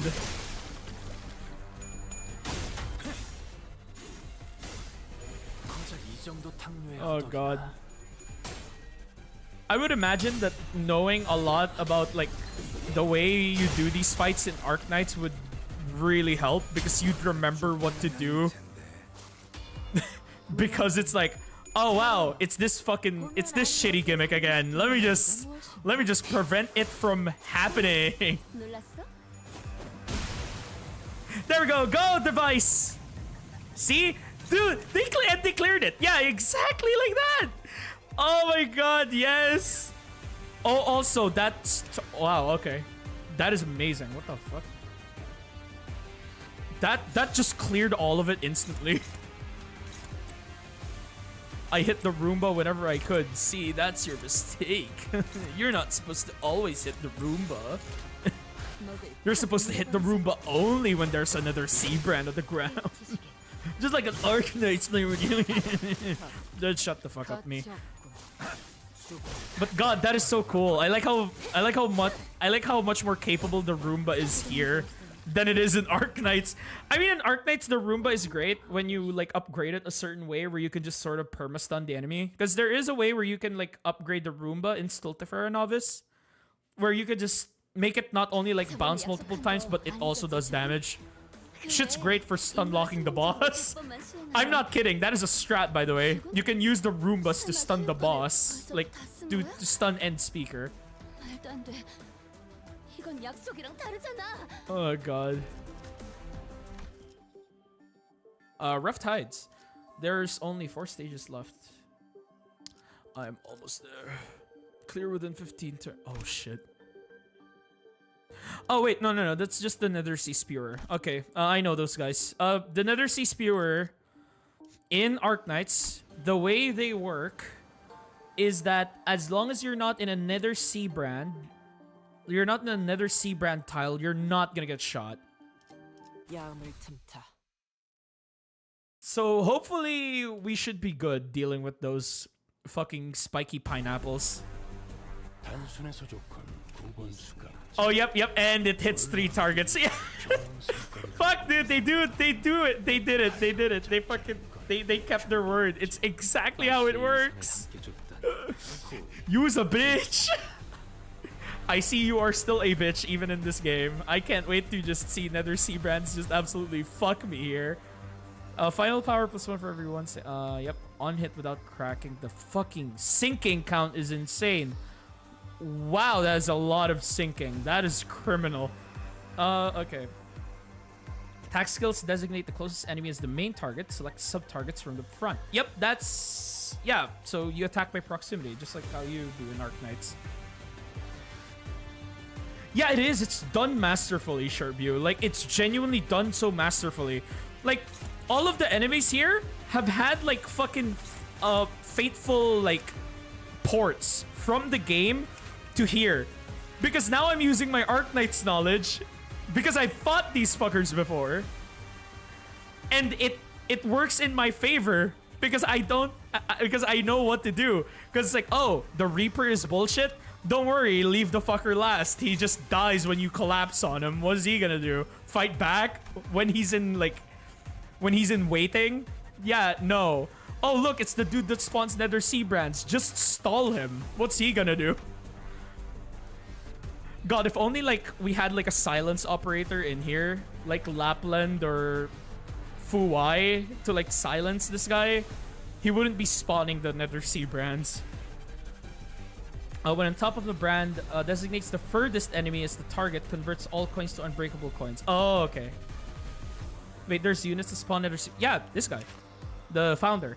Whenever you kill this guy, he usually spawns one, but in Limbus's case, he spawns an entire territory.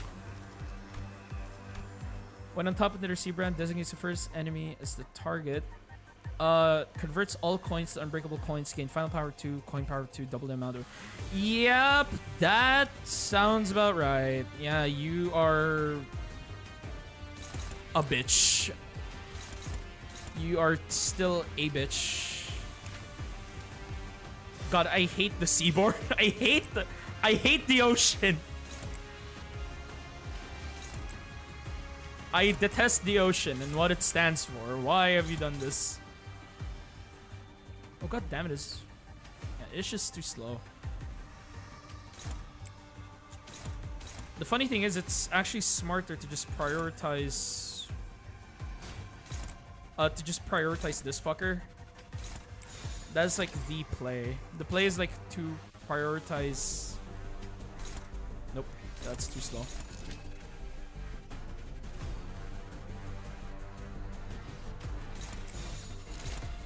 Okay. Power counter, dominating, power counter, dominating. Nah, fuck it. Hopefully you don't. Hopefully you at least do not target that fucking Reaper once you kill this with the S3. There we go. It didn't die. So now we get to kill the evil pineapple.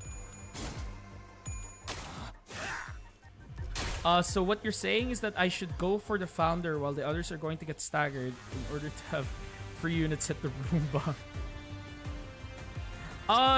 The way to play it is that what you want to do is to basically kill the founder last, kill the Reaper second when there's no other threats. Because the thing is that nothing spawns Nether Sea Brands in Arknights other than, I think one of them was the Shaman. I forgot the name of the Shaman, but it holds a staff, and if it reaches half health, it spawns Nether Sea Brands. That's out of the question. Then there's also the Founders. Those guys, all you have to do to those guys, deal as little damage as you humanly can. And what you want to do is you want to kill enemies that heavily benefit from the brands first. Except for a certain Seaborn that cannot get hit as long as it's in a brand. I remember that fucker having like 90% or 80% evasion and arts evade. You can't kill that fucker when there's a sea brand on the ground. What you have to do is you have to remove it first. I hate that fucker. God, in a tower defense game, an enemy you cannot hit sucks. Especially when all it takes for you to lose is for them to go into the objective. That is all it takes for them to win. Yeah, if they have Sea Brand, then just don't kill the Founder. Like, just don't kill the Founder too fast. Like, deadass. It's what I do in Arknights. I never kill the Founder. Like, if I'm doing a run where I don't get to use like the Roomba, I just don't kill the Founders. I just stall until like they're probably one of the few enemies left on the field. And you usually stall them with like units that do not deal a lot of damage.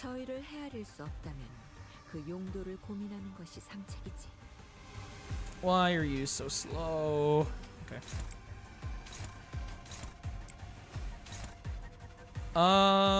Okay, do you have any stacks for the... Okay, you don't. Okay, good. Are you hitting someone? Yeah, you are hitting someone. I'm fine with you hitting. Okay, good. In that case, let's counter that.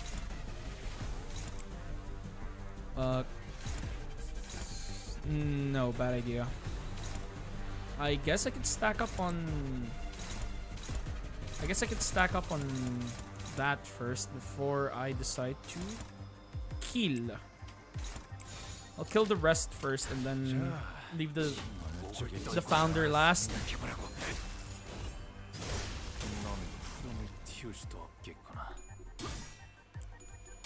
Oh god.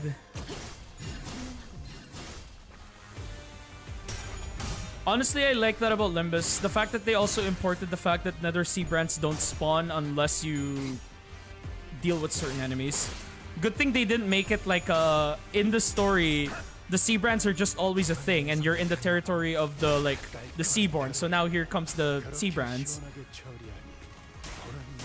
Like, that's annoying. But here, I don't have to worry about that.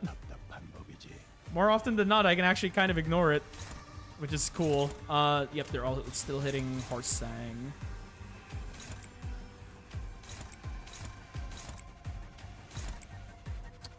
Okay, let's just reset the targeting real quick because we don't want you to hit that guy. We want you to hit someone else. Thank you. That is... No, that is not better. Do not hit the founder. Yes, hit those guys. Then we ignore. Yes. Yes. Yes, you shall face. You shall face constant blockage. I am just here to kill every other Seaborn in this area. Wait. I can kill the Reaper. I can kill the Reaper. I can kill the Reaper. Hold on. Hold on. I can actually kill the Reaper. Never mind. It is actually doable. I can actually just straight up kill the Reaper if I want to. I need to not get the founder hit. Then we rush the big boy with skills that I can hit it with. That's getting blocked by Moused. That one should stagger it if it's enough. If it isn't, then I can stagger it the turn after. Okay, we're good. Oh hey, hello Demo Man.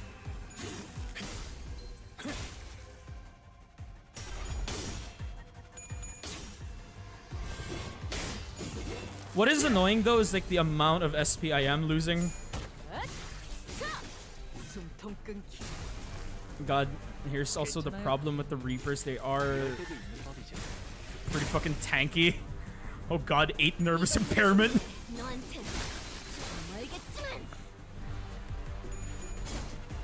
How far are you into the collab? I think this is stage 10. Okay.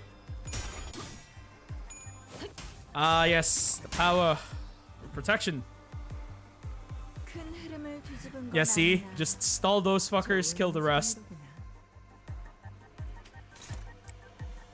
However, here's the problem with this bastard. Is this... I can block that. That's being power countered. I can kill you. I don't mind if that's struggling. I'm faster. Yep, okay. We're good. Alright, go!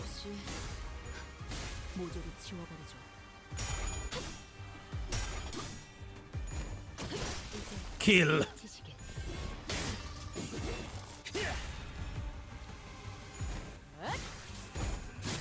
Yep, and... You know, if only this stupid flower could get staggered in Arknights, this guy wouldn't be the bane of my fucking IS, like, runs. Whenever this dude appears. Like, genuinely. Oh no, that's Ascended. Okay, that's gonna hurt the founder. That's not good. Oh yeah, founder's dead. Okay. Founder's dead, but don't spawn it spawned. Why did you spawn that? Man. It spawned one! Okay, guess I'm fucking sweeping the fucking branch today.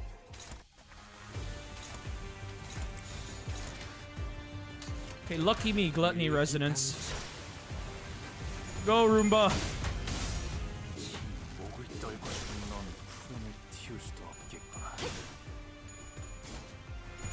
Go, my son.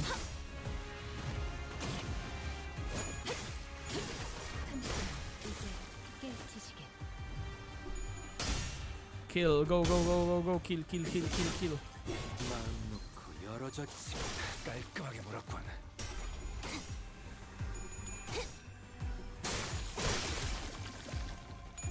Alright, yes, okay. Oh wait, do the Roombas also clear the Oh, the Roombas also clear the Nether Sea Brand before the... Oh.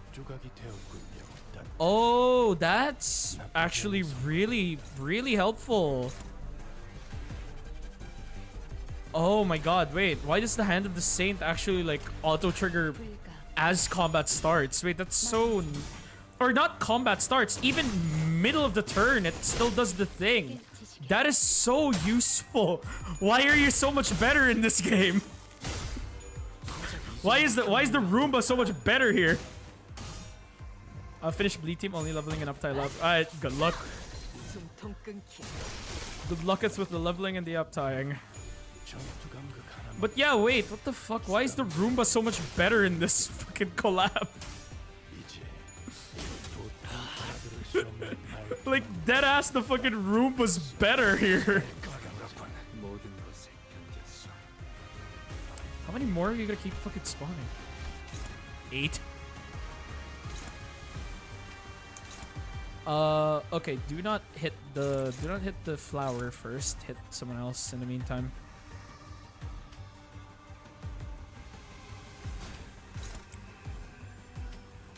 Alright, while we do that, we kill everything else. Go, my child.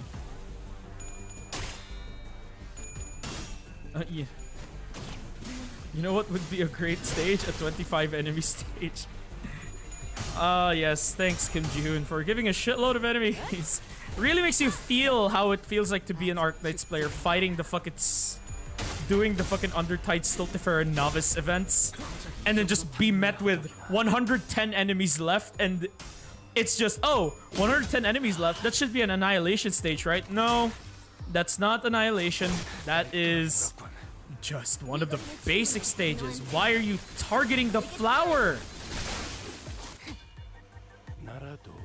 Did I not change the fucking targeting? Okay, I guess we're fucking with the flower. Flower dies here, though.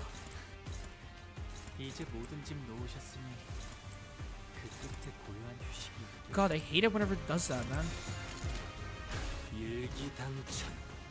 Alright. Ascendant Heisho, go. Unfortunately, the flower cannot survive the unbridled power of Zilu.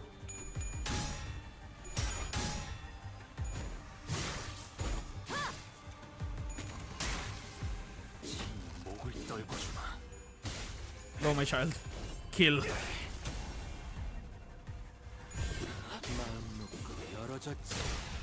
Okay, that one's dead.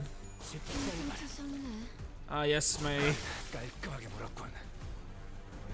Being able to do this to the Seaborn, unironically, is just therapeutic as fuck, because now I get to control how I get to kill them, and they just don't get to leak to just end my existence.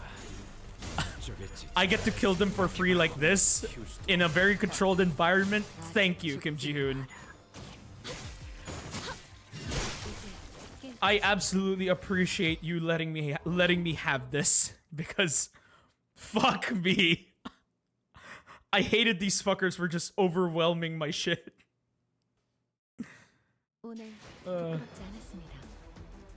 Yes, more sticks.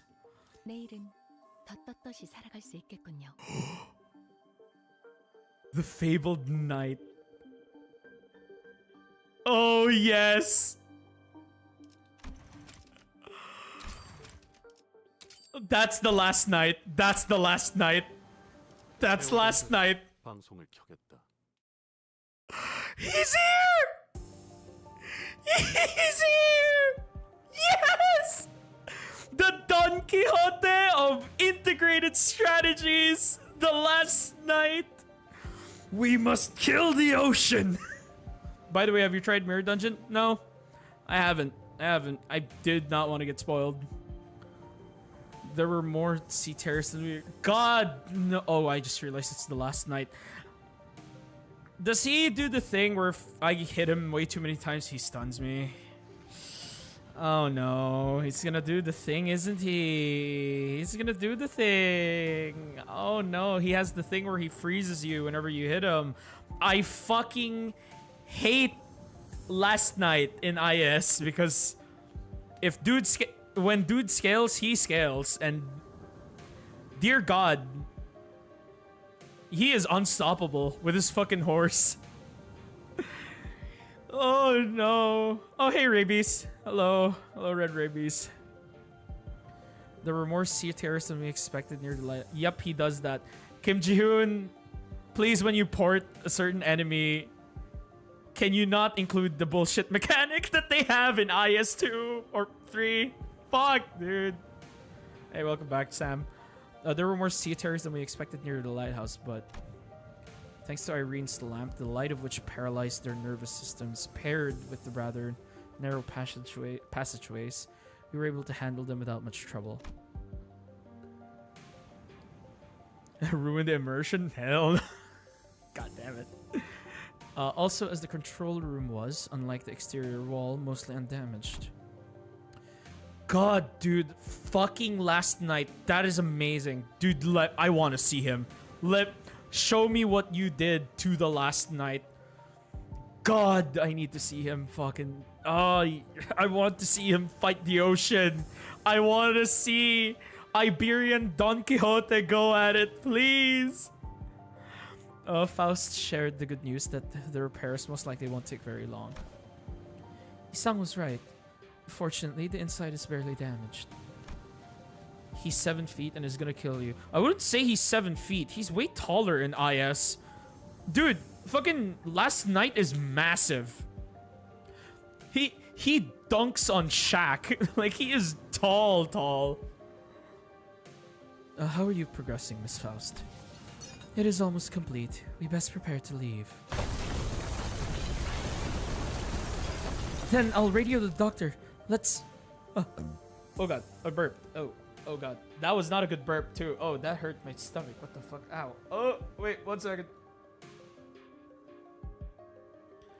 Oh, okay, that was not a good burp. Okay, that hurts. Oh, that one hurt. That went out wrong.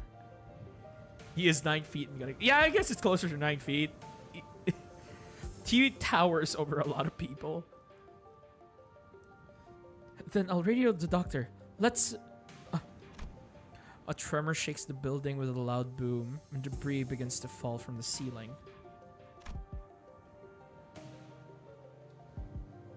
Getting bored pretty quick because of that. Damn, Demo Man is not here for games. The lighthouse's precarious floor suddenly collapses from the shock. The floor's giving way. What's going on out there? Something rammed against the eye of Iberia. I see. Odd shattering through the ocean's surface. Sheer explosive force turning water into mist.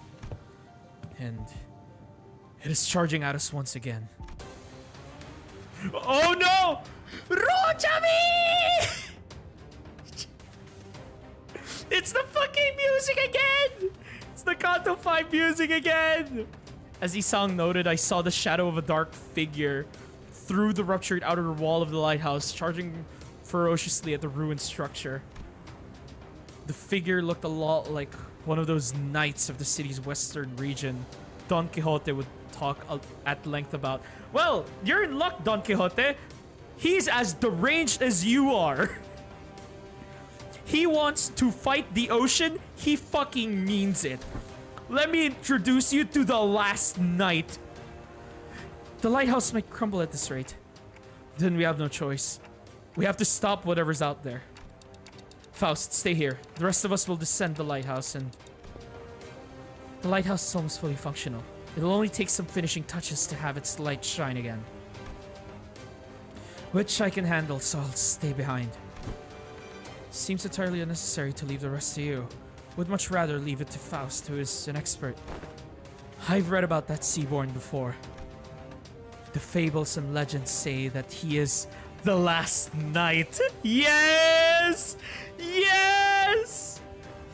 And if those stories have any grain of truth in them, you're gonna need all hands on deck to even have a chance at stalling it. Fighting the sea? No way he's that crazy. He is that crazy. By the way, what I mean by fighting the sea, he fucking fought God. he fought the god of the Seaborns. Basically, he was so deranged to face the sea, he went against the hive mind.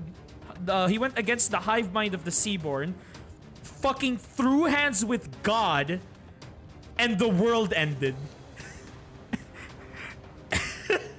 He's a fucking menace. Although, of course, the ending is theoretical. The ending with the last night is purely, like, hypothetical. Because he's one of the non-canon endings. Yeah, Ahab. Yeah, he has an Ahab, like, level of obsession for the sea. But he's as deranged as Don Quixote. Like, Don Quixote in the books, not our Don. But Don Quixote, the book, Don Quixote. Honestly, I'm more impressed at the fact that the last night managed to escape the mind control of the Seaborn. Like, the thing that like made me really like the last night is that he's one of the Seaborns that went against the hive mind. He's one of the Seaborns that went against the hive mind. Basically, he was so obsessed with fighting against the sea, he overcame like the hypnosis or the hive mind of the Seaborn god. So he fucking threw hands with Ishar Mla. Like, dude, he's fucking crazy. He's actually fucking crazy. And he is no joke. He's fucking strong.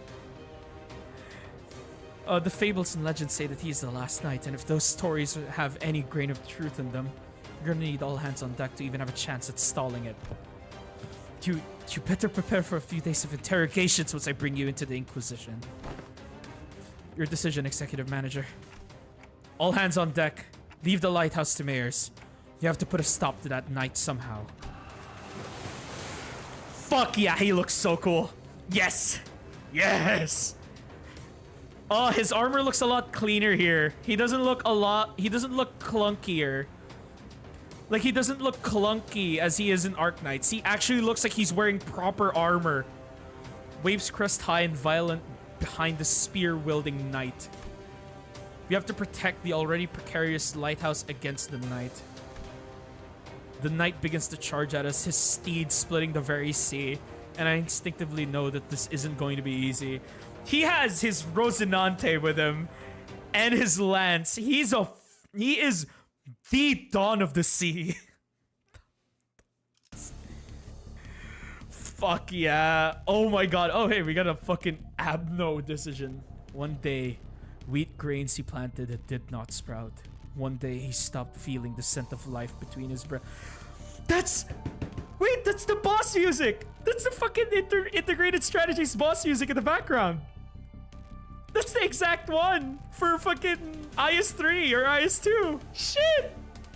That's so cool! And it's a remix. It's a remix of the fucking actual song. Wait, shit, I need to fucking bump the volume up for this. Fuck, dude! No way! Thus he rides against the currents, hunting after waves. He seeks the waves, approaches them, and eventually brings about their destruction. Faint memories having blinked through ominous fathoms, flash briefly before my eyes. And the Seaborn Knight wields his great lance against surface sea terrors. He shudders as though with repulsiveness, but he does not stop. You obstruct progress and cover the lands. That is impermissible. This is the end. This is the land. The knight and the sea terrors don't necessarily seem to be on the same side. Nope! He does not fucking care! Perhaps diplomacy may be a viable solution here. Overcome the billowing roar and try to talk... Yeah, try to talk to the knight. Oh wow, really? It's just a 7? Cool. Go, my Honglu! We are not the sea. We are not its waves. The knight's great lance falters with doubt. Waves are the only things that hold any meaning for him. See? I told you! Again, he's that deranged. He wants to fight the fucking ocean. The last knight gains 3 offense level down. Oh, that helps a bit. That -1 clash. Thank you. Oh, it's so cool. What? Wait a second, what? Also, yeah, wait, hold on. I need to... Hold on. I need to bring this up, because... Dude, I'm so fucking hyped at this. This is 100% the fucking boss music for IS. Like, hold on, I can play it, because that one's not copyright, I think. Check his passives. I already know what he does in integrated strategies. I think I have an idea on what they would have done in this. But wait, hold on. Integrated strategies, strategies 2, boss music. I will check his passives, don't worry. Just give me a second. I'm like trying to find the... Where is it? Yeah, I think it's... No, not that one. Where's the fucking OST? Integrated strategies. Oh, last night. Wait, hold on. Where is it? Fucking, where is the OST that I am looking for?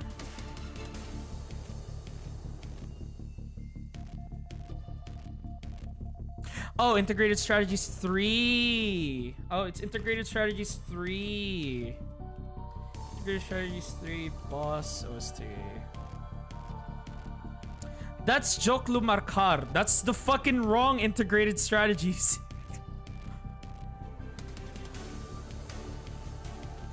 Okay, there it is. I found it. Okay, I found it. It's this one. This is the one. This is the OST. This is what the OST is based on. Like, this is what it's based on, dude. Fuck, dude. I can't believe they use this, and then the choir like goes in, but I don't hear the choir in this one though. But damn, like it's this one. Fuck, and then there. That's the choir. It's this exact song. Also, yes, it's IS3. It's not IS2. There we go. Yeah, it's that exact song. Fuck yes, dude. Fuck, this is so cool. Fucking thank you, Limbus Company, for this. All right, let's see it. There it is. He has cold. I am in so much pain. He has cold. Oh, he has cold. Fuck me, dude. Okay. Hold on, let's read the skills first. Tide Piercer Lance rolls a 9. Clash Power 1 for every 2 enemies. Every 2 enemies with cold. Oh, so not just one. Fuck. Final Power +1 for every cold on the target. Inflict 2 sinking count. Tidebreaker Lance. It has an unbreakable. Base power +1 for every 2 minute. For every 2 enemies with cold, maximum of 2. If the main target has cold, gain 1 attack rate. Final power +1 for every cold. Dude, you have a lot of final power conditionals. What the fuck? Yeah, and this one's for on target. Jesus Christ. That's not fun. Base power +1 for every 2 enemies with cold. Main target has cold, gain 1 attack rate. Final power plus. Okay. I need to stop whatever that is. Final power +1 for every cold on the main target. Deal 50% less damage. Damage dealt by this skill cannot stagger. If target has cold, inflict sinking. On hit without cracking, inflict 3. The Indomitable Knight. Clashable Guard. Gain 2 haste next turn, once per turn. On Clash win, heal 5 SP. On Clash lose 10 SP. Oh wait, but it's on use. So I can offset this to make him not gain haste. Okay, that's good. I can offset it with mouse, but I don't gain the Strider. I guess I can offset it with the... with Gregor or Rodia. When hit with 1 cold. How does cold work in Limbus here? Lose 1 speed for every cold stack. If this unit has 3, take 20 gloom damage and 20 SP, then gain 1 frozen this turn and next turn. Oh god, dude, fuck, frozen. I hate this. Then gain 1 frozen cold stack expires after all effects are activated. I mean, on the plus side, he doesn't apply cold every single time. Like, that's so fucking annoying. Like, that's not fun. God, dude, why? It's once per skill. So I can only juggle it between 5 people at a time. For me to hit. For me to get hit. It's so annoying, dude. I see you're as annoying as you are in IS-3. Lamau. Struggle. Combat start, gain 8 protection. If this unit has low morale, have the amount of protection gained. Combat start, if this unit is staggered or panicked, does not gain protection. Oh, okay. Fate's favorite child. When this unit takes damage and brings their HP down to 0, nullify that. When this unit is healed back to 100% HP and SP, gains a new pattern. Why do you heal back to 100 HP? That's not what you do in IS-2! Oh, when attacking targets with Frozen, deal 175% damage. Unique Cold cannot act. Certain skill activations become nullified at 1 HP. Fuck yeah. Yeah. No. Gain 1 offense for every enemy with Cold. Turn start if there are 6 enemies with Cold. Gain 2 Clash power up. Galloping Rosinante. There it is. Galloping Rosinante. The Knight's Delusion. Gain Misery and Calamity. They are really not holding back on the fact that this dude is just Arknights Don Quixote. Fuck yeah, dude. I love this. But I also am gonna fucking hate this. How am I gonna juggle the Cold? Once per skill, I could just fucking decide. Ooh. I need to find a way to stop that first, though. That needs to be offset.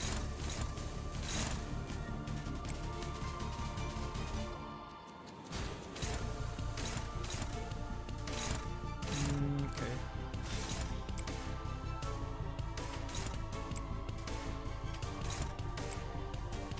I think in some of this, like, in some of these cases, I might want to not.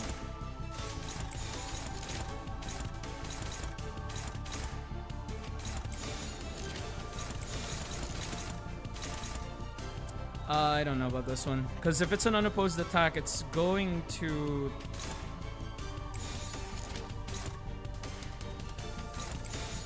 where is this one? Oh, okay, it's that one. Okay, so this one, then that needs to be unopposed. That one I can counter. Okay. I think that's good enough because I can at least block that. And that's offset. Oh god, the hard clash. Oh yep, there's the Cold. Why? Okay, 2 people are now Cold. Okay, yep, good thing it's just the one who took that. Break the guard. God, he's so cool though. Oh yeah.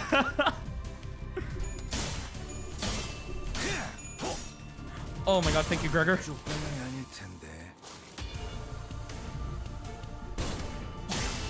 Thank you, Gregor, for rolling really high. Okay, so the so the block does not freeze. Oh god, that helps actually quite a. That actually does help. This is the one with. Okay, wait, hold on. Tide Hunt, the Tide Hunt. Earl King, but water. Prioritizes targets with Frozen. Can clash with the skill regardless of speed. When attacking Frozen, gain 2 attack rate. Coin power for every 2 enemies with Cold. Deal 50 damage. Cannot stagger. Okay, yep. And still has the Indomitable Knight.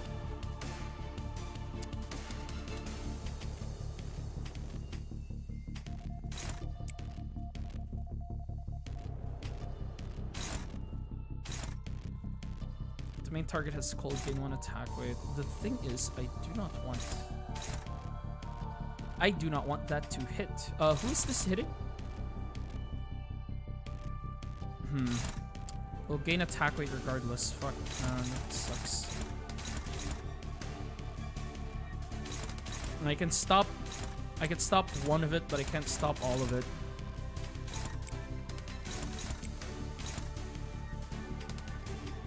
I guess I can block with some.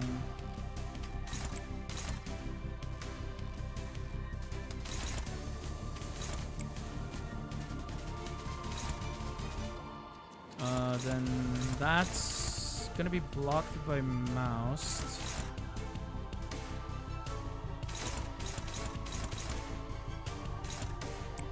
Okay.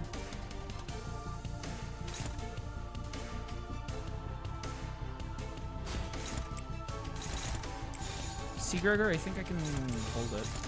Favored, then that's gonna get intercepted by mouse. Okay, yeah, then that's gonna get intercepted by mouse, and then we run him. Okay, go. Yeah. Alright, too cold. You are about to be frozen. Next turn.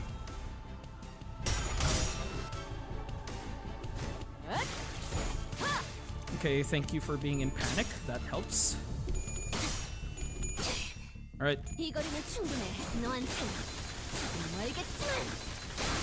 I'm surprised you critted off of that. That is amazing. Thank you for that. Okay. Go, go, go, go, go, go. Okay, your turn to have cold.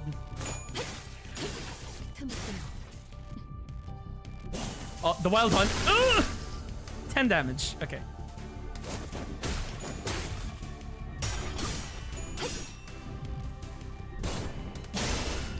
God, he's so cool. Man. Okay, who does not have cold? You don't have cold. You can clash against that. That one... Kind of annoying that you guys do not have any good skills in tow. That's not good.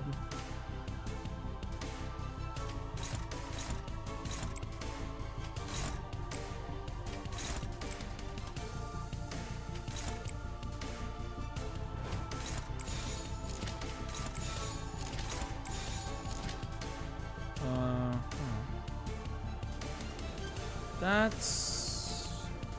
Oh yeah, there it is. Wait, his panic is hive mind. All resistances change to normal. Double the amount of burn, bleed, tremor, and rupture potency gained due to skill effects. Oh, okay. That helps.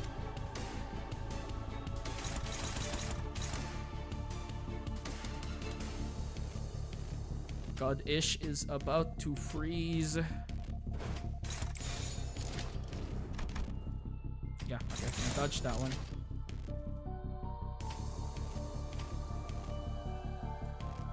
Twin, I cannot freeze, not here.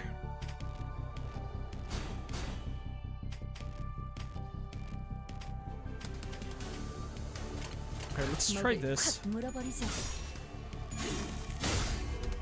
Alright, Honglu. Become ice!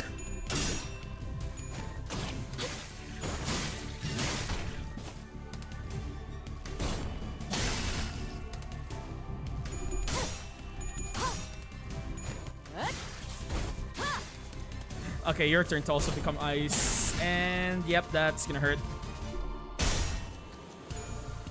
Oh, come on, man. Oh, no.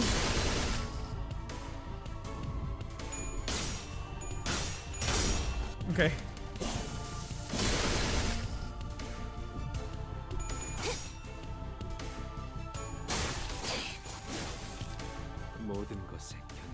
Alright. The sinner's relentless assault upon the night begins to slow. Though we don't have anything in common with the night, cold loneliness rides his bellow, insidious under the faint light. Are we waves or rocks in his eyes? The sea wets our hems, giving us no time to answer the question. It's the standard ground next to the petrified sinners. We have to stand. We have to stand. Oh my fucking god! We have to stand. Oh, the two people who are frozen are unselectable. That was close, Faust, you motherfucker. In that moment, Irene raises her lamp, showering the night with its light. Iberia's flame illuminates our path. Unlike the night, we are not alone, so we did not have to endure the chilling loneliness by ourselves. Remove Frozen from all allies. Oh, thank you for that. That helps. Okay, now that I've reset, that actually is very helpful. Oh, but he also reset. Oh, I see, but he also like reset. Okay.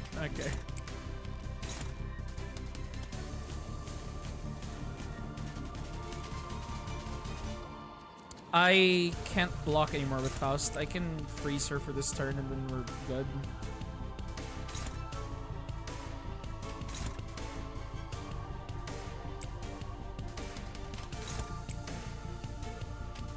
God, your mechanic up to this day is still annoying, old man.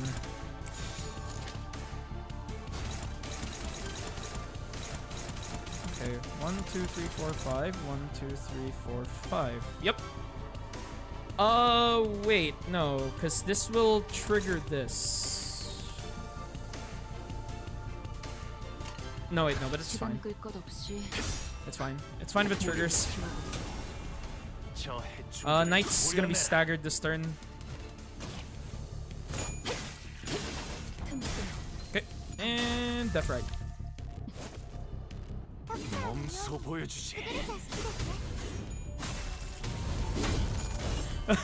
Because Faust froze, Honglu went to fucking S3-3. That's actually so funny.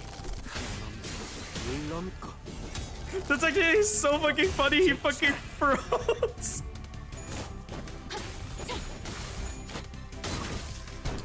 Okay.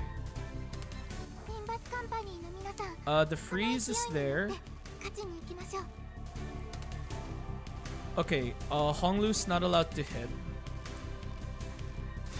Yeah, Honglu isn't allowed to hit. That's not a good idea. You can hit. Hit with an S1. I'll hold off on Ryoshu using a skill. I want to keep the non-freeze. This is fine. How much damage is this gonna do? 42, 41, 86. Okay, this is perfect. And there is an S2 on the way as well. Okay, good.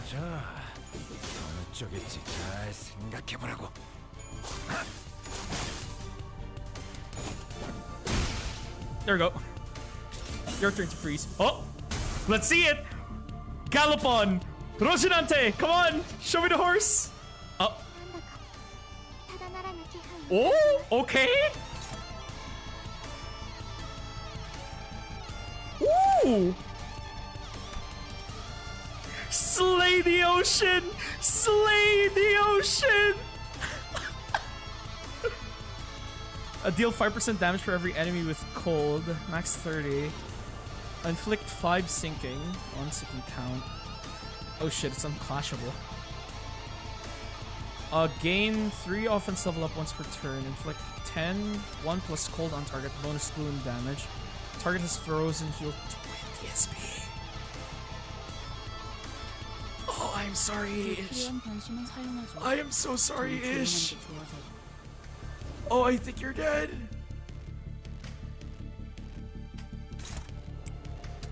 Okay, unclashable, so it's one of those. Or I kind of have to just do this, I guess. Slay the ocean. Go. Oh, he does! He gets on his horse! Yes! He gets on his fucking horse! The knight rides upon the violently winning steed. Lance races skyward. The knight races across the sea, splitting its waves.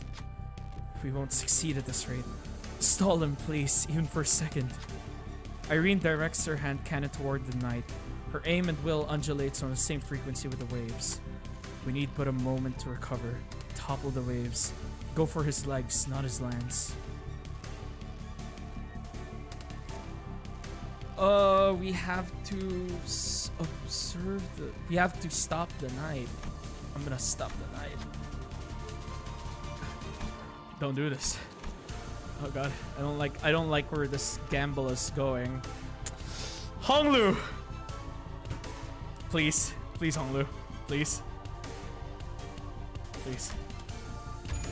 Oh, okay, thank you. Thank you, Honglu. The knight's fierce charge briefly wavers when Sinner Honglu jumps in his path. The Inquisitor quickly capitalizes on this momentary opening. A blinding spark flies from her hand cannon, and the knight is thrown off his steed. Slay the ocean becomes clashable. Oh, I can clash against the fucking ocean! A dense shadow pools under the lone knight. Susurrus of teeming flesh, sliding against flesh can't be heard from beneath.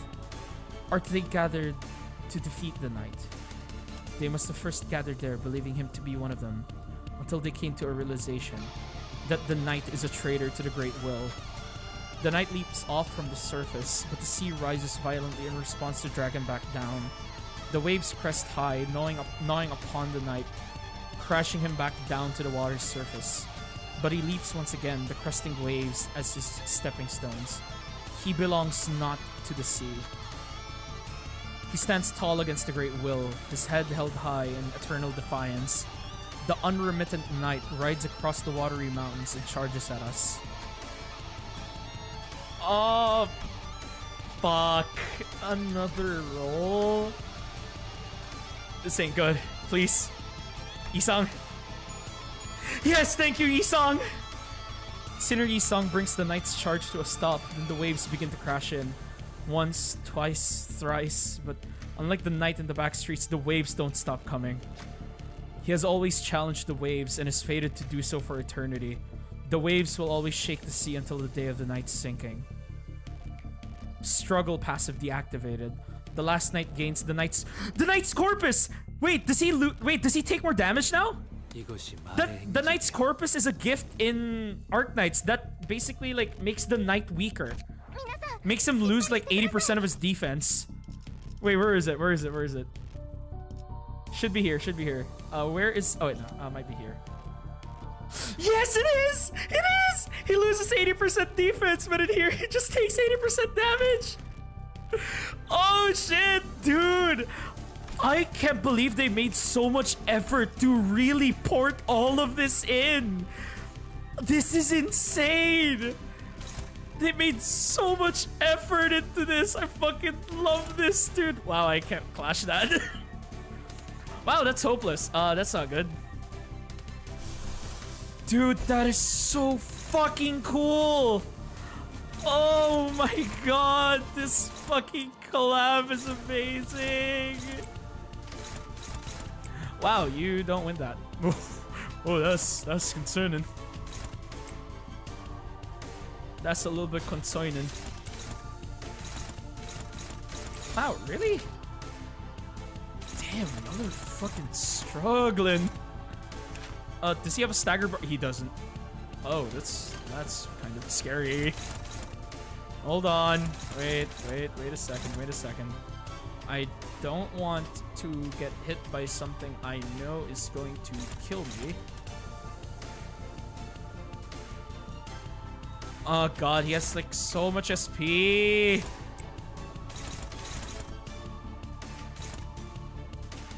Okay, can I at least clash with this? Okay, yeah, I can. I actually clash way better with this.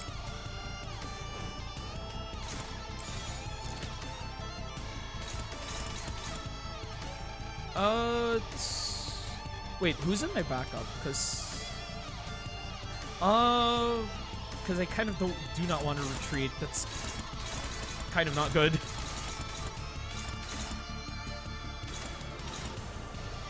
Yeah, it's kind of not good for me to retreat here. Oh, no, maybe it is. Maybe it is, because I think the next one here is Otis. So we can bring her in with like higher SP too, so she can like do work against the knight.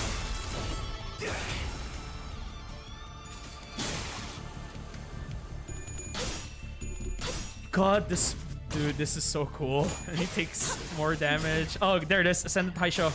Yep, 28.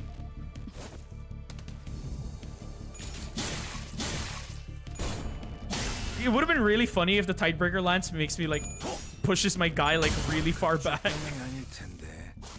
God, he takes way more damage, dude. Knight's Corpus only reduces like... Oh my god. Oh my god! Rodia. Peak Rodia. Fight ice with ice. Wow, that crit. The Hans. Here cometh the Hans. Right. I got an Otis with 35 SP. But, struggling. That's not good. A lot of us are frozen and Gregor is, dead.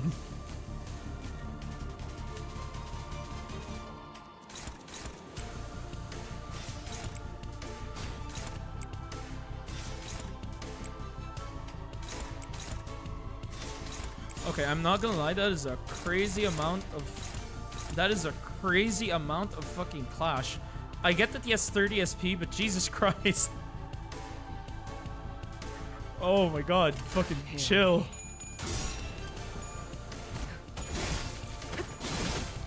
Go.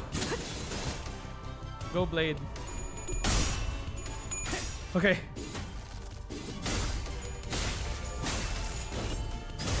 Chill.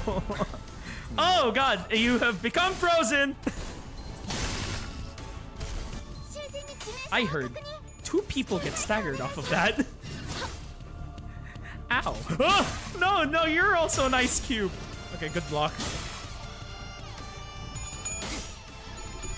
Roja, yes. Yes, okay, your turn to freeze. Okay, bye-bye, Roja. So many people are staggered. Slay the ocean. Wait. Oh. Wait a minute. I see. I have one. I see. I have one. Unless you're... Do you clash? Wait, do you immediately clash? Is it like a Sancho scenario? Hold on, I'm kind of... I'm a bit scared of that because I'm not fully sure. So, you know what? Just to be safe, I'm gonna have you clash with Gregor.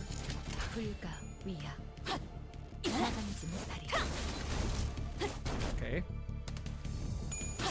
Okay, it doesn't. Okay, cool. I have beaten the ocean's Don Quixote, and Ishmael has become an ice cube. Mission accomplished. Oh, that wasn't too bad. Hell yeah. That was fun. Dude, I like that fight. That is fucking great. Shit, I love that fight, dude. The fan service in this is insane. I fucking love this collab. I'm out of rounds. The lamp's almost out too. We're holding him back for now, but it won't last much longer. No BS, I can last. The lighthouse, not so much. What difference does that make? Sinners were reeling from the battle against this enemy who is more like a force of nature than human. Without giving us much time to breathe, the knight fixes the spear and begins charging at us again. It didn't take very long for the severity of the situation to dawn as I quickly began to rack my head with a desperate wish. What can I do? What can I do here? That's when, through the mist, the black space begins to envelop my vision once again. Wait, this is just like... Oh! Who is it this time? And from the dark, light shines again. Has to be Moinar. I reach out toward it and see, unlike in the earlier phenomenon, which focused entirely and powerfully on Scotty, a single individual, what I saw this time was an unfamiliar place called Kazimierz. Yes, it's Moinar! It's Moinar! Show him the golden swing! This place was filled to the brim with things that Don Quixote would lose her mind over, like knights and their countless fans, an arena in which to test one's mettle. You know what sucks about this though? Dawn's gonna love it, but when she realizes how fucking corrupt Casimir's sponsors are, man, Dawn's gonna be so fucking mad. But the one in Amiya's thoughts sits far from all of that glory in a very mundane looking office. Yes, the Unk! The Unk himself! He wears a well-kempt set of clothing, while his eyes are, with a slight squint, focused on reading the newspaper. The man looked more like an office worker than a knight, but the most radiant part of that scene was a banner hanging on the wall and a sword. Don Quixote was the first sinner who came to mind. Can she, our ardent admirer of knights and pursuer of glory, spend that energy from his sword as her own? Wait, no. He's different. I need someone who doesn't pursue glory. Someone who can handle their own tarnished glory. The sinner who can detachedly wield the entirety of their bygone honor is... Yes, there's just one. I'll trust you, Gregor. Use this ego to hew into the knight's charge. Split the waves. Use the light to split the waves, huh? I hear you, Manager Bud. Let's do this. Yes! Yes! 이 검은, 이 명예는, 이 영광은. Oh, it's so freaking cool. Won't be tarnished. The unbrilliant glory. The incandescent golden blades of light surge forth, cleaving through the darkness of the sea. The knight withstands and parries each of those lights away, but he comes to a stop when the last of the golden radiance cuts across the sea and looks in our direction as if to admire it. And finally, the lighthouse makes a low, resonant creaking noise before firing a bright light toward the ocean horizon. Mayers has completed the repairs. Oh, the light returned to its house once more. Silence all. Mayers is saying something. Like Otis said, Mayers was peeking out of the window and shouting something at us. Vessel Masses is still near the shores, somewhere in the coastal sea. It moored somewhere by the beach, somewhere quite a bit of distance away from the village coast. Confirmed. I'll radio Calcit immediately. That's all well and good, but what about that monster? Yeah, what if it charges at the lighthouse again and destroys it? I heard it talk during our battle, but I don't think that creature is capable of actually communicating with them. This'll be a problem. Oh! Don? Don Quixote! Wait, don't get too close to it! It's too dangerous! Oh, what is that face? Don! Don! But before we could stop her, Don Quixote had already approached as close as she could to the seaboard, her eyes twinkling. No, Don! Ah, yes. In pain and peril, there is but this fucking face. God damn it, Don! Don! The Don!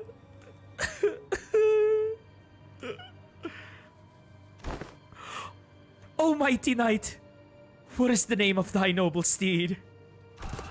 Oh. Rocinante. Yes, yes. Last night, you are my fucking goat. I hate your boss fight, but you're fucking great. Boss fight in IS-2. I actually love your fight in Limbus way more than IS-3. Sorry, IS-3. Yeah, I fucking love your fight here. Your fight here is very cool. Your fight in IS-3 sucks ass. I have lost a lot of runs because of your stupid fucking gimmick. Anyways, Wait, she can communicate with him? dawn to dawn communication. It is dawn to dawn communication. Ooh, that's quite the coincidence then. My noble steed is also named Rocinante. One who is not a comrade. They are the steed, you say. Forsooth, a steed most fine indeed. It hath served me well over countless adventures of mine, despite its appearance. Yet I must inquire thee, noble knight. Wherefore dost thou strike this lighthouse so? Isharmla. Yes! Yes! They fucking called her name! It's fucking Skalter! Oh shit! It was not the waves. The waves are darker, more raucous.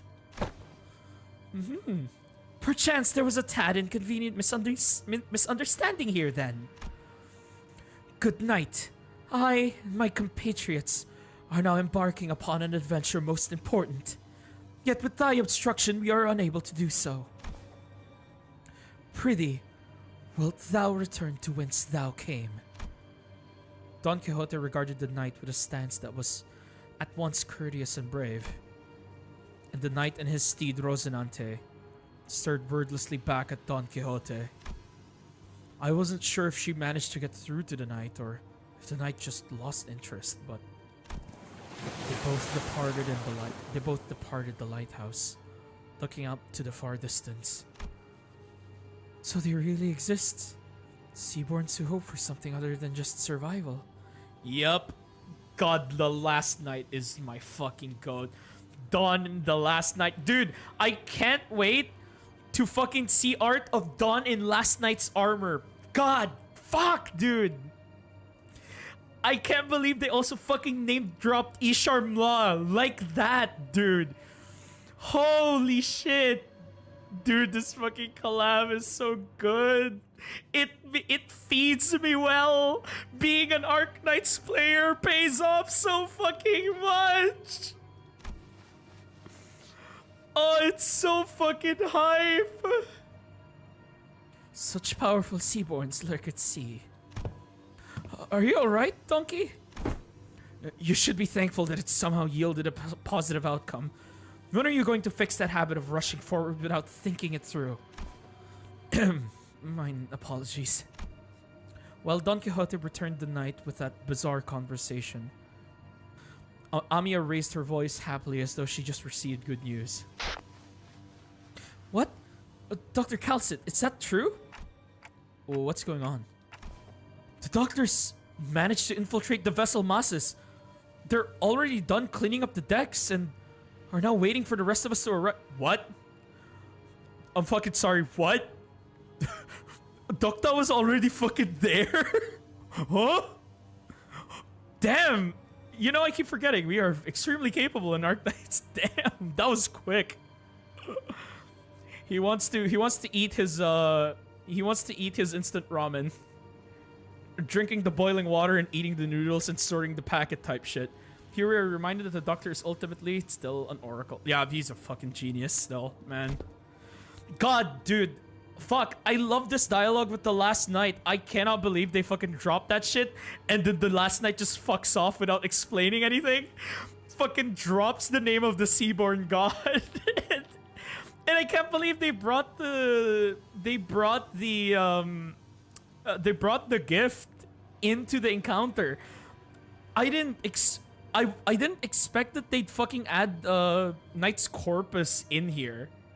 Like that was so out of left field. I know Knight's Corpus because you need that to get the ending for the last night. When you beat him in IS3's ending, you need Knight's Corpus. Like you need Knight's Corpus, which makes it harder to keep him alive. And to get the ending, you need to keep him alive. Like that's like the condition. You have to keep him alive while he's like debuffed. God, And it's so fucking cool that it's a gift here, man. And he even rides his horse whenever he attacks us. The attack the ocean shit is so sick. It's been hardly 10 minutes since the lighthouse came on. The doctor's an excellent strategist. That calling him an excellent strategist is an understatement. And based on what Dr. Kaltsit told us, I think they already had some plans in motion before we activated the lighthouse. Great. Let's return to Scotty and join them. We returned to the raft and explained what had transpired. Scotty listened to us quietly before replying in the exact same manner she did before. Someone's going to have to stay behind. Someone's going to have to stay behind. Also, I think in that scenario, if you're running the Tremor team, I think you can absolutely just powerhouse through the last night, because Regret would probably do an extremely good job at countering the last night's gimmick because of the status effect purge. I didn't even get to use Mersault yet. I got to swap out with Otis, and Otis having like 35 SP managing to clash like helped so much.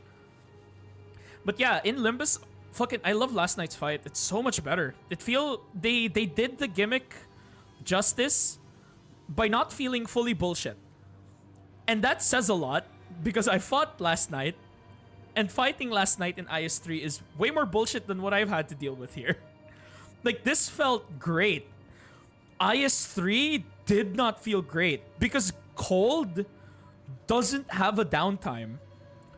If you freeze, you're frozen. And it lasts like a long enough time that it fucks with you. And then if you hit the enemy again, oh look at that, you're fucking frozen again.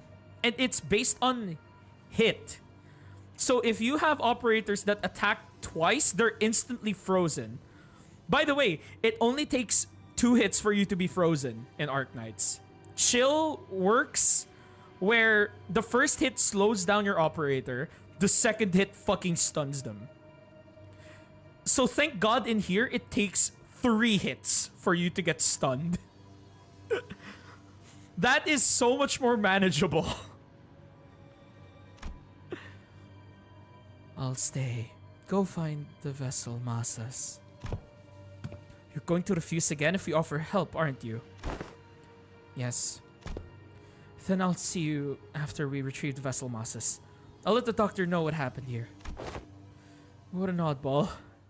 She is an oddball. We all love our oddball. Oh my god, I fucking love that. Oh, that was fun.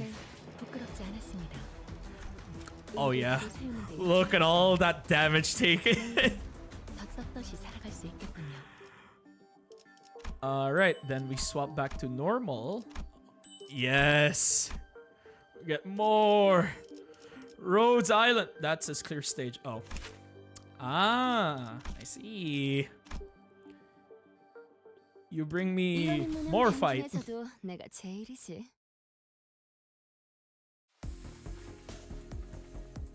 You can do a temple. Yeah, we'll do a temple after the after this. After we beat the story. This is the doctor, a researcher at Rhodes Island. Nice to meet you. Show me the sprite. Show me the sprite. Yeah, it's Doctor. When after everything we went through, finally had the chance to meet the doctor of Rhodes Island, I realized that I had been building a vastly different image of them in my mind based on the name alone. I was thinking they were going to be someone like Yisang, Faust, or Hohenheim from LCE. I mean, you're not far. More like Yisang, because he's very, very weak. He has a very weak constitution. But the funny thing is, he can eat noodles like the psychopath way. Why do they make it so that the doctor looks so much more like Arknight's doctor than the actual Arknight's doctor? He just has more aura in Limbus. Kind of like a lot of the Arknight's operators here. They look so. A lot of the Arknight's operators look so much better here. Like the way they like styled them, I genuinely cannot like express it enough. It's so. I like how they look. They look so good. He has actual proportions. but the first impression of them was similar to what I felt when I met a K-Corp employee. The clock just ticked. And this is Dante, a manager at Limbus Company. That ticking just now was nice to meet you. You know, it's so nice having our daughter translate for us. Can you tell me why the Arknights women are so short? You haven't met Degenbrecher. You haven't met... Okay, so there's Degenbrecher. Degenbrecher's one of the tall ones. There's... I think Ines is pretty tall. W is short though. That's out. Also, you want to know why? Malnutrition. Not a lot of people get to eat a lot in Terra. Mayhaps they have stunted their growth by being malnourished. Okay. Thanks for accompanying Amiya. Honestly, I was pretty worried when we were separated at the border. I should thank you and Amiya, actually. We would have been in a real pickle without her, so...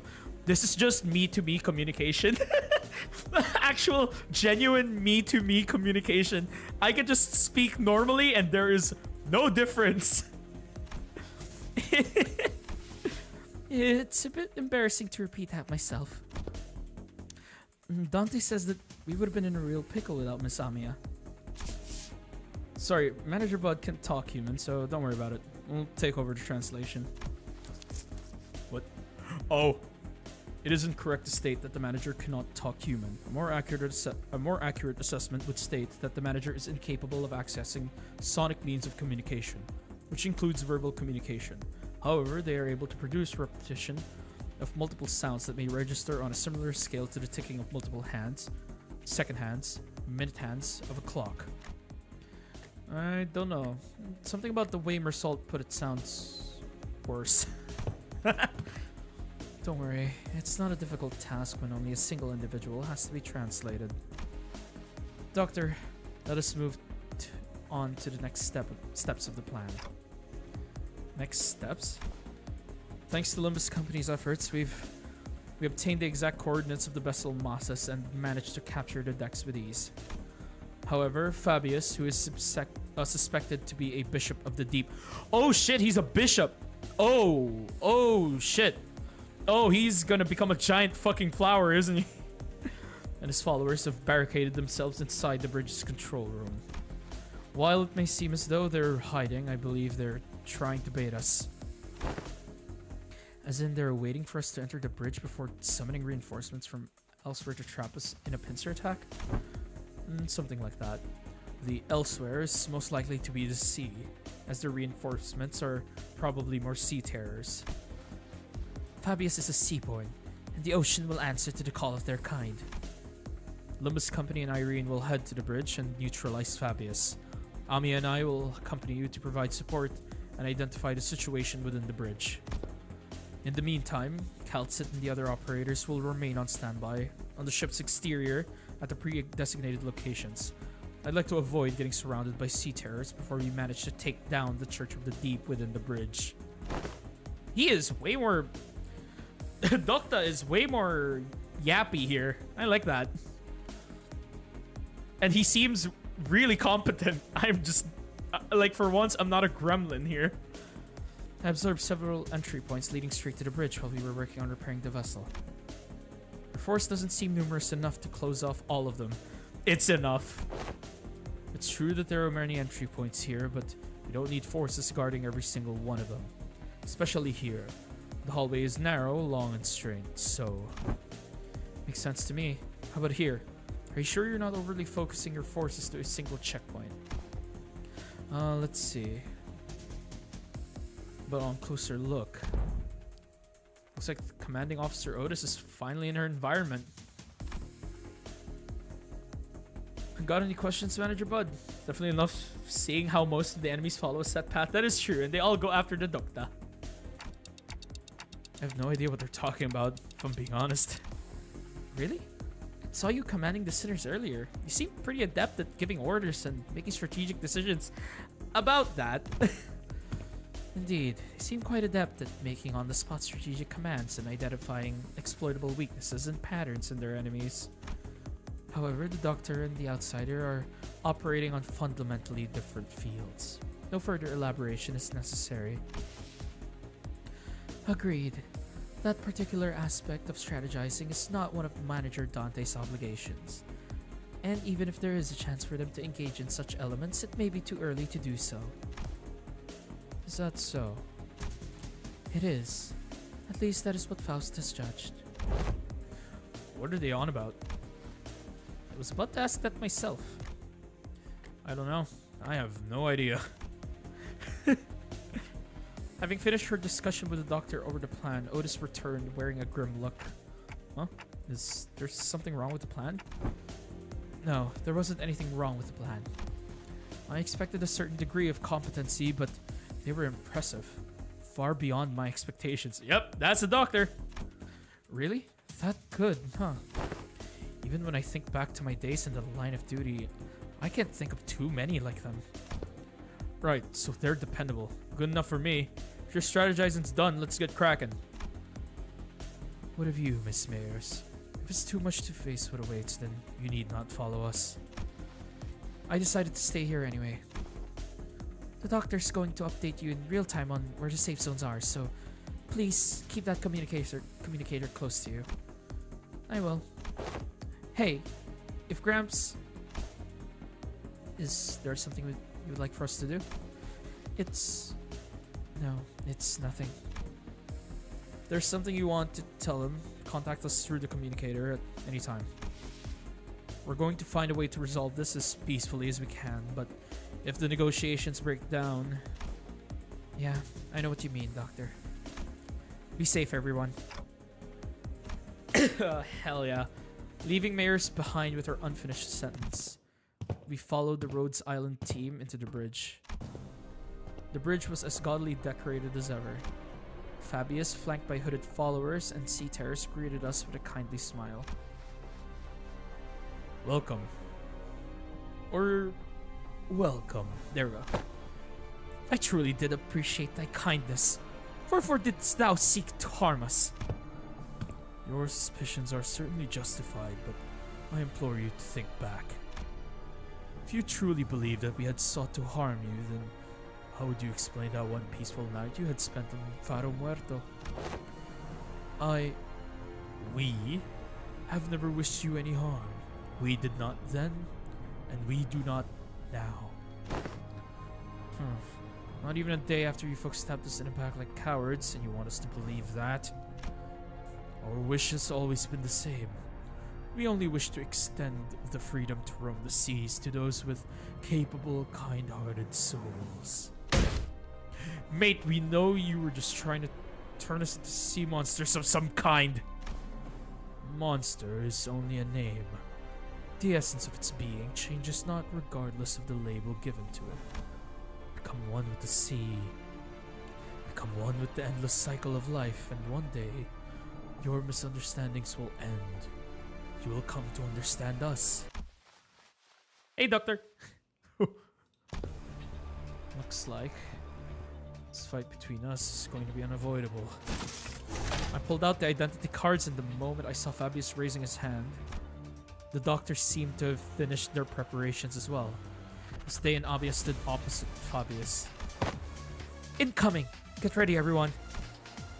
Let's stop them here for good, no matter how long it takes. Their strategic formation prioritized reducing sacrifices to the absolute minimum. You know, that is actually like one hell of a parallel. Like us as a team, we do not mind the sacrifices that we are willing to make because we're immortal. Like, we're like utterly immortal. But with Dokta, he will always avoid death as much as humanly possible, even if he takes the absolutely most deranged route to do it. Like, we're deranged in a sense that we're efficient by throwing ourselves and coming back like an unstoppable wall. But Dokta is like deranged in that he runs so much calculations just to make sure everybody is safe. He is goated as well. Fuck, dude, man. Their command sought to protect, sought to defend, and their forces were quick to follow them. Rhodes Island's operation was certainly impressive, but it's not exactly our style. All I can do is put my faith in the sinners and push them onward. Our style is trust me to bring you back, no matter how many times they cut you down. Let's wipe them out. Yeah, let's go, Dante! Let's go, Dante! Dante with the header! Is it? Yes, it is a focused fight. Very cool.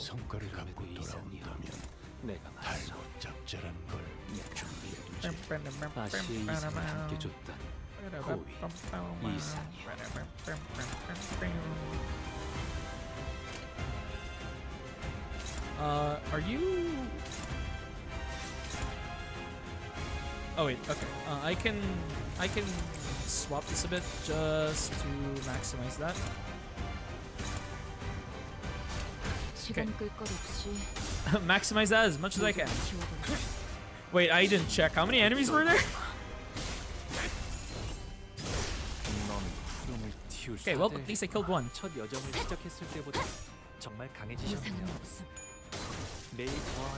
At least 5, maybe 6. Oh, okay, noted. I just win that. Okay, nice one, Yisang.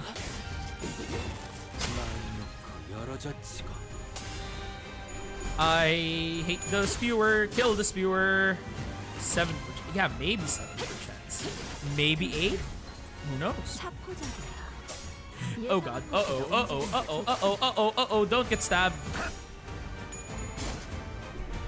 Okay, that's good though. Yes, do not give them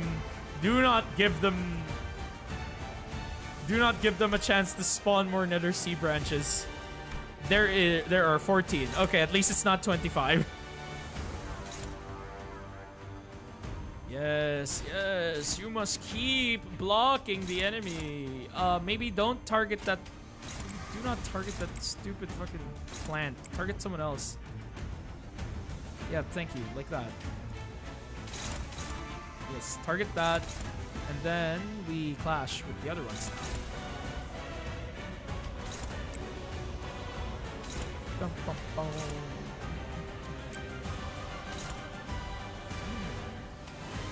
Yo ho ho ho.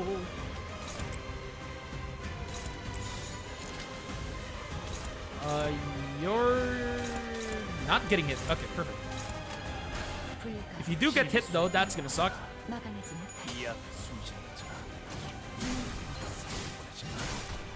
The thing that's annoying about attack rate is the part where it decides to hit someone that I don't want it to hit, which I think it will probably do. God, Hong Kong is such a strong fucking idea, man. Wow, min roll. Damn, that sucks.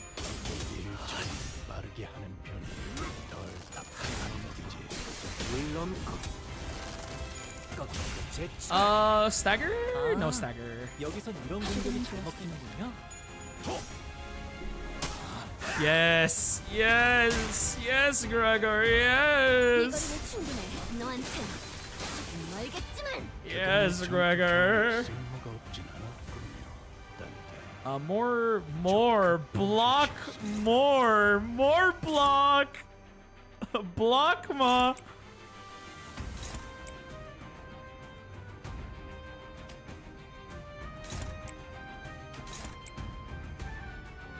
I can kill this one now.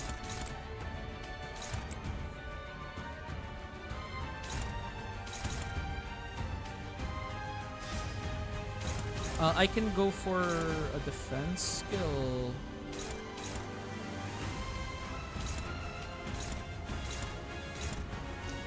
You're too slow.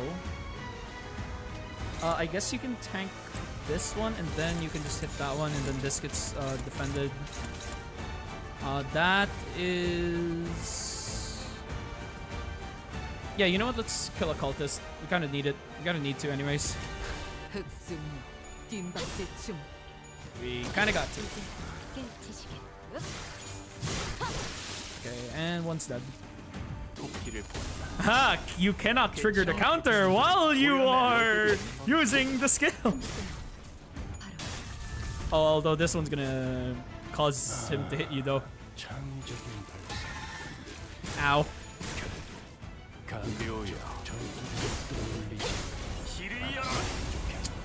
Yeah, he's staggered this turn. Nice. Love to see it.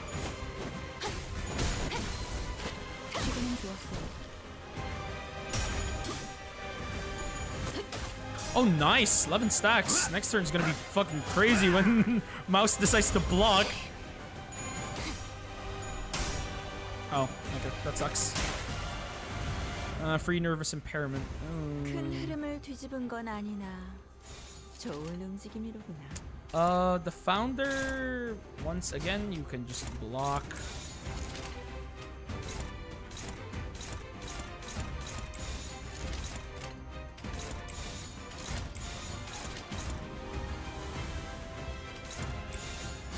I'll block that.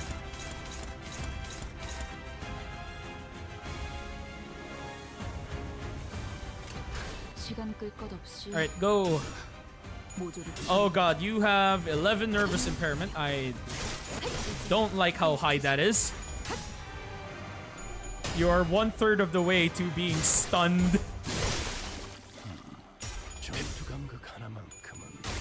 Chelsea runner. I can't wait to see these guys in like MDE and just be like very squishy still.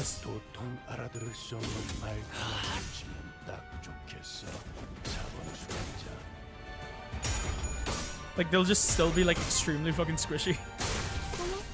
놀랐어? Aha, blocked. 모든 것에 견뎠어. 기쁨이란 건 이런 사소한 일에도 슬며시 따라오나 봐요. Ah, incision of 모두가 life. 노력한 덕분에 업무가 일찍 끝날 것 같은 But you 지금처럼 see, I can just kill.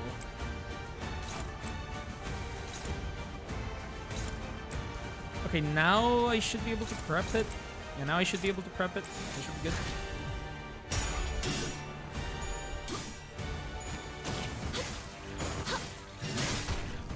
Okay, that didn't do enough damage. I probably should have really focused on hitting that, but it dies this turn at least. 숨통 끊기.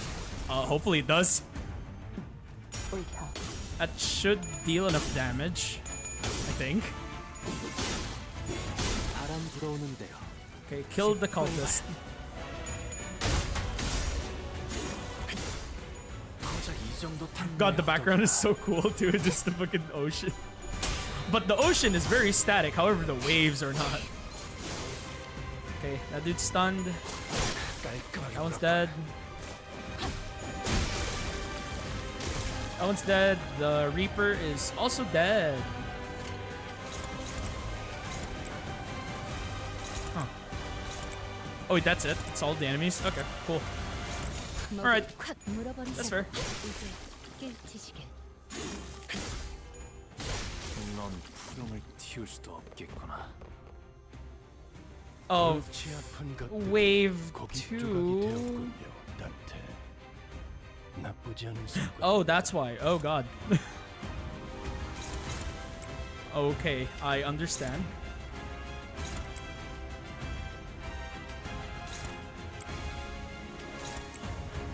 But same gimmick from the looks of it. Faust has 19 stacks. Okay, maybe... Okay, maybe let that do its thing.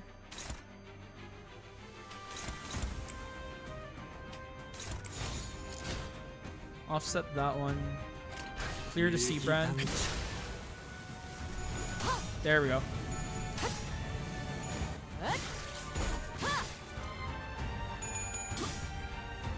Alright, whoever I'm gonna defend against, they are about to eat the full power of the Ascendant style. God, fucking Horse Sang has 40 shield!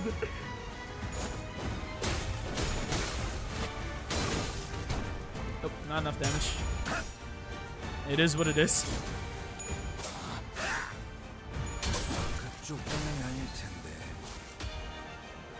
That almost one-shot him.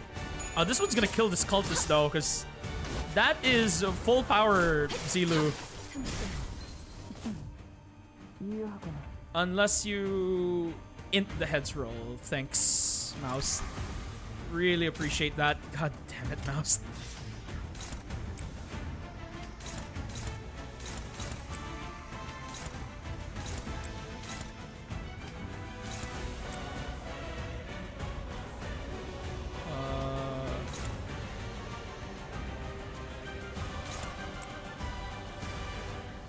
No, wait, no, that's right. No, that's right. I want you to hit them.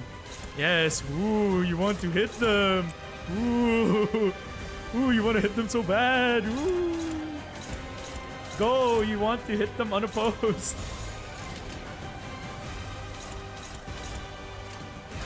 Go, it's not like Mouse is going to fucking hit you with an S3 that's enhanced. Ooh.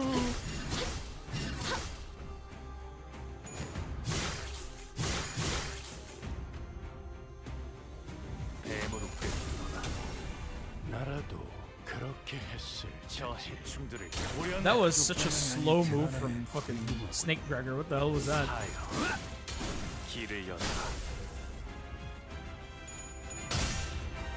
Yes. Yes. Keep hitting the dude with 50 shield. Yes.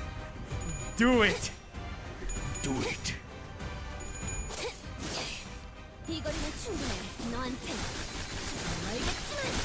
Oh, nice one, Rodya.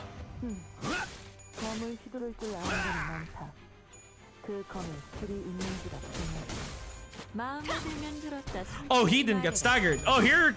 Oh, you're gonna wish you got staggered. Here she comes. Yeah, that's fair.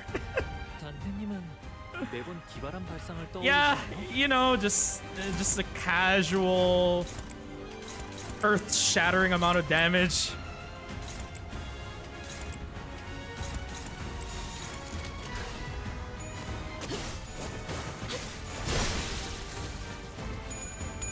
Oh god, that is... Oh god, here comes the Lord.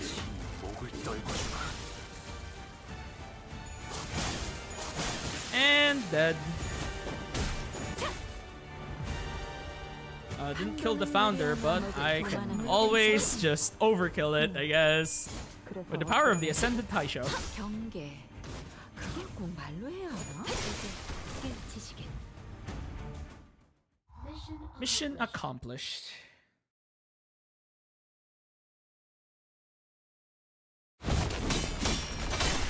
They're pretty persistent. Fabius flees again, using sea terrors and his followers as meat shields. Wait, no. I see it now. It's not Fabius who's putting them in harm's way to save himself. The sea terrors and the cultists are throwing themselves in our way, entirely willing to sacrifice their lives to ensure that Fabius gets away. But for all that, the only place left for him to flee on the ship, wounded and cornered by the sinners and Irene's lamplight, was the decks. Nowhere left to run, Fabius. I understand you can't help, but you need to thrash and struggle to live, even knowing that there's no hope. But running will only make your pain worse. That's different. Fabi didn't run to live. Voice echoes from under the dark sky. Oh! Oh shit! Mayor. No, Mayors, no! Don't do this, no! Mayors appearing quite different from how she did a moment ago. She approaches Fabius slowly, her expression solemn and mournful. She looks down at him wordlessly. I told you that your methods won't win their understanding, Fabi. What a shame. I thought those with such wisdom and aptitude would. I hoped you would still be able to realize your ideal here, even after I'd left. It will be realized. Fabius may die here, but we will remain. Now it is time. Devour me. What Fabius blurted out threw us off once again, even before we regained our footing from the shock of realizing Mayor's true allegiance. Eat people. Oh. Looks like they're about to give us a live demonstration of some gourmet art. It's like the 8 chefs all over again.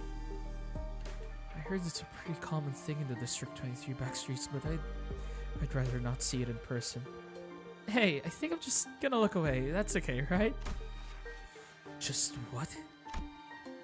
Doctor, weaker seaborns willingly let themselves be devoured by stronger ones, thereby sharing their experiences and nutrients with them.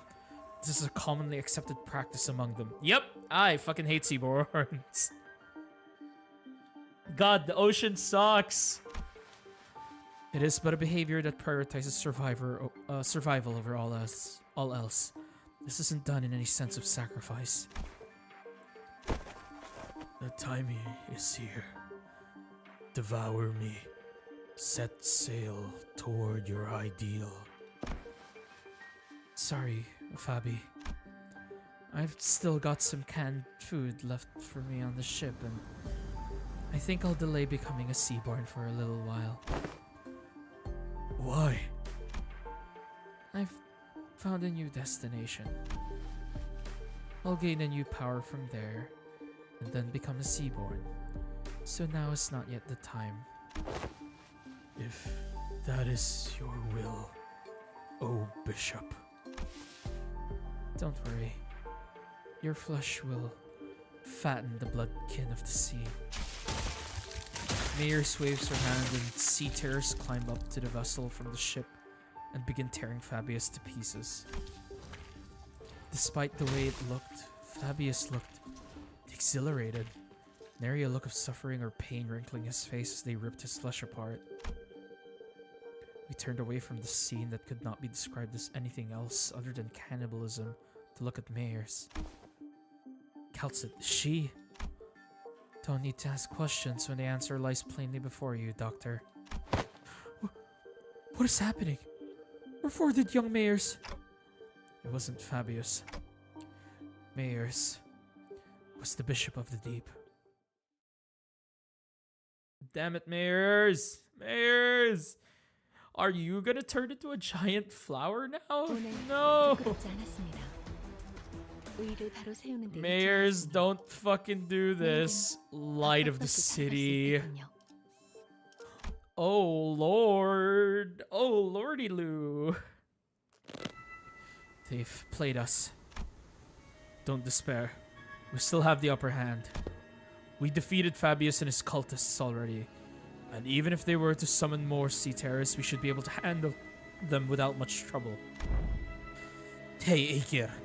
Just what were you thinking the entire time you deceived us? I had a feeling I knew what she was going to say to that. She was either going to say that it was for our sake, that it wasn't a deception at all, or maybe she'll give us one final gloating. But her reply, the words of which were carefully selected after gazing out at the far ocean, was not what any of us could have expected. I'm sorry. I thought this would be the better way to approach you, but I see how it can come across as nothing more than deception. You're sorry? Why? Dante wants to know why you're sorry. Huh? Well, that's because I did something wrong. Wait, hold on. You've been deceiving us all along, Mayers, and now you're gonna... Wait, what exactly are you after? You're after the same thing that the geezer was, ain't that right? Turn us into your bloodkins, that it was all for our sake, giving all kinds of ridiculous excuses to turn us into one of those monsters? I do hope that you would all one day accept becoming Seaborns. But I'm not about to demand that you let yourself be transformed today, right here and now. I understand that we all need some time to mentally prepare ourselves. May I understand your statement to be implying that you will not be forcing this upon us, should we refuse? That's correct. It'd be against manners to do what Fabius did, shoving sea terror cells inside your body out of nowhere. Manners, huh? While I was taken aback by the fact that Mayers was a bishop of the deep, it was also true that Mayers had never tried to bring us harm, unlike Fabius who attacked the sinners directly. While she did almost get us in big trouble with Irene while explaining things to us, it's also true that Mayers has been extremely helpful so far. It was her who led us to the lighthouse, and it was her who stayed in that crumbling lighthouse until the repairs were done as that terrifying night continued to assail its walls. What was your actual relationship to Fabius anyway? Just someone who also once strove to realize the visions of our ideal worlds. Our goals once converged, but not now. Also, are we just gonna brush past the fact that she just understood us? I was pretty taken aback too when they attacked you back at the village. Maybe he got greedy when he saw Faust and Otis repairing the ship. He got greedy? Fabius believed that welcoming capable people as bloodkin would expedite Seaborn's evolution. Cool. So you're like some cult leader, but you don't necessarily want to antagonize us. You still haven't told us what you're after, though. I'm going to the city that lies beyond the dimensional door. So you're trying to flee to a different world where the Inquisition won't be able to chase you. This isn't running away. I just want to help the people of the city. That's... No. Actually, wait, no. I want you to try, because if you do try, I'm curious how fast the head is going to absolutely shut down that idea. Because Seaborns are... The way Seaborns are made are kind of like the cuckoo spawn, so... I don't know how what the head thinks about that, Mayers. So I'm bringing the Seaborns with me to the city. Don't tell me you're going to evade the city alongside those monsters then. Then the foghorn suddenly blared and the ship shook as it began to move. Whoa.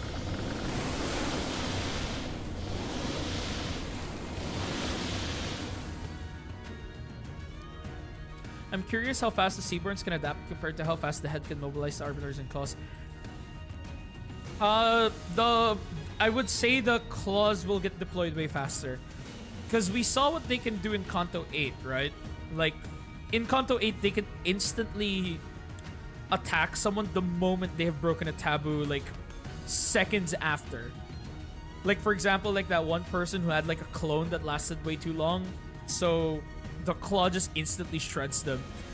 If the Seaborn enter the city, they're fucked. The head will absolutely shred them. And we're not struggling killing the basic Seaborn. Like, we're fine so far. Like, we can handle them. What about the Claws or the Arbiters? They will absolutely obliterate the shit out of the Seaborns the moment they step foot in the city. However, if they're smart enough, they would actually go to the outskirts and multiply there. If they decide to multiply at the outskirts, shit, there's nothing the head can do about that. They're in the outskirts. Whatever they do, not up to us. Also, holy fuck that music in the background. Wait, I need to fucking hear that. What the fuck? Yo. Okay. That sounds Arknights-esque. Fuck yeah. Is this an automated sailing program? The vessel masses will now sail toward the dimensional door. I'll let Rhodes Island and Irene go right in front of the door, so don't worry. Did you seriously just tell us to not worry? Faust! Please calm yourself, Dante. It has not yet been determined if that is indeed the dimensional door connecting directly back to the city. No, it has to be. The warm, shining light and the voice from within is getting clearer and clearer. Are you like getting close enough to touch Carmen? Oh my god, is fucking Carmen interdimensional? What? Why don't we just let them into the city? The battles thus far have done well enough to demonstrate the level of danger Seaborns pose. However, I doubt they'll get very far even if they were to enter the city, don't you agree? In Hong Yuan, we've all seen what happens when sapient, sentient, non-human entities enter the city. The head will take action the moment they realize their presence. Of course, we must prepare ourselves for repercussions in case they decide to hold Limbus Company responsible once the dust settles. Yet, it is also very likely that we will fully escape any culpability, as we saw in the memories of the Kong Massacre. Wow, I cannot believe they're calling back to the Kong Massacre. Your thoughts, Faust? Urban Nightmare. However, considering their specific attributes, it will not take long for them to rise to become a star of the city-level threat. Wow, y'all are glazing them a bit too hard, knowing that they are an impurity. They won't get the chance to become a star of the city. Urban Nightmare, sure. But screw it, Urban Nightmare level. Won't change the fact that the claw will fucking delete them though.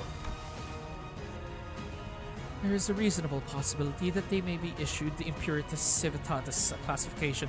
Wow, wait, is that the first time we've actually gotten a direct mention of Impuritas Civitatis in fucking Limbus? Holy shit. Is that not an acceptable risk? If not the head, they should be manageable by a wing. This isn't that terrible. Okay, do not underestimate the Seaborn.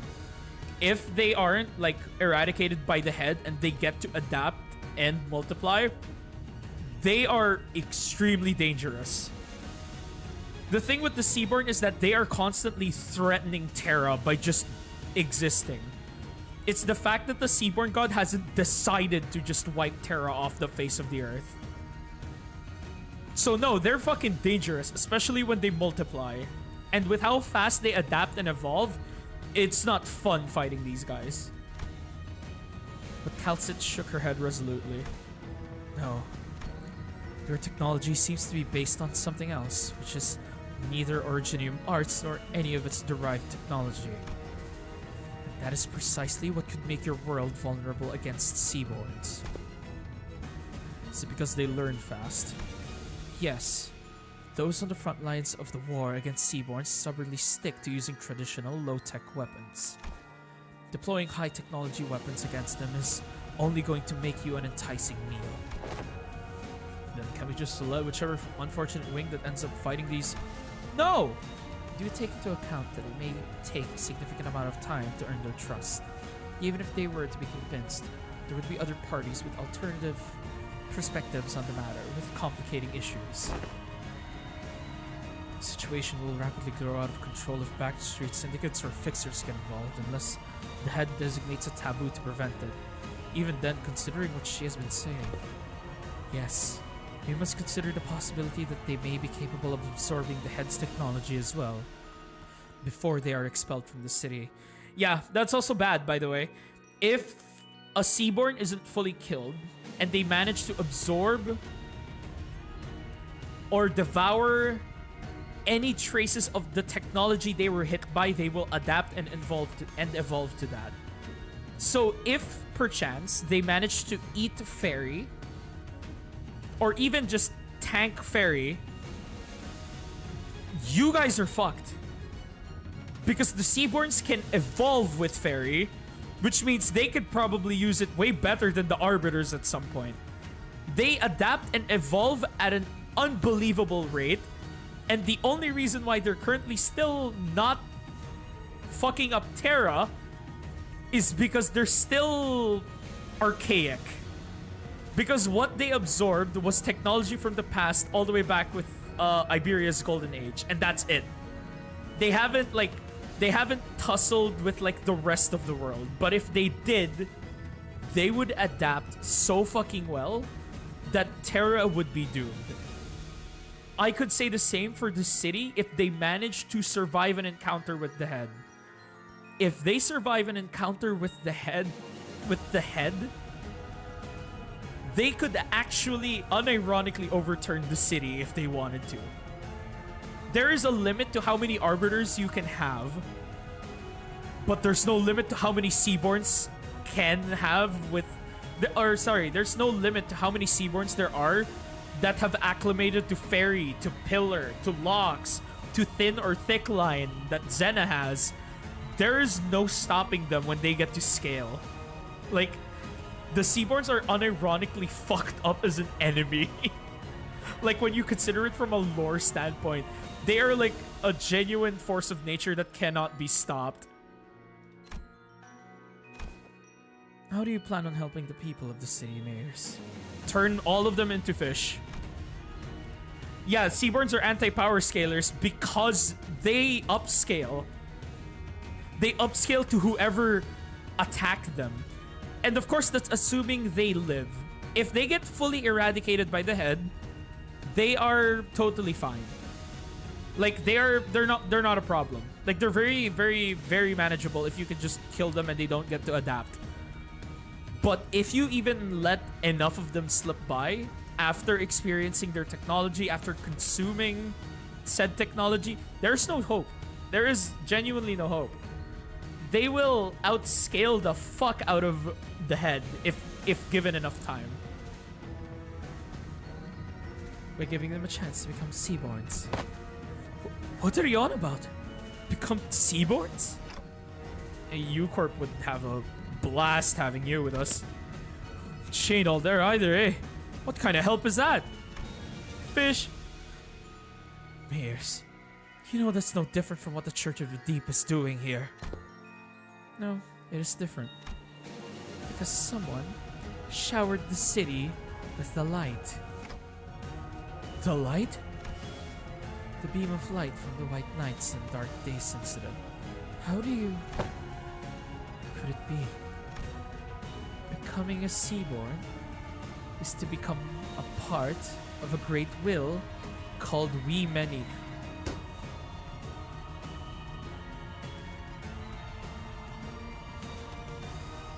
Wow, really? You're gonna mention We Many? By doing so, one can be reborn as an altruistic life form, but at the cost of ego, the sense of self. And that's always been my issue with it. Everyone has beliefs of their own, dreams of their own. It feels too empty to lose all of that when they inevitably lose their Oh my god! So what you're telling me is you want them to be a hive mind, a part of the We Many, but you want them to retain their ego through the light. Oh my fucking god, Seaborns with ego. Or, sorry, not Seaborns with ego, Seaborns with EGO. Oh no, that is a bad idea. Oh fuck, wait, that's kind of bad. Oh my god, that is fucked up. A hive mind of Seaborns with ego. Oh my god, that is actually deranged. Look, I want each Seaborn to have their own wishes. But the light shining through the dimensional door to our world is too faint to push them toward that evolution. If only the light of the city could become more tangible, just might be able to give every Seaborn an identity. No! That's so bad! Okay, that would make you a star of the city 100%. Then why is it that you advocate towards those of the city to join the Seaborns when one could simply learn more of the light before returning here? At first I thought all I needed was the clue to a better evolution. But Don Quixote's tales of adventures changed my mind. Mine? Adventures? You don't understand just how precarious you all are. How would you? When you were born into that kind of world from the very start. A place where life has become a commodity and gold one of its few religions. The city has abandoned its yesterdays to survive today. By doing so, has given up on its tomorrows. Just as I needed the light, the city needs Seaborns. It needs their tenacious hold to life, and their absolute unconditional selflessness. But at the end of the day, it still means that everyone has to turn into monsters. People ostracize the other. Something that isn't like me. Something that feels alien to me. Something I don't know or understand. So that fear is natural. Because Seaborns are not human. But you just have to cross that threshold once. Mayors, do Do you believe the nature of humanity to be evil? Humans are selfish, but that's not necessarily a bad thing. Good things can come from selfishness, that's for sure. But the side effects have become simply unsustainable. Doctor, you've been to countless battlefields where Rhodes Island has fought tooth and nail for the rights of the infected. But what came of it? Peace? No. It's the same. But still, we're all still getting better, little by little. I'm not trying to deride those small incremental steps and call them meaningless. Change takes time, and should it continue, I believe your efforts can be a beacon of light that will lead humanity toward a brighter future. But what about everyone who's sacrificed while you're taking your time? Taking those incremental steps? Every single day of that incremental change is marred by unjust deaths. Some are enslaved for no other reason than their differences. People live on in that despair that seems to have no end. God, I want to mention that while this dialogue is going on, which by the way, this dialogue is so fucking goated. This writing is insane. It's actually fire.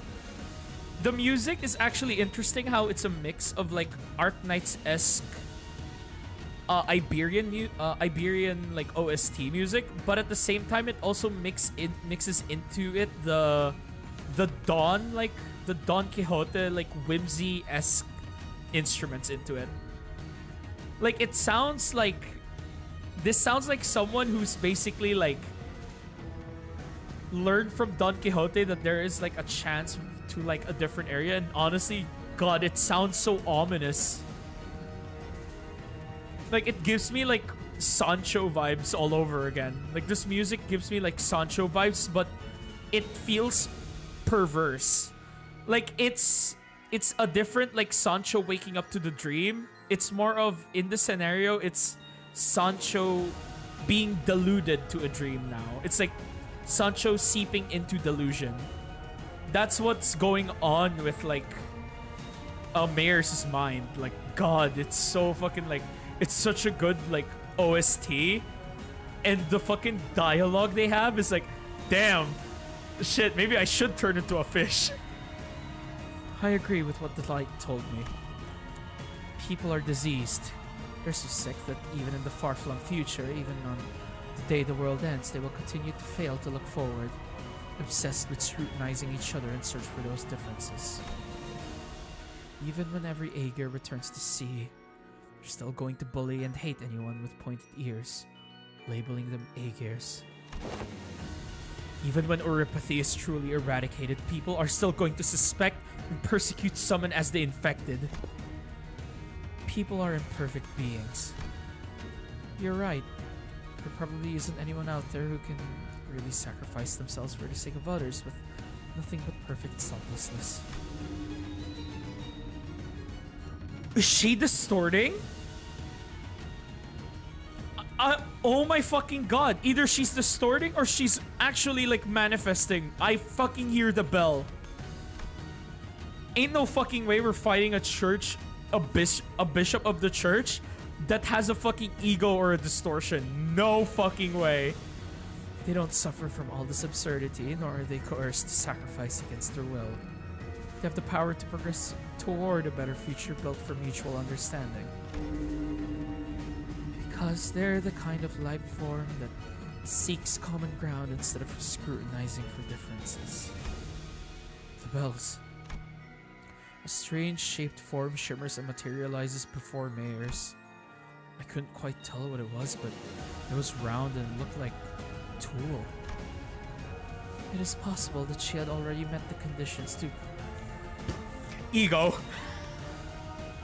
Oh no! A bishop with ego! A possible explanation would be the absence of the particular pull required to draw it out of her, or the insufficiency of it. What? Oh! Because we're close to the fucking dimensional gate, the light's influence is near. So she already had the ability to effloresce the entire time. She just needed to be close to the fucking dimensional door. This isn't anything like the arts. What is happening in front of Miss Mayers? Is our proximity to the dimensional door increasing the potency of influences coming over from the city? Precisely. The connection to Faust returning to normal levels seems to indicate that. Wait, can people in other worlds, I mean mayors, also manifest ego? Internal conflict and anguish is a commonality among every intelligent entity, regardless of whether they are from the city or not. Therefore, yes, Faust is quite positive on this possibility as well. That is so fucked up. However, what does that mean? The potential to effloresce an ego implies the potential to distort as well. Oh!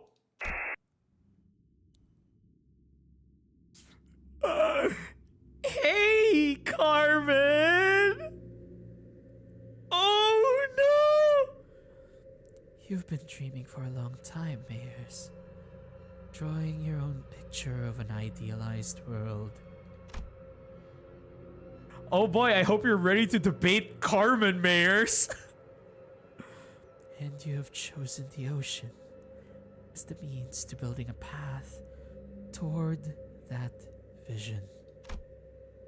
Yet, why have you failed to take the leap of faith yourself? I had to make preparations. Seaborns are beautiful. There's no doubt about it. It's just that a key piece was missing to really achieve what I want. You're not being honest with yourself. I know it very well that you were afraid of becoming one of them. The fear that your own creed might crumble, that you might lose your own sense of self, your ego.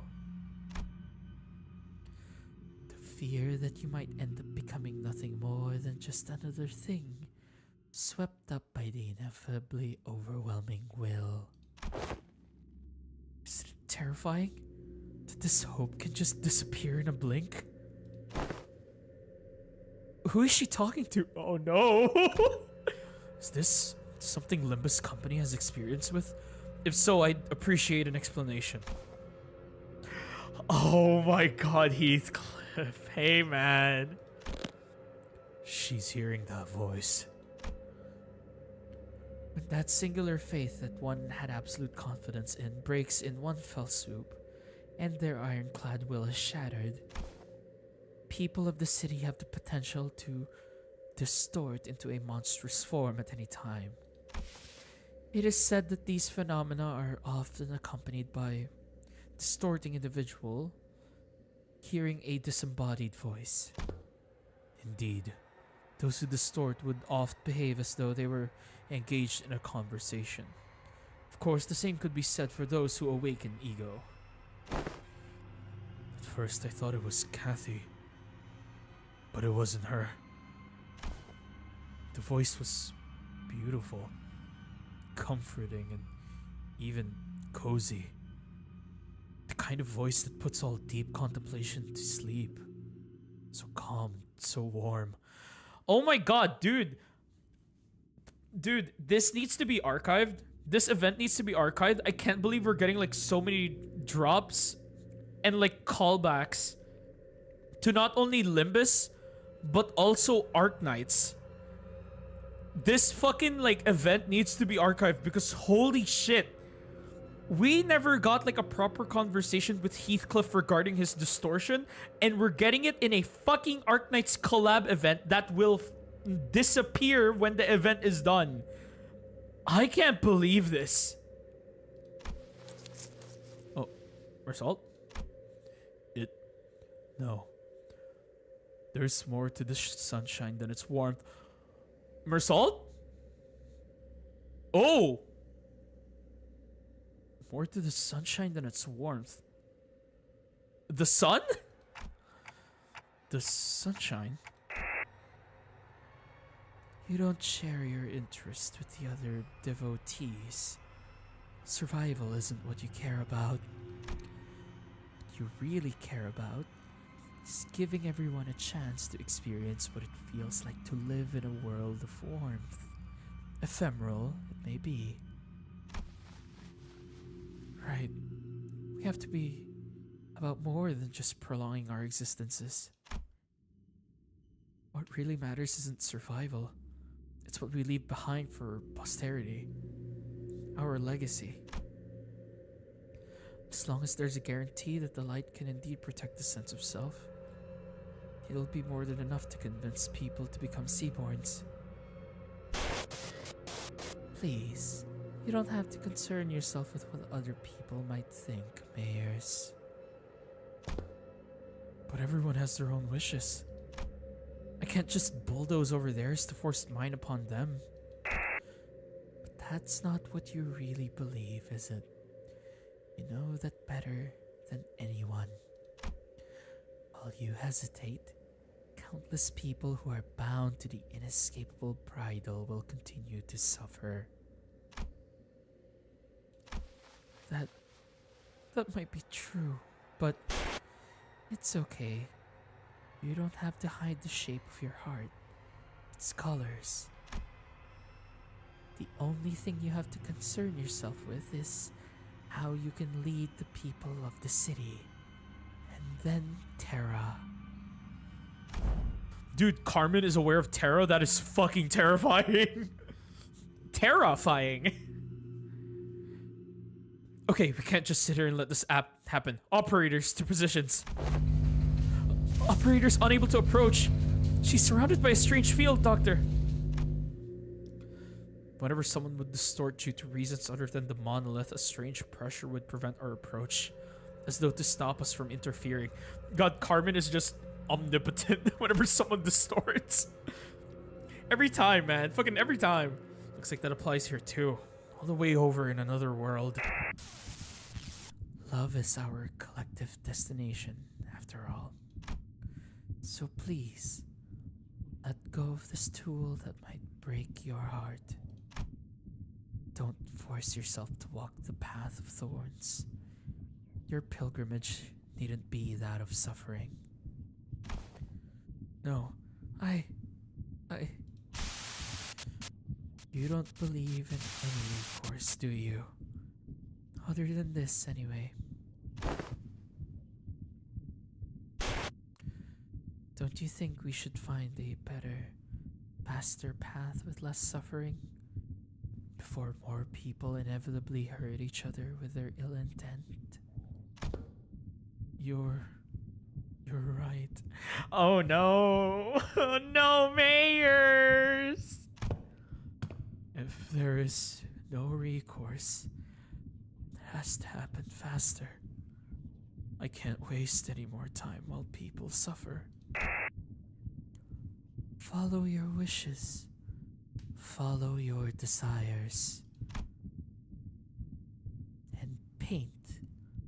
Let's show them the painting of your world reflected in your eyes. Mayor's folded under zero pressure. To be fair, right? Carmen is kind of bullshit. Genuinely surprised that she can fucking go between dimensions. Actually terrifying. Second, it doesn't matter who you are, because if she can pull this shit with like even high level like fixers, I wouldn't be surprised that a Bishop of the Deep would also fold, considering their entire like belief and faith is purely fanatic. Like, they will fold under zero pressure because ultimately their like cult fanaticism is pretty fucking like, it doesn't go far. It's just zealotry, but that's it. If there is someone that like can absolutely challenge their worldview, they will fold. Before compassion they believe in becomes completely worthless. Whoa. Mayor's the yearning floats some. Oh my god, dude, that is a beautiful fucking distortion. What the fuck? You look like one of those like sea slugs. Like, she looks like a certain kind of sea slug that looks like really pretty. I forgot what it looks like, but it looked blue, but it's like that. And she has like a fucking... She has like the thing Rim has on his head. I understand the shape of your heart and what makes you want to enter the city. But we still know so little about the Seaborn. It's about Terra, about Iberia. Whatever may have lit the fire under your feet. I can't bring you with us to the city as you are now. Even before the sinners had the chance to translate my words, Mayor slowly turned in my direction as though she clearly understood my words. But I must, Dante. Your adventures were full of exhilarating tales, and I saw kindness in the every word and action of you and your friends, but that's not enough. You don't think they'll change?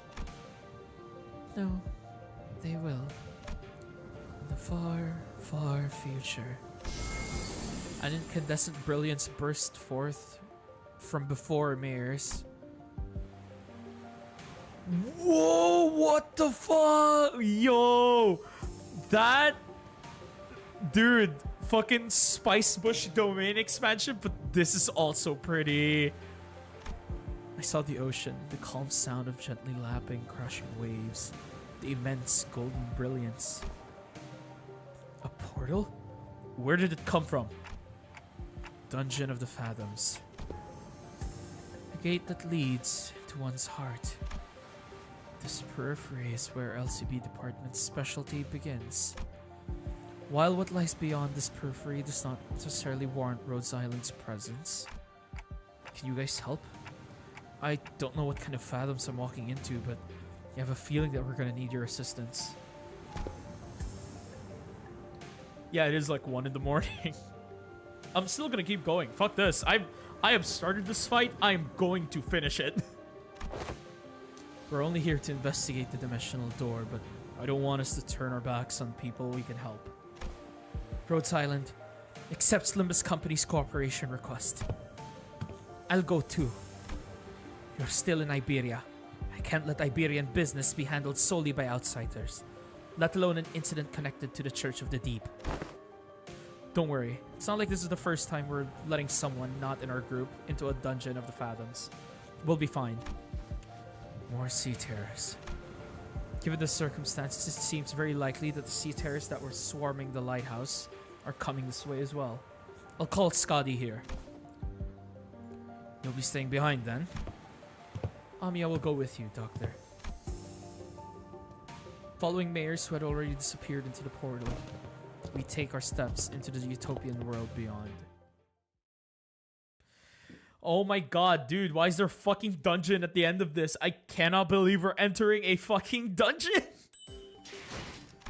Oh my god, it's a fucking dungeon. Why are we entering a whole ass dungeon? Oh my god, game. Fucking, you are funny. Okay, let's buy the poles.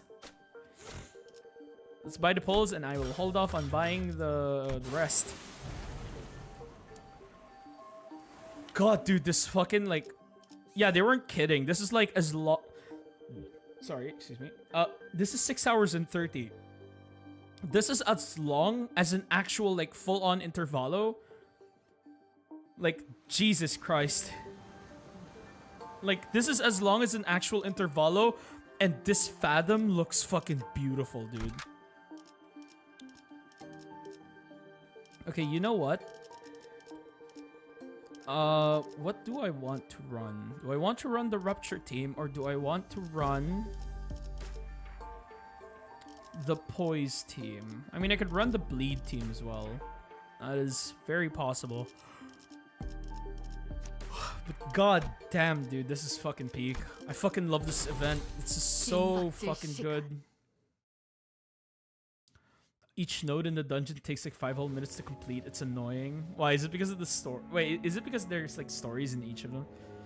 News of the wars getting grimmer by the day. The sea terrors are coming. Swarming. Oh, and this is one from when they were still in Aegir.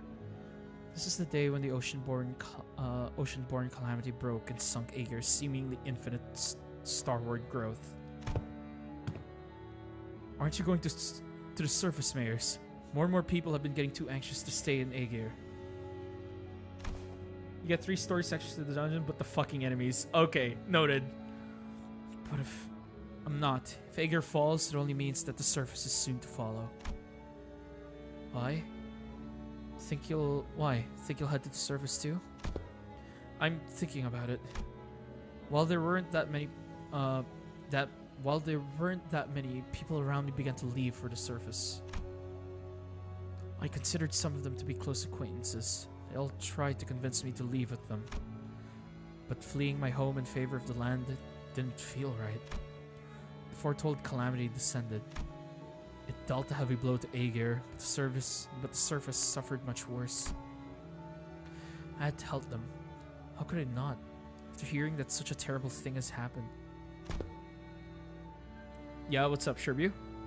I think I'll head to the surface. Seriously? The surface? Think hard about it before you go. If you leave now, coming back might no longer be an option.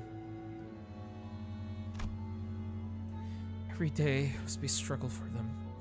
At least I don't have to fear for the immediate tomorrow. Make sure to go put your bottom ego gift on the first question mark node and the middle ego gift for the second node. Yeah, sure. You know what? Sure. I'll trust you on that. Why not?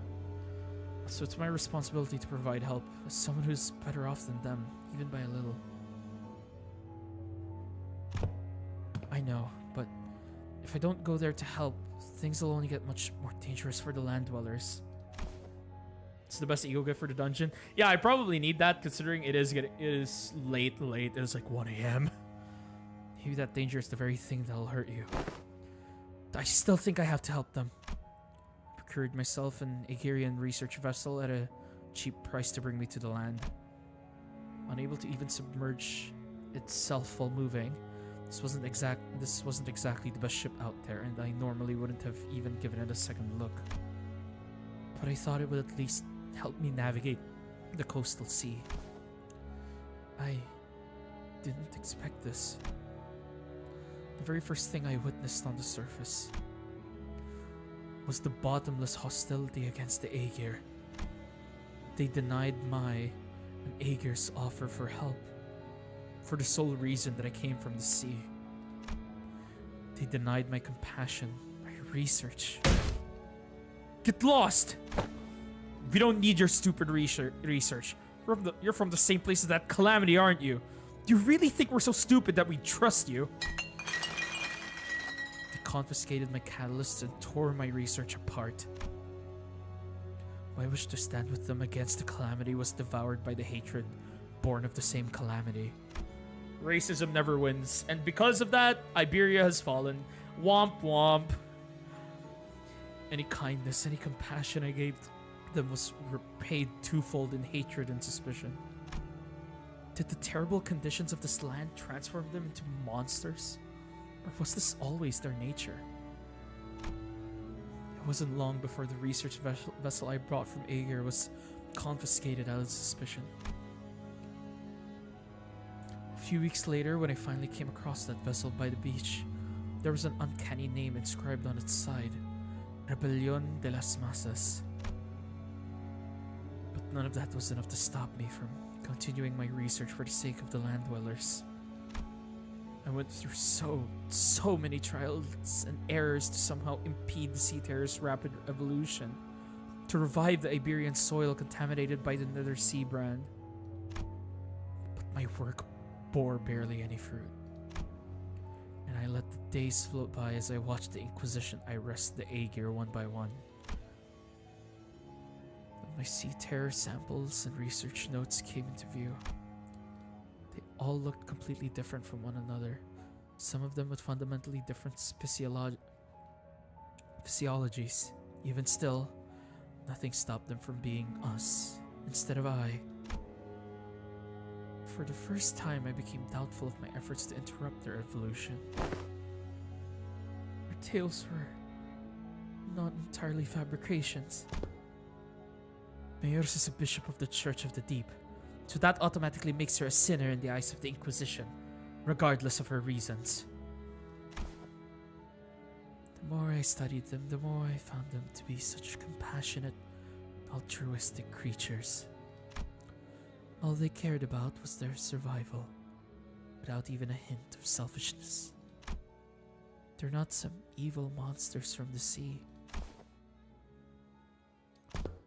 Mayors, I concede that Seaborns may not be evil. But it doesn't matter what they are, whether they are kindly life forms or whether they are simply a different form of civilization. It doesn't matter. Because Iberia and her Inquisition does not define Seaborns as evil. Seaborns are our enemy. Threats to human existence. I have but one thing to say as an Inquisitor. You. All of you are my enemy. But it would be a good thing for the Inquisition if I were to leave for the city, wouldn't it?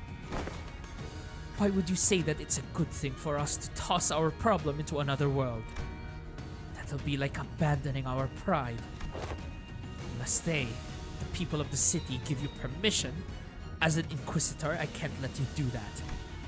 Yeah, don't get your hopes up about that either.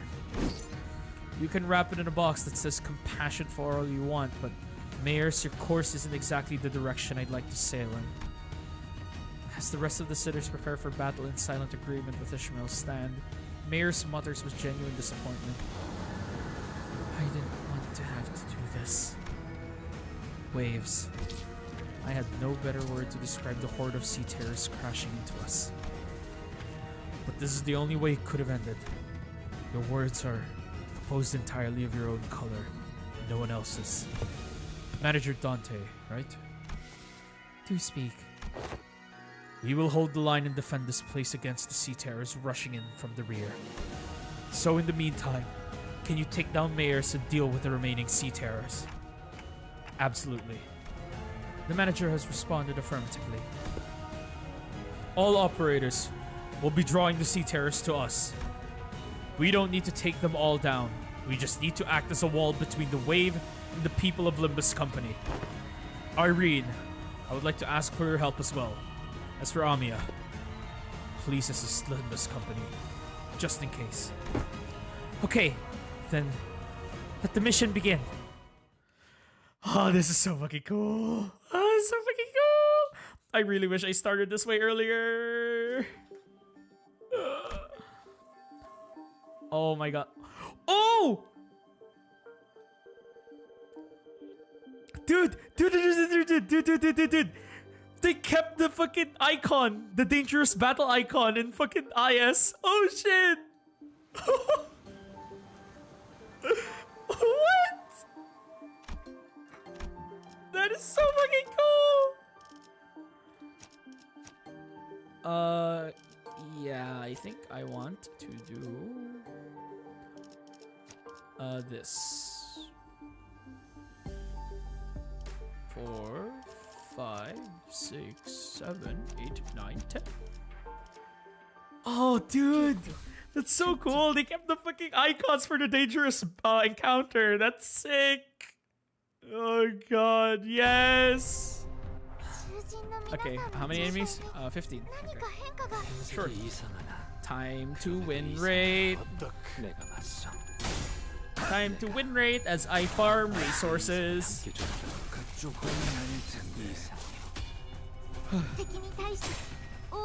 Right, while they're busy win rating the hell out of this. My thoughts so far on the Arknights collab. Absolute glaze. Like genuine absolute glaze. I fucking love this collab. This collab is so it's everything I want in a Seaborn related fucking Seaborn related event. This is it just peaks. It's fucking perfect.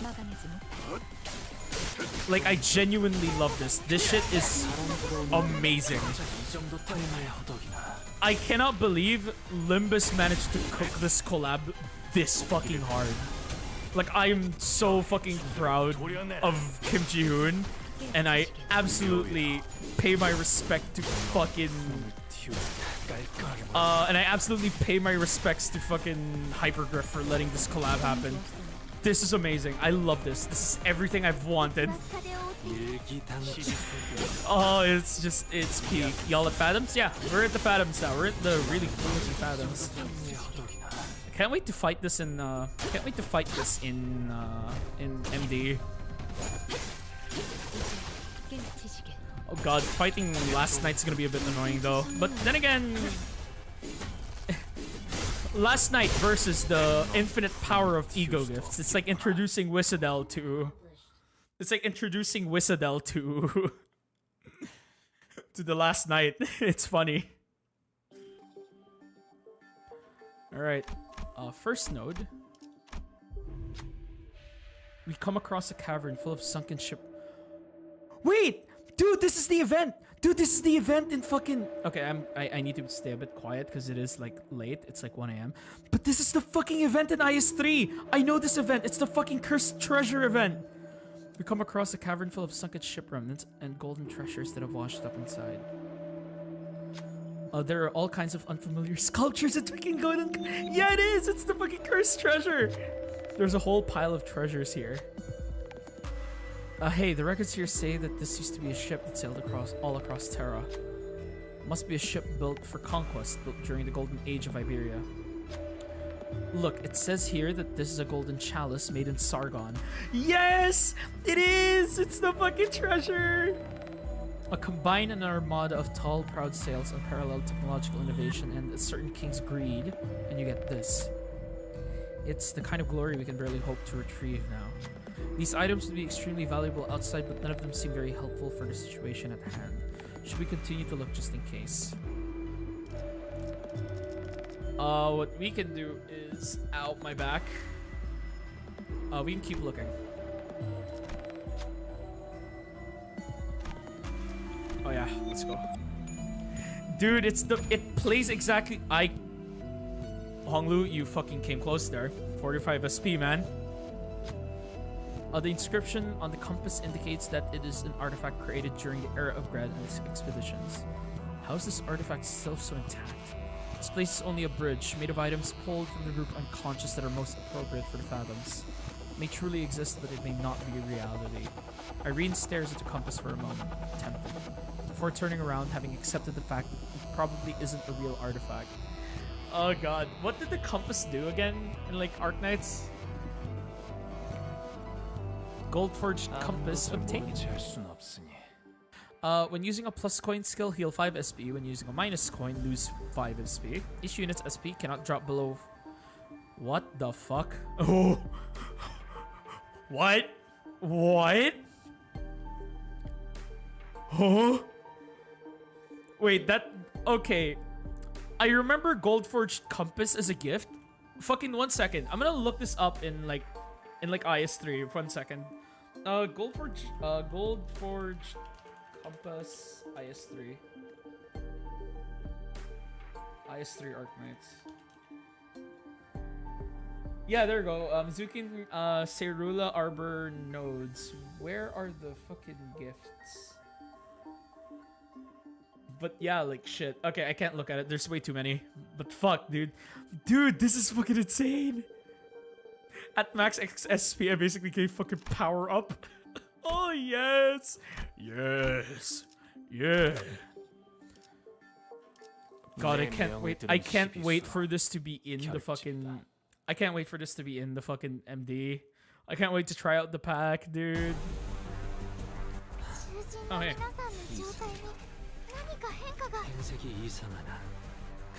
Okay, it is a focused encounter. Okay. Time to clash with my strongest skills for that one. And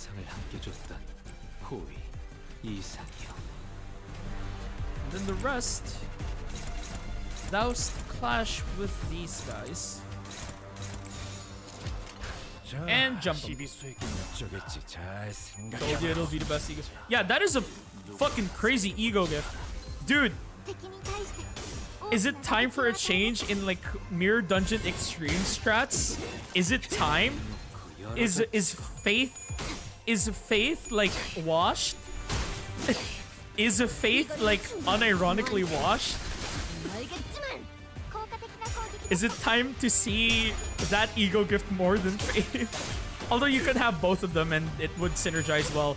Attack power-up is just a free Clash power-up, like, God. And protection as well. God, that is fucking... That is insane for a gift.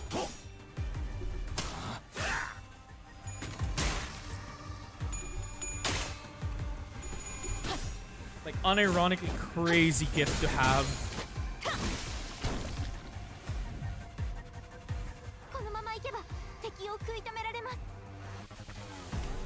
I can kill you now.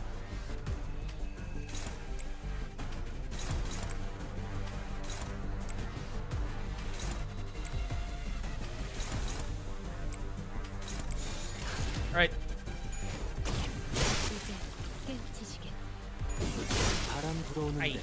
I hate focused encounters. I can't spam win rate. It's way too slow.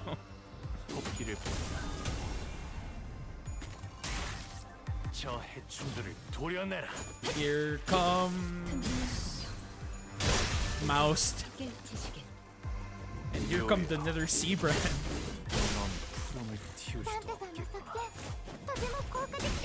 God, that's so weird hearing Amiya say Dante.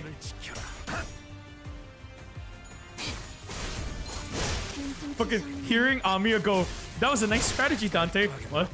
What? Who said that?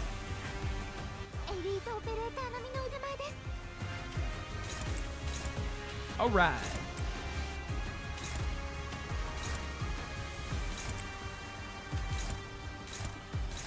I'm going to clash yo shit.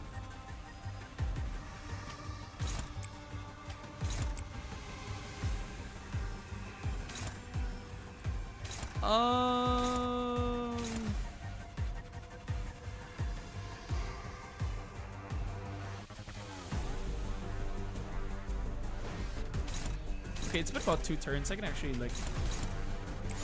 sort of do this.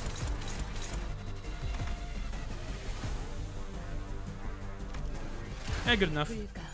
I think that should be able to evade it, but there goes another sea brand. It is now gone. I love my Roombas.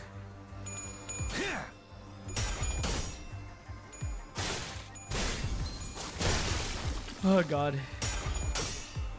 What a good time for me to like take a quick break while my my homies deal with Seaborn.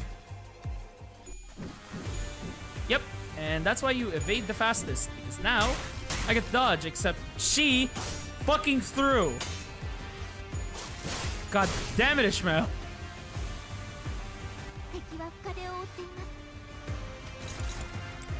I should be able to kill that. Kill that. Assault will kill that too fast. That is a no-go.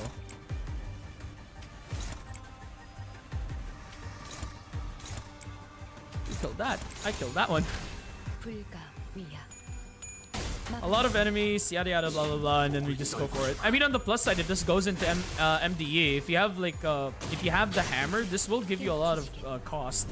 Like if you have the hammer and the golden urn, this is gonna give you a lot of money. Like each of these nodes are just free money at this point, like straight up. And I was right to put salute on that. Now I get a free kill.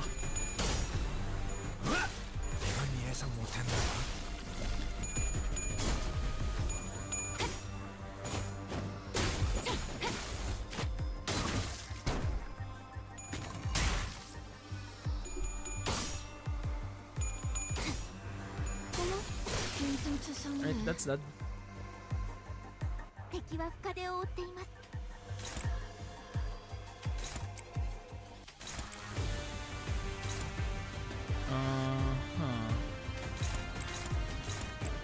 Not gonna lie, Loki annoying that you do that. Really annoying that that dog is way faster than it should be.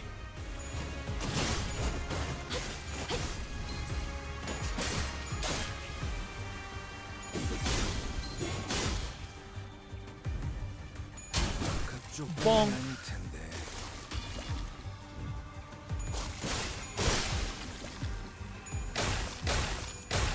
Nice sinking. Anyways, here's the shield. Here comes Crimson Spring. Right, that hath killed it. God, this is like a full ass intervalo. This is so fucking, I fucking love this, dude. So much content. So much content, and the content is peak. Right, dangerous encounter. 만곡된 직선을 직선으로 I 질주하겠어. wonder what the dangerous encounter is. Oh look, more fucking seaboard. 20 this time. At least it's less than... Okay, at least that's less than like... 내가 아시의 이상을 함께 줬다. On the plus side, 이상이야. that is less than 25.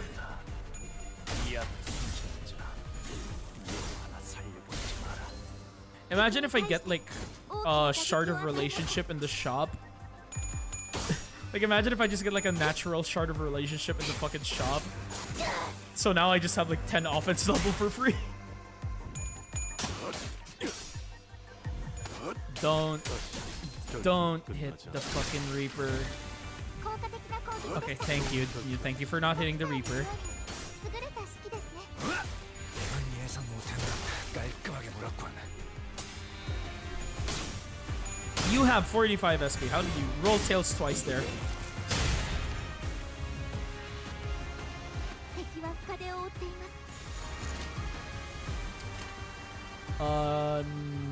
None of you are using a high attack weight skill. Okay, good. That is all that matters. Power up and protection. God, this peaks.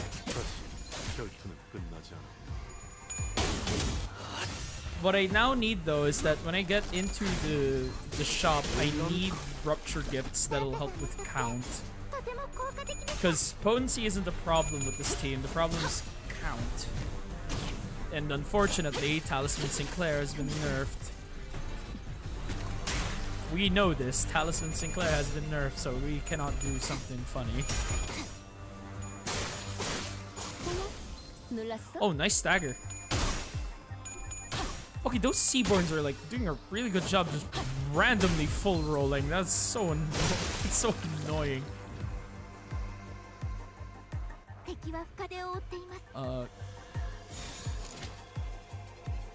Kill the Spewer, because you really need to kill that Spewer.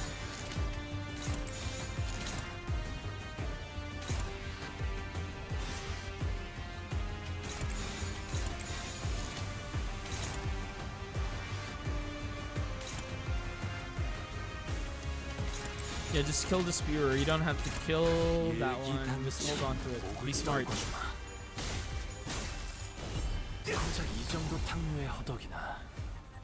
Be smart about it, my son. Do not go for it. It is a lie. It is propaganda.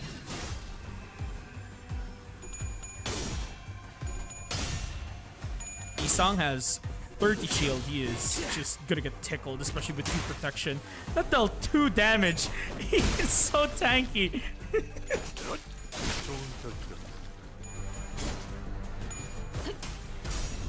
Oh, good hit. That's a lot of Seabrand monsters. You know what? Now is a perfect time for me to just straight up kill this.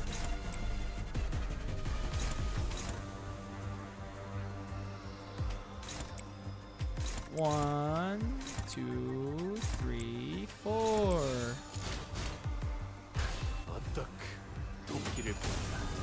Go.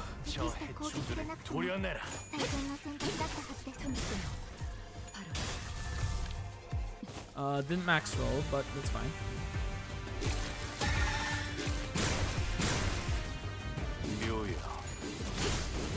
Or actually, if I get like Rusty Commemorative Coin, that could fuck him up. Like if I get like Rusty Coin in this run from the shop, I think they may be like cooked a bit if that becomes the case.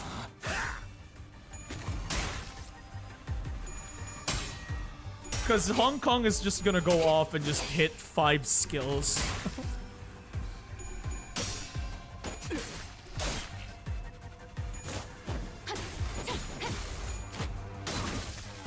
That's a lot of damage. これが必要な戦いであれば Just to guarantee the kill. Oh wait, Rodius got it. Okay. 먹을 콱 물어버리자고. There's no shop in this dungeon if that's what you're banking on. Oh, no shop. Damn. That's unfortunate.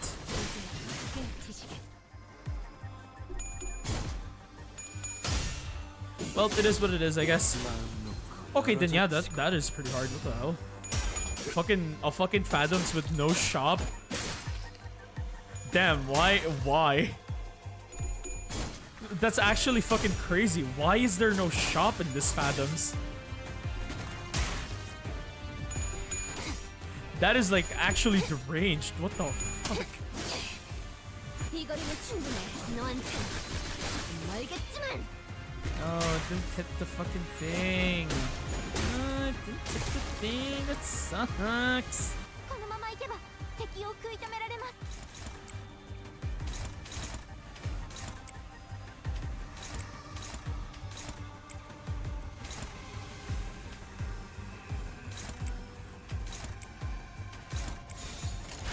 불가 위야. Right, go. Clean the Nether Sea brand. Go, my Roomba.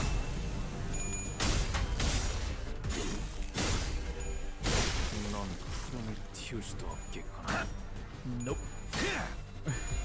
You know what's annoying is that if that fucker rolled one more heads there, Gregor would have lost that.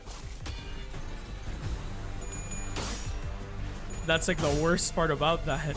어머, 놀랐어?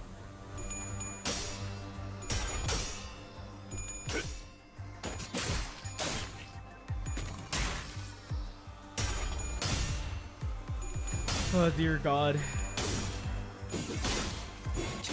God, I can't wait for Limbus to like do more collabs like this, because God, that would be nice. Like, knowing that this is the quality that they can put out for collabs, I want them to do more collabs, because this honestly like exceeded my expectations personally. Fuck. Like, this is genuinely like an amazing collab. I fucking love this.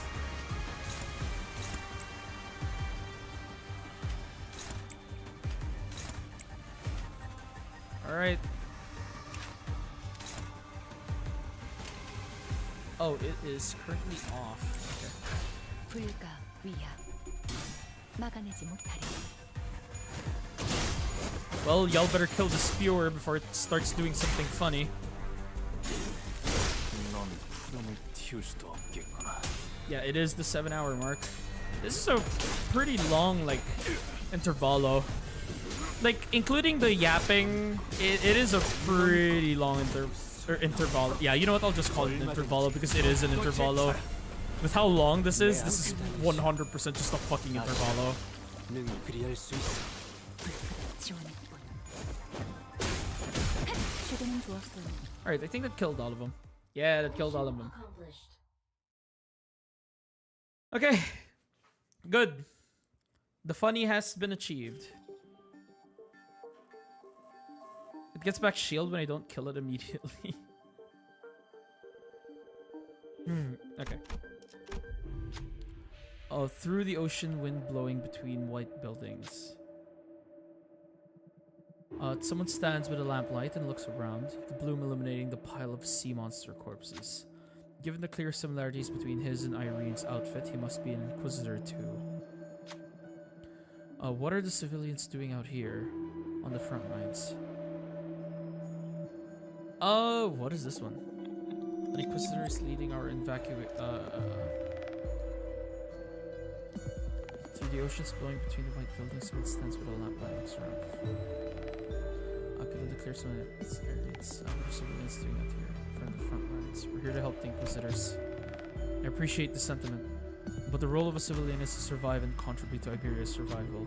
You didn't sacrifice yourself on the front lines to hold the line against the very sea, for that is the Inquisitor's role.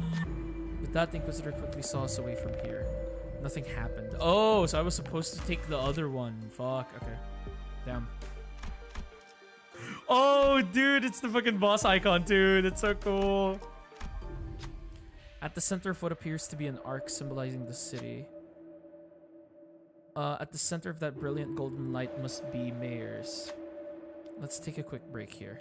Are you alright, Doctor? I just need to take a quick breather.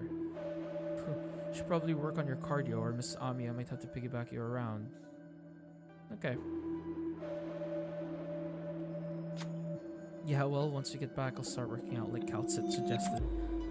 Executive manager, if it ever comes to it. You really trust me with the piggybacking. I'm good. Perhaps being in close proximity to Mayor's vision of utopia in the center of the light did something. Seaborns near us only gave us a passing glance without attacking us. Something about the way they looked at us felt like they were concerned about us. The sinners couldn't help but look away with a funny feeling. I feel sorrow, regret. Maybe these feelings are denials for all those times she spent agonizing over this. Can we really bring back Miss Mayers? We'll help her return. That's what we're here to do after all. Right, let's rest up for a bit before moving on. Oh, that's it? Oh my god, okay. Damn. That's rough. Unironically, that is pretty fucking rough. Okay. Okay, that's fair. I get one gift. Wow, wait, I need to hear that music. Yes! The choir of Undertides! Oh, and the guitar. Mayor's despair. The repulsiveness of people's ill intent. And the faint hope from the light found within. All kinds of emotions and memories rise to the surface of Amiya's fathoms, then sink again. Those same thoughts seem to me as well unfiltered. Sins that people have committed won't just go away. Humanity's ill intent will propagate, unimpeded too. But the tides that Miss Mayers is trying to summon to douse it will devour humanity, their civilization, and the city they came from.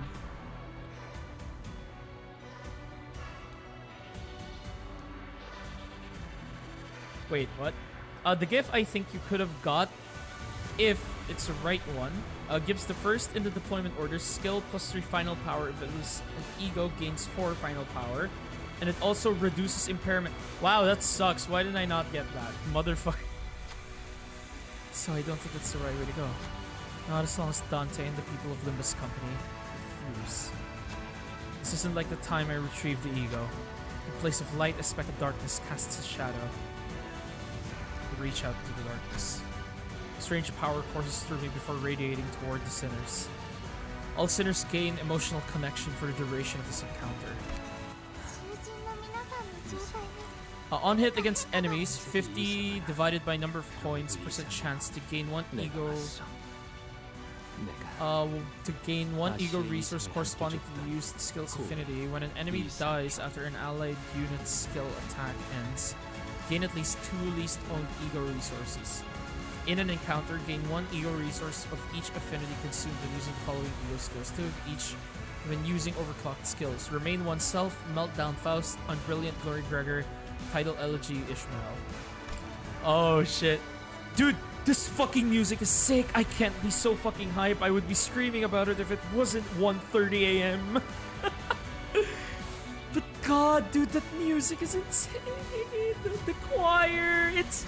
Dude, I love the blending of styles between Arknights and the fucking Limbus, between fucking Arknights and Limbus. It's so fucking beautiful, dude.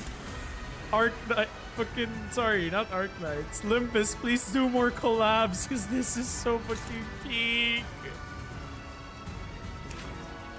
Okay, Mayor's the Yearning Flotsam. The Impatient Ego's Byway. The skill does not deal damage against targets. After attack, gain 100 Abyssal Vitality. All the boss OST for this collab is peak. The OSTs are all fucking peak, dude. Like, god, it's so good, man. This unit's panic tank. Okay. Phototaxic procession. Take 90% less damage from burn, bleed, tremor, rupture, sinking. Gain 10 protection. Turn end. Consume Abyssal Vitality to summon Sea Terror Horde. Oh my lord. If there are fewer than 3 shell sea runners or deep sea sliders on the battlefield. Randomly summon either of those units until there are some of 3 of them until next turn and consume Abyssal Vitality. If Nether Sea Founder isn't on the battlefield, consume 8 Abyssal Vitality to summon it next turn. If Spear isn't on the battlefield, consume 12. If Basin Sea Reaper, consume 20 to summon it next turn. This OST is genuinely heavenly. You would love Arknights OSTs.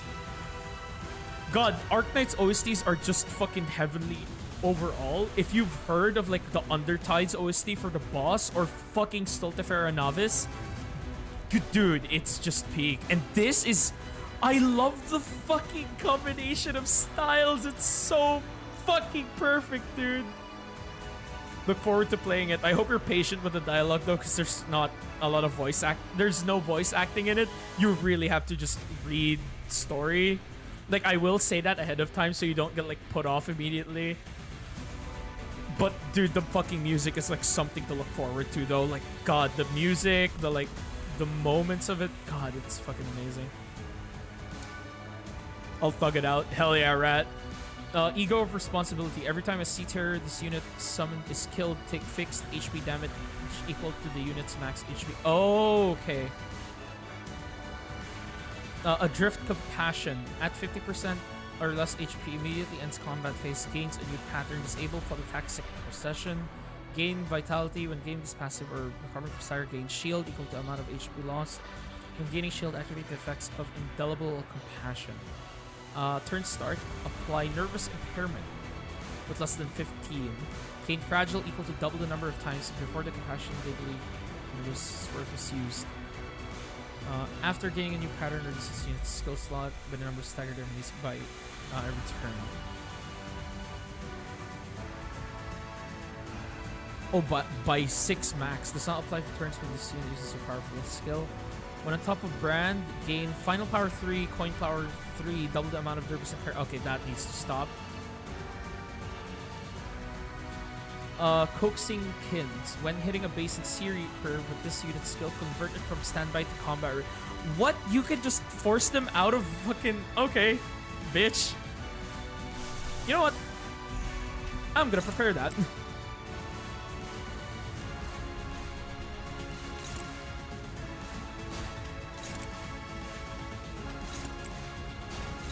You know what? I'm gonna prepare that.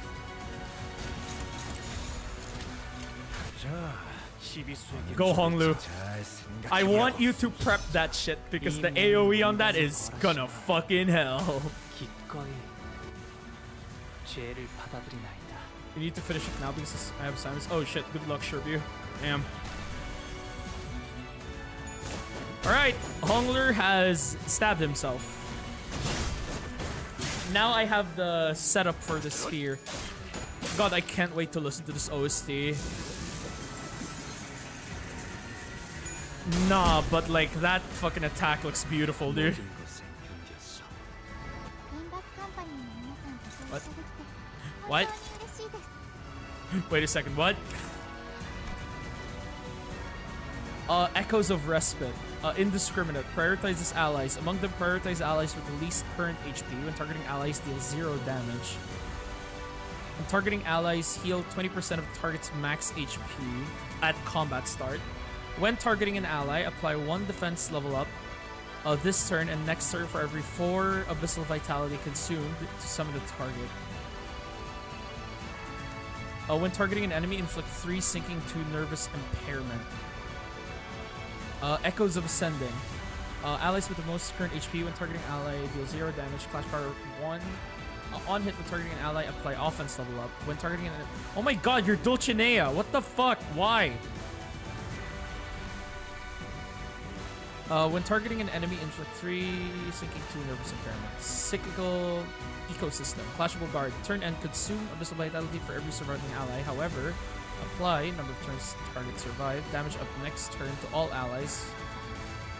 Max of 3. Clash Lose does not apply damage up next turn. Oh, that needs to go.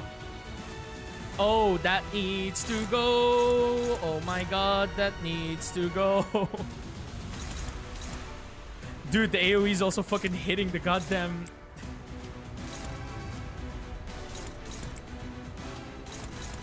The thing that's annoying is the AoE is also hitting the fucking thing. Okay, 1 second. I need to get this away. Because I need this to hit the front 2 enemies. Or actually, sorry, not the front 2 enemies. I need it to hit not this and not this. So we do that, then those 2 get hit. Okay. Cool. Then we target that. Then this. Then where is... Okay. Horse. Gregor, you can just attack that. Who's this one hitting? Gregor. Okay. Then mouse. You hit that one so that this gets hit. That gets jumped. Power counter guard ignores that. This needs to win. Okay, we are good. We are good. Just please do not fucking hit the Reaper.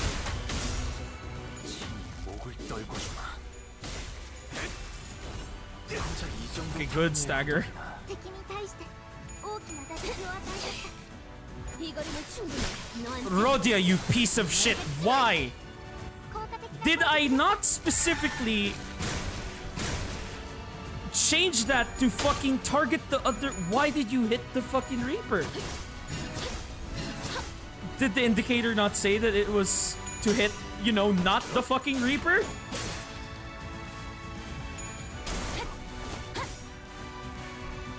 Like, what the fuck was that?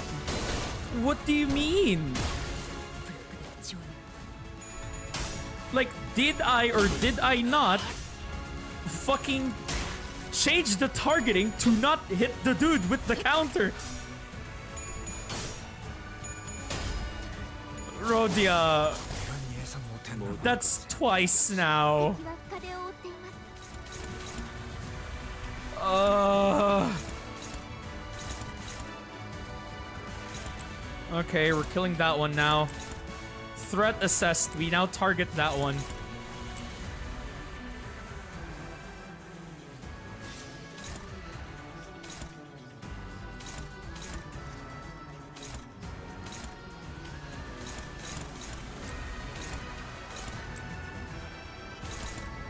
Power counter, that one. That one's unopposed.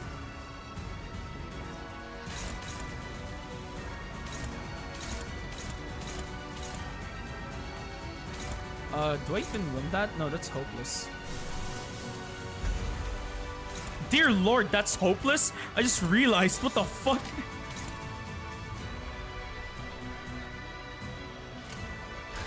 Alright.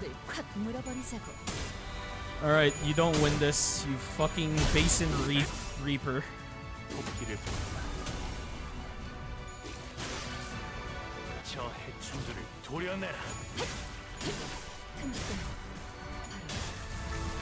Alright, go, jump him.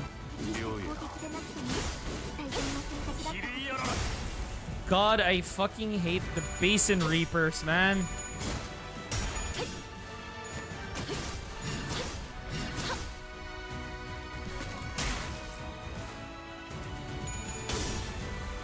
Alright, Crow's Eye View.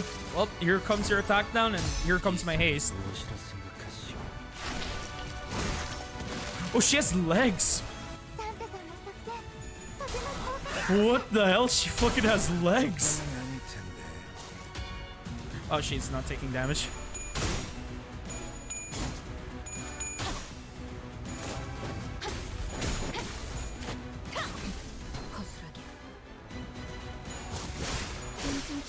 Right, there we go. Oh, okay. Okay, good thing Crow's Eye View went through then, because dear lord, that could have been bad.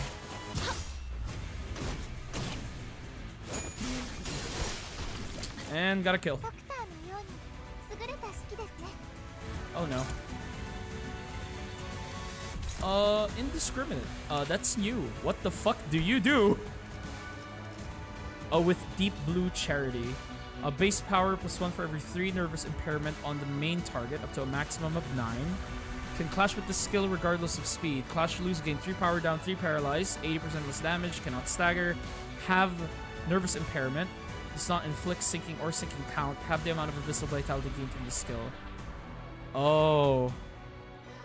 Oh, so you're gonna gain 50 if I win this. At the start of next turn, generate another C brand in... Oh, generate another C brand in the allied territory. Oh, I have to kill... Oh, okay. I need to kill this dude at the same time then. Oh, that's not kosher at all. That is actually kind of criminal, I'm not gonna lie.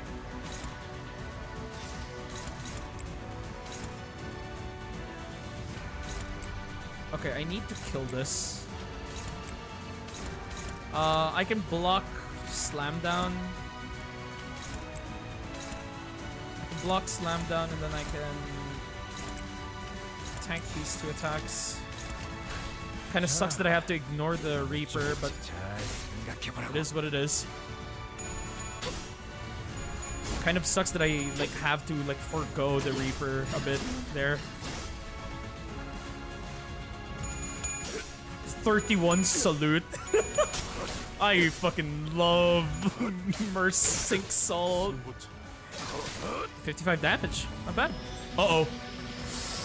Oh, that looks so cool!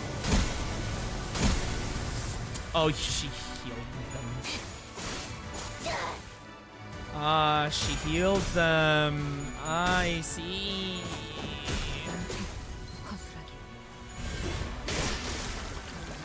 God.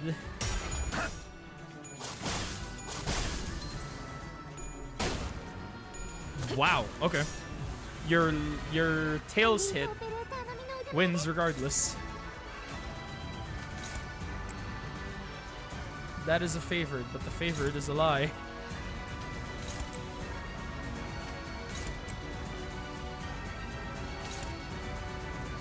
That is going to be blocked, so we are good.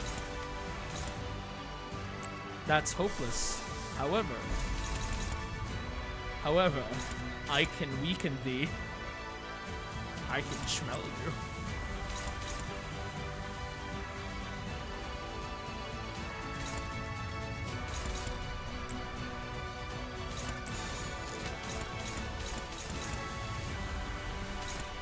Two, three, four, and then that one.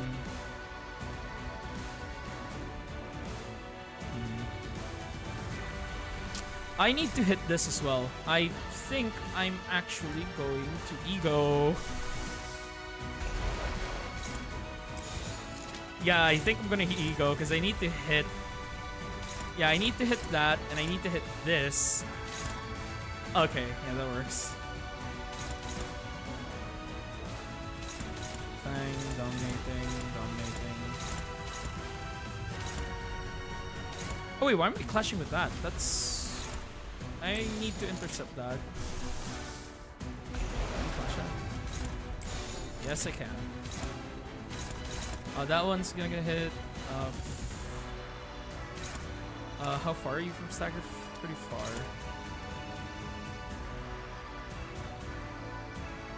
That's gonna hit those two. That's gonna hit those. Then that's gonna nerf her. Okay, sure, fuck it.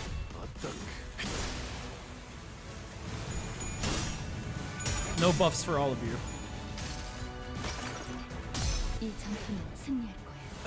Here comes the red sea.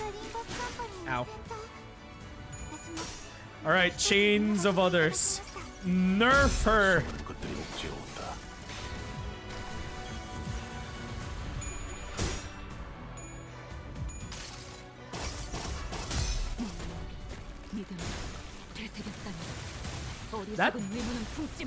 That dealt like 115 damage.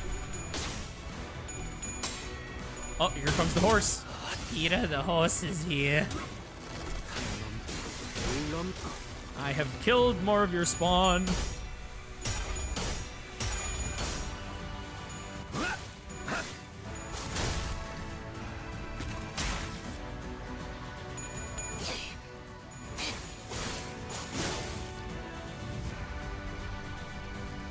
敵は深手を負っています。 Alright.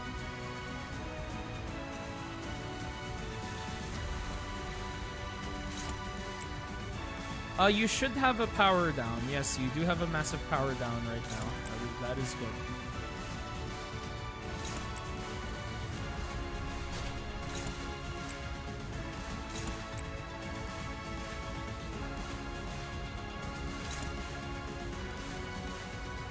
That's not good. Okay, you need to clash. Oh my god, are you way too fucking slow? Who are you targeting? Oh, that one.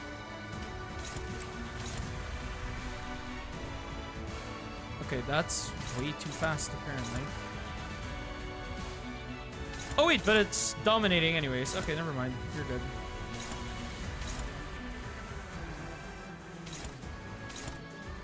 Kinda sucks that Mersault's way too slow to like catch the dogs.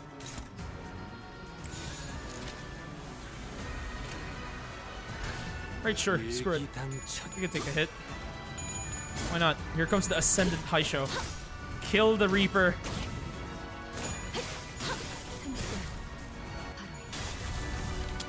That dealt quite a bit of damage for the Endure. But y'all really need to kill that Reaper before it does something funny.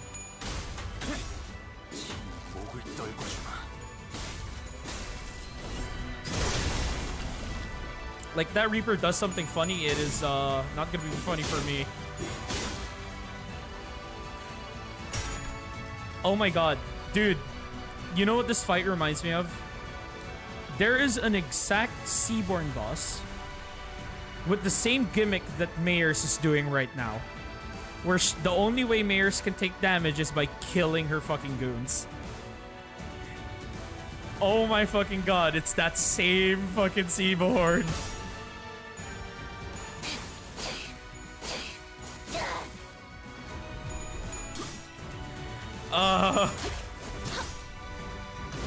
So that's why the annoying mechanic seemed familiar.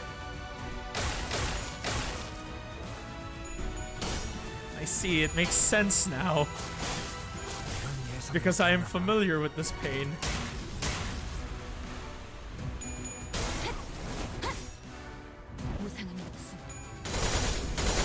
Oh my god, go, go, go, Ishmael, go! Yes! Honglu just needs to get hit once.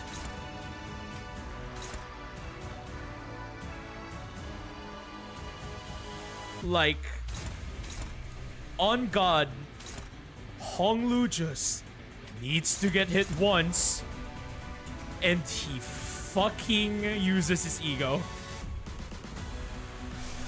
Can I at least, like... Yes, I can. Okay.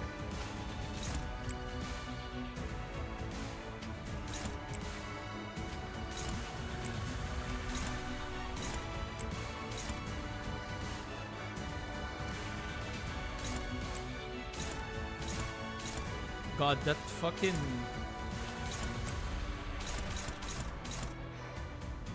Okay, can I finally kill this as well? Okay.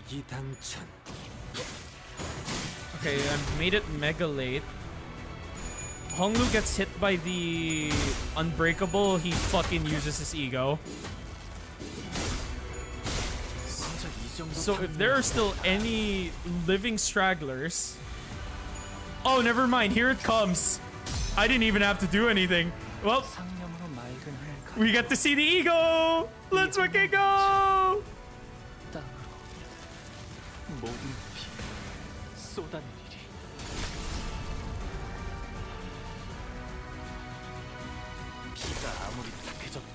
What? Oh, you bitch! You canceled my phase! No! We couldn't see the full animation, you rat! Oh my god. What the fuck? No, but this fight is fucking peak though. What the fuck? That's so sick. You've aged a lot since the last time we've met, Fabi. Is this a characteristic of your sub-race? You haven't aged a day. So, what brings you to the Church of the Deep? Seaborns are indispensable in our preparation for the impending doom. Nothing. I mean, nothing else can ensure the survival of humanity. Thus, it would only be right for me to join hands with those who are able and willing to become Seaborns, to search for a way to prolong our existences. You're looking to use the knowledge of the wise and the talented as nourishment for Seaborns. But that won't do anything more than prolong our existences. But is survival alone not enough?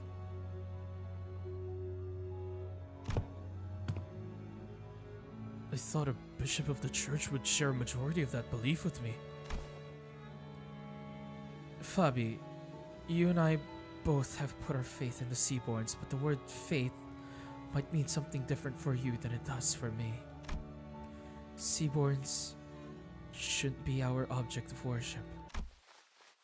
We have to stand on equal ground as them and set our eyes on their natures. Please step aside. Desperation, sadness, sympathy. Mayor's emotions gush upward, carried by bubbles. Terra, a land in which the hatred for the different has entrenched itself. The city, a place in which people crushed by the trials of life have surrendered to its absurdities. They both need the Seaborns, perfected beneath the light. That is but your wish, Miss Mayers. Faust does not believe them to be necessary elements for the city. Even in the city, there are people who are searching for reasons to live on, dreaming of a better world. We all know that it can't possibly be easy to change, but there has to be some kind of worth, value in that process alone, in the lives we lead within the city. What worth could there be to a life of the unkind? The kind of life humanity is doomed to exist in, where all we ever do is hurt and hate one another. Listen, efficient order, natural altruism. They're both virtues humanity should never lose sight of. But there is no such thing as absolutes when it comes to the value of life. Hell yeah, our goat, dude, our fucking goat, man. He is the man who will never sacrifice even a single life. Survivalist for the right of all civilization, which means that it should never be up to others to define the worth of life, to argue for it. But what if there's no other way? Can you even understand what I'm saying? Some time had passed since I made Faro Muerto my home. Unlike my prediction, Seaborn's evolution seemed to have lost its explosive progress, and Fabius seemed to be content just observing their slow development. Maybe it's because they're directionless, without a specific wish. Even still, Seaborns were the key to changing Terra, the land. To stand against the incoming calamity, we needed their survivability and adaptability. And the humanity that has turned exhaustion into ill intent needed the Seaborn's blind, selfless altruism toward their own. So while I never stopped my studies, something small but sharp continued to stab at my frustrated heart. Stultified and unable to be resolved. If we were to lose even our sense of selves and creed, assimilated into the stagnated great will, for the sake of survival, civilization had to be no more. For the sake of us, I had to be no more. The realization of that paradox made the first crack in my confidence that Seaborns were the answer to the problem Iberia, the land, and humanity faced. And through the cracks, the seeds of doubt were sown. But I'd already come too far to find a path more beautiful than the Seaborns. No more wasting time with these stupid ruminations. There has to be a way. Some kind of condition Seaborns need to fulfill to retain their sense of selves. To retain their individual hopes and wishes. I stood adrift atop the inundation of years I dedicated to this purpose, holding on to this precious hope and steeled my shaking heart. And that was the easy part. There are no better solutions. Don't look away from the answers that lie right in front of me. All I need to do is to find a way for Seaborns to hope and wish. To have them each carry a sense of self. I just had to repeat that to myself like a mantra, again and again. My drifting days came to an end when I found a new path, illuminated by the strange light from across the sea. And that day, yes, the day when that faint blue light shone, a whisper visited me. Oh, Carmen? Carmen? Who's there? Whose voice is... What? The answer, sought through the eons by people I didn't recognize, played over and over in my ears. The voice that spoke, it was muffled but warm and beautiful. The light of the city? The hearts that were lost, the emotions that were forgotten. The sense of self. No, that's enough of that. But I'd like to hear more about the light. So that's how she heard about the light. She didn't hear it from Don Quixote. Fucking she heard it from Carmen. Carmen, the fucking grade A instigator. Holy shit. The light that is sprouted from the 10 virtues. The image those words drew in my mind was clearer and more beautiful than ever. Terra, the city. They've both failed to find a way out of this bridle. If they're going to be satisfied with living on as they are, then you can't change what you see by standing still. If you want to bring about a better world, then even if you may be lost in the ideals, you have to keep walking. Survival, worth of life. So I've never been too certain about either of those complicated ideas. I had no unflinching creed with which to convince her. That's not to say that the city has no need of the altruistic nature Mayors wants to bring there. That's not to say that I have a better answer than the combination of seaboards and the light. Even still, the emotions, the regrets, the conversations I found and collected over this journey alongside the sinners become my answer, and I tick on. Honestly, I don't really know the city all that well either. My memory only goes back a year, and for what is practically my entire existence, I've been surrounded by the sinners in our adventure. Still, we want to keep trying. You're right. The city is an absurd, vicious place. Something new and horrible surprises me every other day, but Mayors, that light you spoke of, I don't think that's what protects the ego, the sense of self. To protect it, you have to first look unflinchingly both ways. The path that lies ahead, and the one that you've walked, then you confront them both. It has to. You're just working based on what you heard about the city and the light, ain't that right? How can you be so confident that the light will be able to protect the Seaborn's sense of selves? Isn't that just what you want to believe? I think it's a distinct possibility. Even if the light can do what you hope it does, Mayors, it won't change anything. Turning our nature's kind by transforming us into Seaborns? A convenient method like that isn't our path. Because the sense of self protected like that, the kind nature attained like that, wouldn't be our own. It'd be yours, Mayors. Protecting your own sense of self will be compassionate and kind. It's a path of unbearable suffering.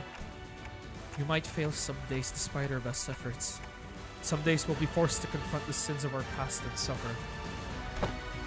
Verily, not one of us as we are now may see the culmination of that path. Yet, I can hardly find it within myself to simply leave it all in thy hands without so much as trying. You're saying that Seaborns can't be the answers I've always sought. Doesn't make much sense if you think about it, Mayors. Those sea monsters don't even know what self means. That's why they show no hesitation before sacrifice. If you were to introduce the sense of self to those sea monsters, that selflessness you want will be no more. She's a Seaborn-shaped distortion who is not a Seaborn, an endlessly anguished contemplating distortion. If Mayer's wish is to achieve an altruistic world, then her desire has to be that she doesn't want her efforts to become meaningless. Seaborns may be the perfect answer for some people. A recent example, Fabius. It seems clear to me that that was precisely his wish. But it doesn't seem to align with yours. Find a new answer, Miss Mayers. You're telling me I have to go back to wandering for so much time again. Search for that new answer. Oh, it also I fucking kept the volume so high. Holy shit. You won't be alone. You won't be alone on that path. Walk it together, relying on one another, and it won't feel as long. Trying to carry such a heavy burden all by yourself, Miss Mayers, it's such a prideful thing to do. Oh my god! New phase! Now it's this one. When disable phototoxic, gain vitality. When gaining this passive or recovering, gain shield equal to the amount of HP lost. When gaining shield, activate the effects of indelible compassion. This unit does not lose shield at turn end unless removed by damage or certain effects. When the shield breaks due to getting hit, becomes staggered. Oh, when the shield breaks due to getting hit, becomes staggered and gain 5 fragile next turn. When becoming staggered due to raised stagger threshold, gain 5 fragile until next turn. Fragile gained due to this buff's effects do not stack. Shield HP can stack. However, this effect, when this effect is active, the shield HP cannot be more than 50% of the shielded unit max HP. XP effect counts as shield management effect. Replace when getting a different shield management effect. Nervous impairment, gaining new pattern. Seabrand. Oh, you fucking apply the Seabrand, Lamau. 2, 3, 4, 5, 6, 7. Oh, that's a new skill.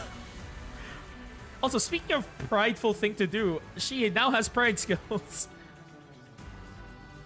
Tidal Arc. At 50 Abyssal Vitality, consume 5 to inflict 2 more nervous impairment. On use, for every 5 nervous impairment, the target consume 1 Vitality to gain Clash Power.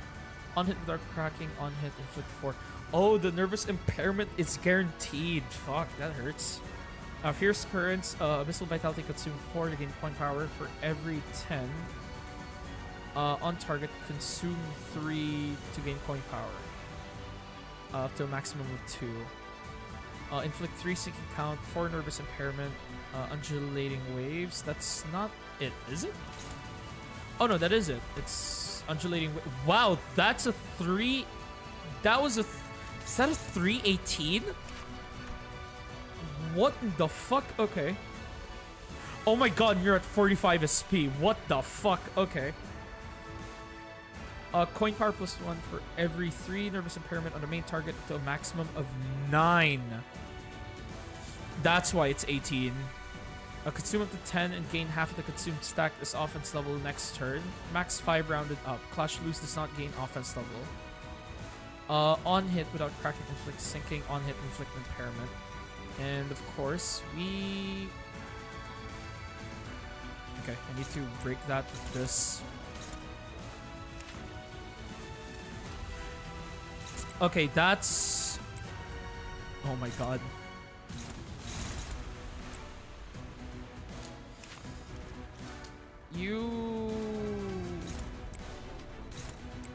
It's all hopeless because of this thing called fucking Nether Sea brand making it inconsistent. That is so fucking annoying. Oh my god. It's so fucking annoying, dude. Also, Sherbu, you really should chill on the fucking backseating, man. I can... I know what to do. I can read, man. Come on. Like, chill a bit. Chill a bit. I can read. God. Fucking... Yeah, there's also no, like... Yeah, there's no fucking... That's so annoying. How do I do this? Because mouse is too fast. That's the thing I find annoying about this, is that mouse is way too fast. How do I gain Lord's Guard? Because I need Lord's Guard if possible. Wait, no, Lord's Guard only works on me, right? Shit, it doesn't work on... This unit is about to take an unopposed attack, apply Lord's Guard. Okay, wait, hold on. I need to find an attack that's gonna hit me.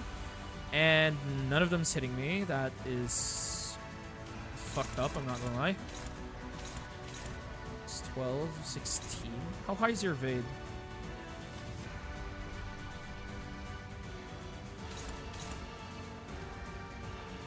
Okay, I need to, like, chain you down. You clash unbelievably hard.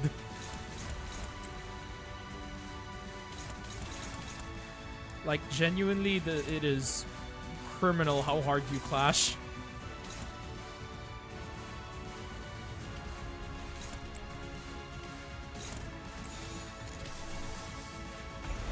Like, dear lord, you clash way too hard for your own good. I wish that Hopeless changes, holy shit, because that is not funny. I really wish that Hopeless fucking changes when this applies. Right with the C brand breaking it. Wait, there is a way. There's a way that I can hit. There is a way where I can hit everything.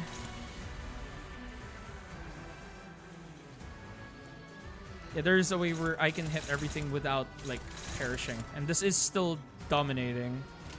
So it should be doable. There we go. Perfect. Alright, Roomba, go. And the Roomba didn't fucking move. The Roomba didn't fucking move. Amazing.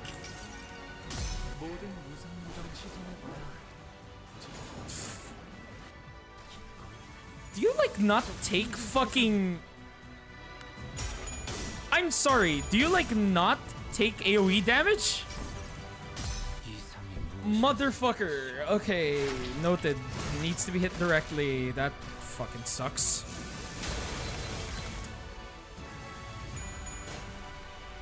What? Oh my god. Okay, okay. And Mersault. Wow, that's so fucking terrible. Why? That fucking sucks. Why do I have to hit it directly? Oh no, this is so... Okay, this is cooked. Fuck, dude, why? God damn it, why?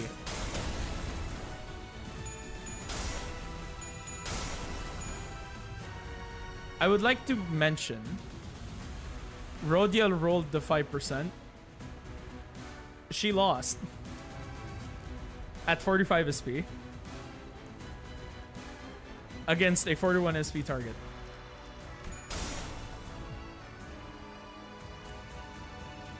Amazing. You know what? Just do it. Just fucking shoot me. Oh, I hate you. It's almost as if Mayors in the Dungeon of the Fathoms know the ocean itself is fusing into one. The majority of distortions encountered by the bus team have assumed the form generally recognized as an organic entity. However, there is nothing preventing a distortion's form from breaking that boundary and taking a different shape, as it may vary by the individual's desires. If her distortion is allowed to exacerbate undeterred, may eventually corrode this very space in which we stand. As we were taking some time to catch our breaths, a few small machines tumbled to the ground, shot from one of the trembling fathoms. Must be one of those mysterious machines in Mayer's home we saw when we peered into our memories. The machine continued to whir loudly as though the waves broke them. We saw that there were various apparatus attached to the sockets on their sides. Expensive they appear, yet how numerous they are. Well, you know, maybe she's similar to one of those fixer fellows who are always hell-bent on picking up every new cutting-edge workshop tech. Huh. It says little hand. Oh, Lil Handy. The Hand of the Saint. This has an oddly similar structure to the Hand of the Saint the Inquisitor brought. Gasps, then shout this fantastically wonderful machine give assistance in our battles. Rhodes Island already seems to have their hands full, holding the line against the tide of sea terrors. We should probably take just one and leave the rest to help them out. After a quick discussion with the sinners, we decided to take just one of the machines. Gain max HP healing boost, enhances the effects of the Hand of the Saint. Gain safeguarding effect against stagger. Gain an effect that counteracts the Nurse Seabrand's influence on the sinners. Gain temporary power boost. Oh my god, it is. Wilderness Survival, Housekeeping Assistant Module, Incremental Motion Firmware, Mini Decontamination Kit, External Upgrade. Oh shit. Wait, that's so cool. they kept the stickers. Oh my god. Honestly, it would be nice to gain safeguarding effects against stagger. That would be nice. But at the moment, I am very staggered. Can I gain something that would make me not perish? Gain max HP and HP healing boost. Oh. Oh, does this just make me fucking tanky? I don't really understand how it works, but it sure sounds helpful. All sinners gain Little Handy will for the duration. Oh, it does. Does give me a lot more HP. Oh, okay, and I unstaggered. Okay, you know what? Cool. That actually helps. And this time I can actually... That is such a waste of an S3. I am just gonna attack that. Yeah, I'm just gonna attack that normally. Fuck, dude. All of these are hopeless. What the fuck? All of these are fucking hopeless. Holy shit. I see. That's fucked up. Can I Morositas this perchance?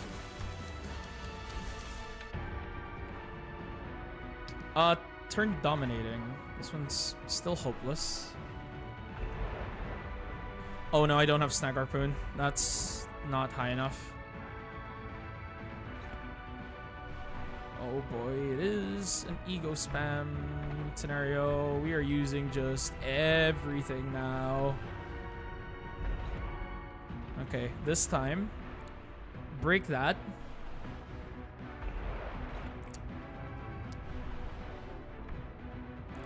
What is cast? Because that's cheaper.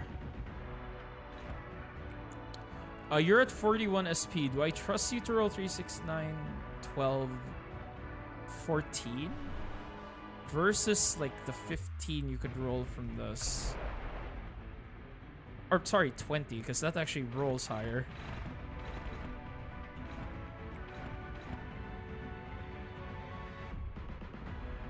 One, 2, 3, 4, 5, 6, 7. Okay, that might not be fun.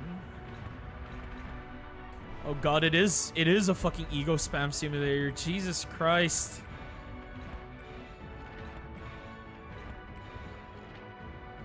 Yisong can get hit. This is not gonna hurt Yisong. Oh, but that is gonna stun him though. Okay, can we see which one of these is hitting Gregor and let that hit him? Because... Okay, that's hitting Gregor. That is hitting Gregor. That is good. Okay. You can tank a few hits from that, except that'll fucking stagger you. Okay. Okay, you know what? I guess it's inevitable. Shit. Okay, I guess... Yeah, I guess you are just gonna tank the hit then. Yeah. Okay, sure.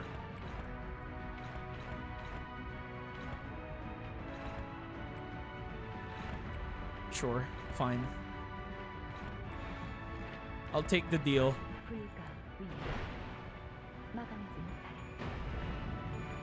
Okay, go.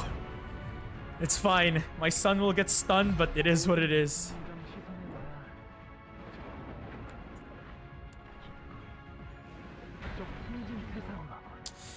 God, that deals so much damage. That with like the nervous impairment is just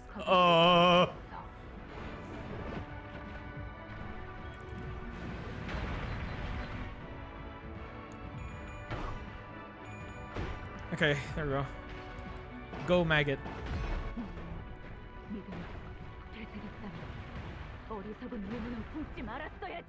Hopefully the power down is going to work wonders. Ow, that staggered me.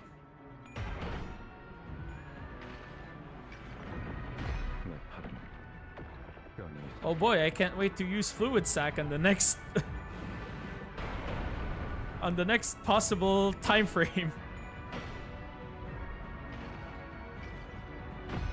All right, please get that power down.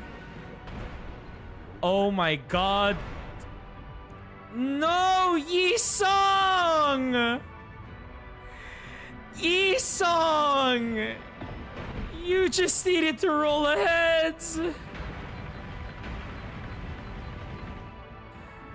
What is wrong with my sinners? What is wrong with all of you? What the fuck is actually wrong with you? How? How did you guys sell so bad? Oh my lord. My sinners are all morons.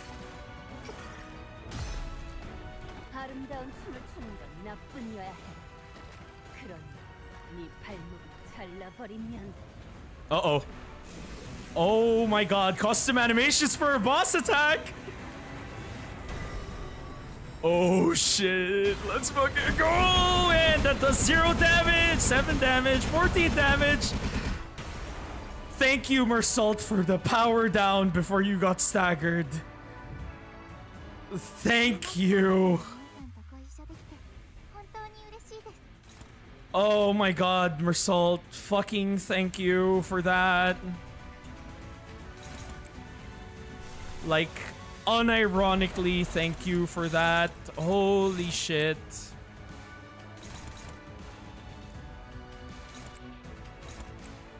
Oh. I am going to just Chain of Others again. Just to be sure.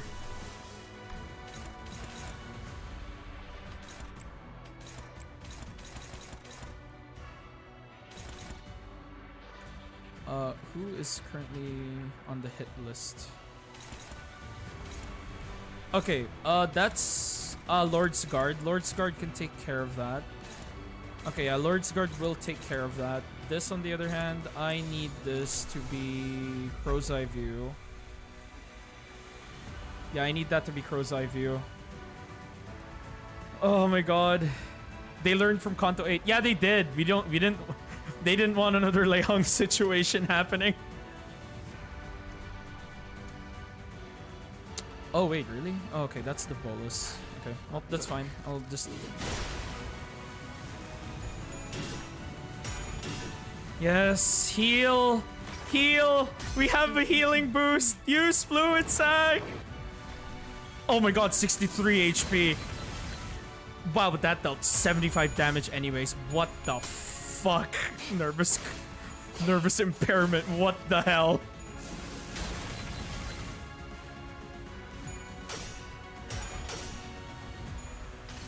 Okay, nerf her. 수많은 것들이 옥죄어 Go, Mersault. You're degoated. Keep fucking shredding her.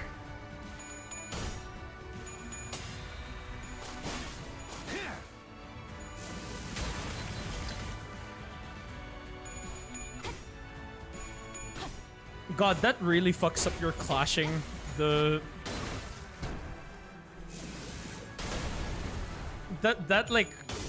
That like genuinely like really fucks up your clashing, and it's so annoying. That stupid ass fucking like Nether Sea brand giving her like so much final power, messing with the fucking clashing is annoying. Okay, but at least this time she's like mega nerfed. And Lord's Guard. God, you love to see it. リンバスカンパニーの皆さん、この勢いに乗って Nervous impairment.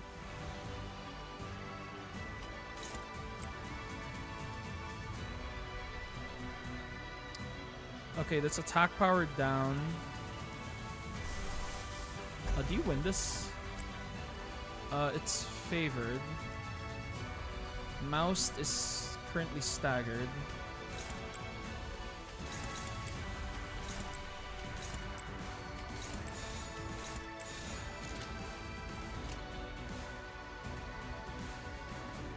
I mean...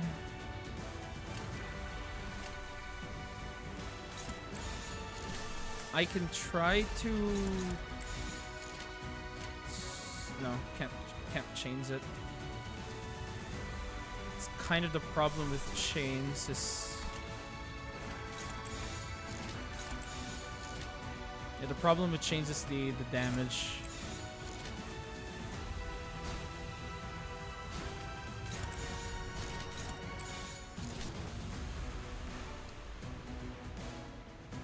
I could actually retreat.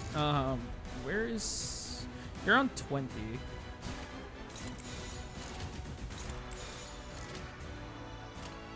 Sure, why not?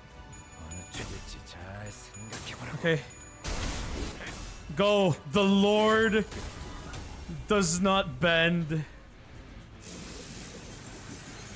Also, that was like one clash power off. All Honglu needed to do was roll a tails and I perished there.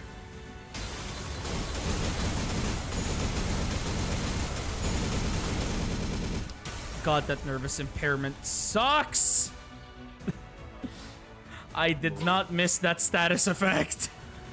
リンバスカンパニーの皆さん、本当に嬉しいで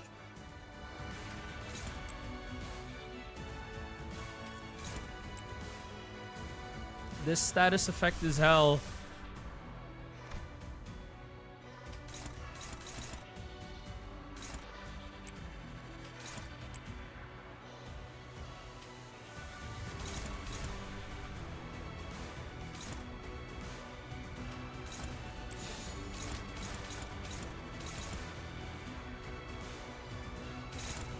Ah, shit. Okay, how do I do this now? There is another puzzle that I am met with.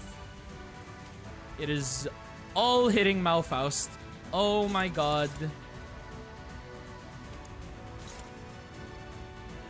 Can you chill?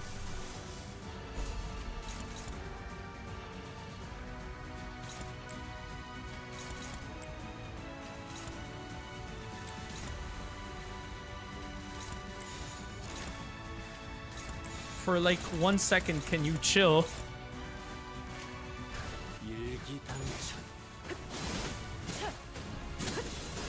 Thanks for the unopposed S3.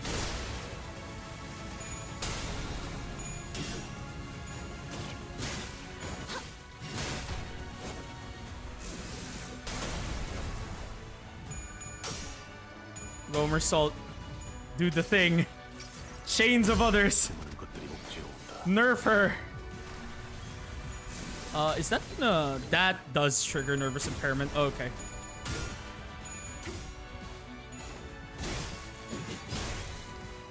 God, she is such a beast. It applies so much. Arknights would be proud having this kind of enemy in an event.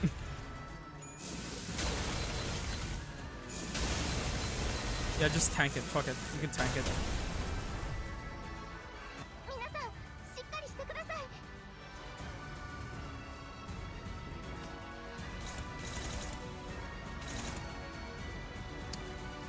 Oh no, you're gonna get fucking staggered this turn no matter what.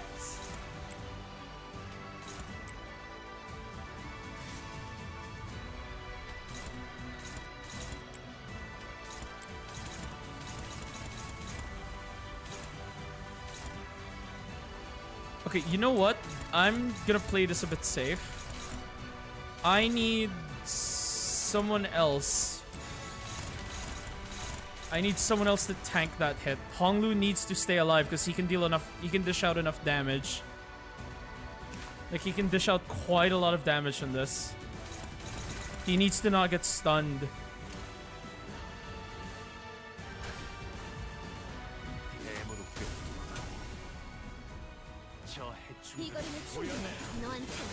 Oh my god, it's all gonna crit.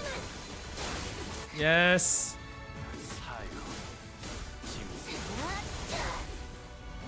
Yes.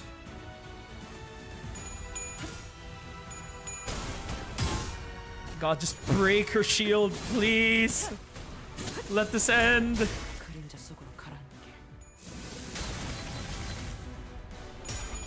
This fight would have been nice if I didn't fucking fuck up with the Roomba. God, I hate that the Roomba needs to get fucking... Don't get stunned. You need to be alive to do the thing. We're still doing this. This fight is surprisingly long. Oh, your turn to get staggered, Gregor. Wait! Yes! Okay, that's good. That's actually good. I can unload.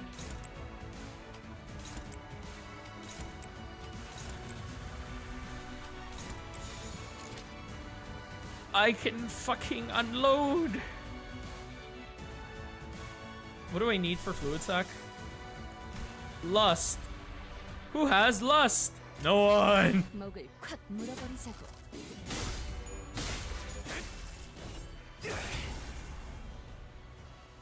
I don't even think I'll deal enough damage because I don't have a lot of essential skill 3s.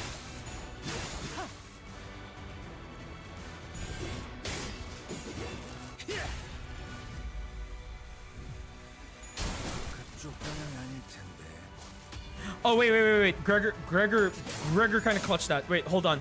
Gregor kind of clutched that. I think she's dead. Oh, it's over. It's over. I would celebrate with a really loud scream, however, it is 2:30 a.m. Okay, first try, baby, even though I fucked up multiple times in that fight. It's true that people scrutinize others for differences to find something they can hate. But it's also true that it is often those very differences that people look up to. And admiration usually goes hand in hand with overestimation. Yes, and Miss Smears admired these two unknowns, Seaborn and Delight. She thought they would be the solution to everything. Mayors, do you still want to go to the city? No? I'll remain here in Terra. I'll broaden my studies and I'll talk more. Oh, hey, we have another person who managed to undistort. Hell yeah. Oh, wait, no. Yeah, another one to the list of undistorted people. So we had Kim. Yeah, we have Kim, Engdu, Heathcliff, Hohenheim, now Mayors. To find a new path forward, realizing my wish. As for what will happen now, Miss Mayors, we're going to need to have a long talk with the Inquisition, but we'll help too. We'll help you in your search for that path if we can. The great arc built from the city crumbles. Light fades and gives way to the shadows. And we found ourselves back aboard the vessel Masas. I gotta bounce and take a shower. Take care. Alright, take care, raccoon. Battle complete. Vessel Masas, it's slowing down. How's Miss Mayors? Here. unconscious. The mental strain seems to have taken its toll. It all happened inside the dungeon of the Fathoms, but it can't have been too easy on her mind to send so many waves after us. What'll happen to Miss Mayers now? First, we'll wait for the Inquisition's ruling, then bring her to Rhodes Island. Her efforts were misguided, but she also had Terra's best interest at heart. Together, I'm sure we can discuss a better way forward. What if she's sentenced to death? Then we will need to offer a different proposal. We can consider it when we get to it, Doctor. It's finally over. All we have left to do is go back. I've skipped the story, but the rewards are... Damn, you really skipped the story. Fucking... Dude, this shit's peak, though. I think even without knowing Arknights, I'd say the story's fucking good. Like, there's a lot of, like, things they've dropped in this, like, event that they would do it in an intervallo. And I'm honestly, like, baffled at that. Like, they fucking, like, did, like, some drops foreshadowing some, like, lore implications because of fucking Carmen somehow being able to dimension hop. Shit, there's a lot of things I'm, like, questioning now because of this fucking event. God damn it, man. This shit's peak. The OST is peak, the story is peak. I love the sprite work, the fights are nice. If, you know, the fucking Roomba worked on AoE. Which is fucking annoying why that doesn't work. Thank God for Lord's Guard or Assist Defense doing work.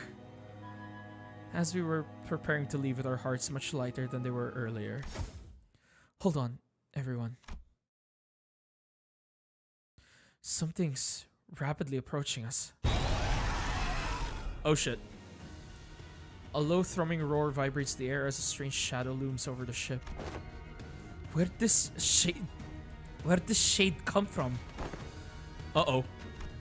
Wait. Is that? Almost as if driven by instinct, Ishmael takes the radio from Gregor and runs into the control room. Something must have clicked in Otis's head as she also turned and ran after Ishmael. If those two are running into the bridge... Brace! Grab onto something! Oh, bollocks, mucking it up right before the finish line. Doctor! Dante has advised that we grab onto something. I see. They're preparing to turn the ship around. Everyone, brace for impact.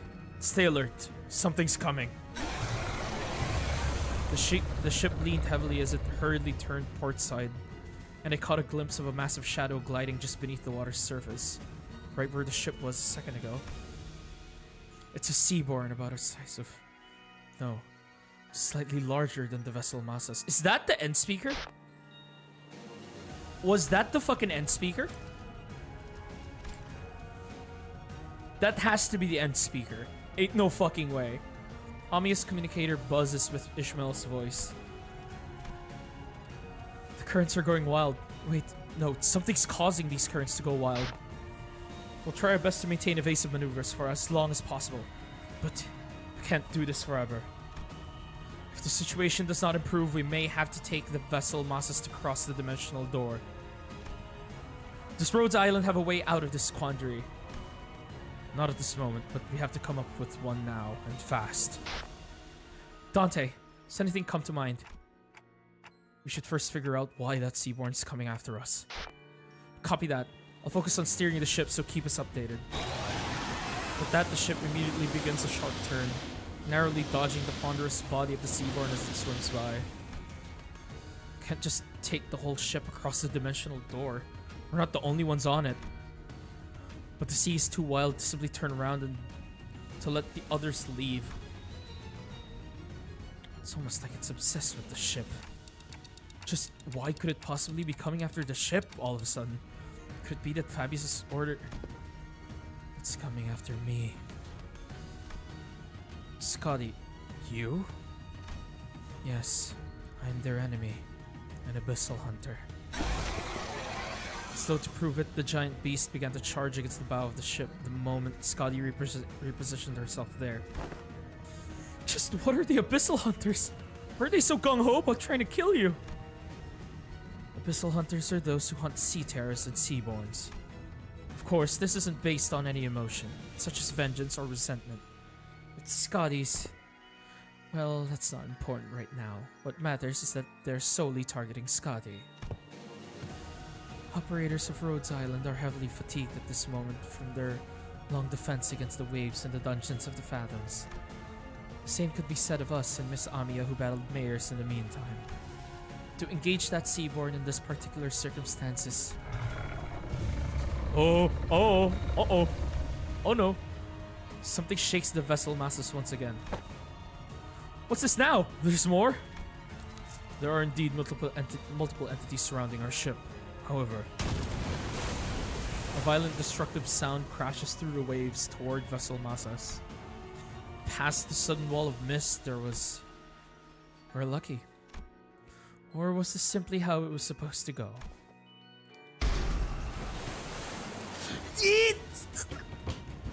He's back! He's back! He's back! Don Quixote's back! See, Don Quixote's back! Isharbla! Also, it wasn't End Speaker, it was the fucking Seaborn God. Never mind, my bad, gang. It was not the End Speaker, it was something way worse. So that's why it was targeting Scotty. It wants to fucking merge. It wants to become complete. Fuck. Go, Don Quixote, go! Sir Knight? Two Seaborns. It's going to be fine, Miss Inquisitor. If he's the same knight we fought earlier, I doubt he'll be able to stop himself from charging at that giant of a sea monster. Like Honglu said, the knight charged straight at the giant, rough wave at the great Seaborn, as though he hardly noticed our presence. Ahab has found his whale and he is coming. If we can help the knight repel that Seaborn, we just might have a shot at sending Limbus Company back through the dimensional door and escaping aboard the vessel masses ourselves. Can everyone still move? I'm almost at my limit, but I can still move. I've got a plan, and I'd like for everyone to trust me on this. Things weren't so bad outside after you'd entered the portal. Now's the time for the hunter to get to work. The bright ray of light from Irene's lamp shines upon those atop the deck, while Scotty leaps tall into the air using the ship's bow as her launching pad. Yeah, fucking Scotty, hell yeah. The operators each scatter to their appropriate positions as commanded by the doctor. Ishmael and Otis both exited to the decks as well, presumably having found someone to steer the ship. Is it okay to have you two out here? The scout's it. Seems to know enough about seafaring to take over. While this crisis is far from over, she was good enough that it was reasonable for us to leave the ship steering to her and descend to the decks for our return. It doesn't seem like we'll all be able to bid you goodbye. Are you sure you're all going to be okay? We could stay a little longer and help. I appreciate the sentiment, I really do, but... Amiya pointed toward the dimensional door, which had shrunk significantly small. Oh, we need to go back. Since the first time we saw it. You don't have much time. I wonder if it was only supposed to be open for a set period of time, or what if it's closing now because our work here is done? There was precious little we could learn about it now, but it was obvious that our time here was coming to an end. Thanks, Amiya. We would have been lost for a while in this world if it weren't for Rhodes Island's help. Okay. I'm gonna sneeze.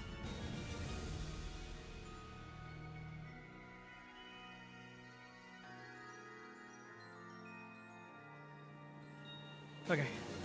Well, thanks to you, we should be able to sufficiently study the dimensional door before we return. Time to say goodbye to the Iberian sea breeze, I guess. Do you have any idea how big the pile of paperwork is going to be at the Inquisition? Mierda. Try not to drop into Iberia next time, you got that?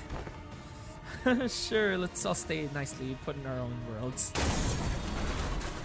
As the Great Seaborn briefly falters the combined might of Skadi and the Knight, the ship's bow managed to stop inches from the dimensional door. Yeah. Fuck, dude. Look at that. Isharmla and fucking Ocean Don Quixote throwing hands with Scotty. This is fucking insane, dude. God damn. Oh, thank God this isn't thank God this isn't alternate ending 3, because if this was alternate ending 3, then Scotty would have long since been absorbed by Isharmla. Okay.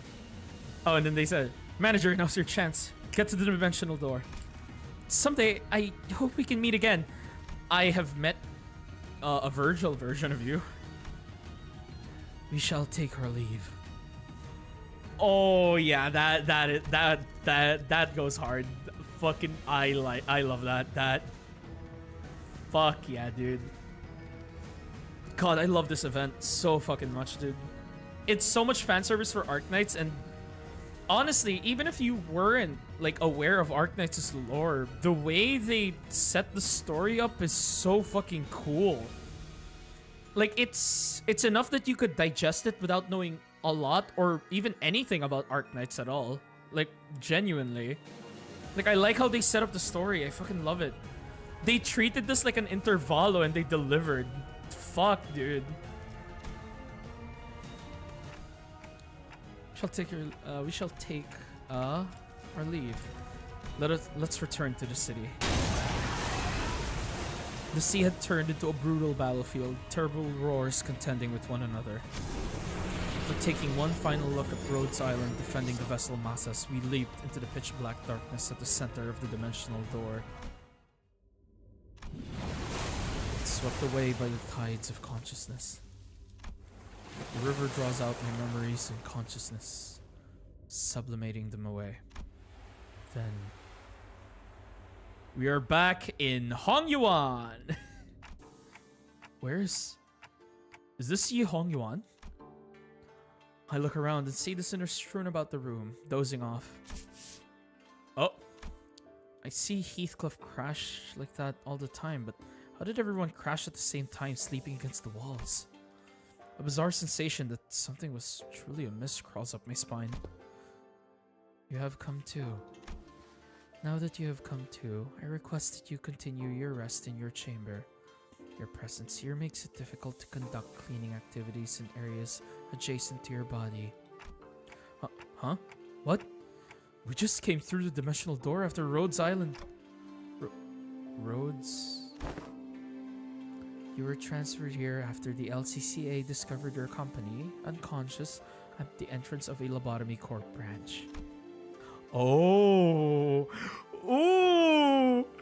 I feel like I just went through a memorable experience, but I can't recall what. There was a hole in my memory and this strange emotional tug at my heart. An ego I don't ever recall extracting. Rosinante pretty me avail me, but 5 more minutes. Yay, we're back. Scheduling wooden training dummies to wake you in 5 minutes. What? Those can fucking wake you up? Okay. But the bizarre sensation naturally settles. What was that abnormality? What just happened? I don't have any answers to either of those questions, but... Wait, where's Sod? She said something about how there's been a delay or something. I couldn't find Sod, who's been bringing us odd jobs here and there during our stay, anywhere in Yi Hongyuan. But on the desk, I did find a note filled with various requests and a letter, both presumably left behind by Sod. We've got a distortion contract. Come on, time to earn your keep. You weren't going to lounge around until we got a message from HQ, right? Are they allergic to giving us time off or something? In that moment, a certain voice briefly surfaces from the abyss of my memories before sinking again. There's no such thing as absolutes when it comes to the value of life. Which means that it should never be up to others to define the worth of life, to argue for it. The worth of life. I don't quite recall who said that or even where I heard it from. Honestly, I don't even understand what it means.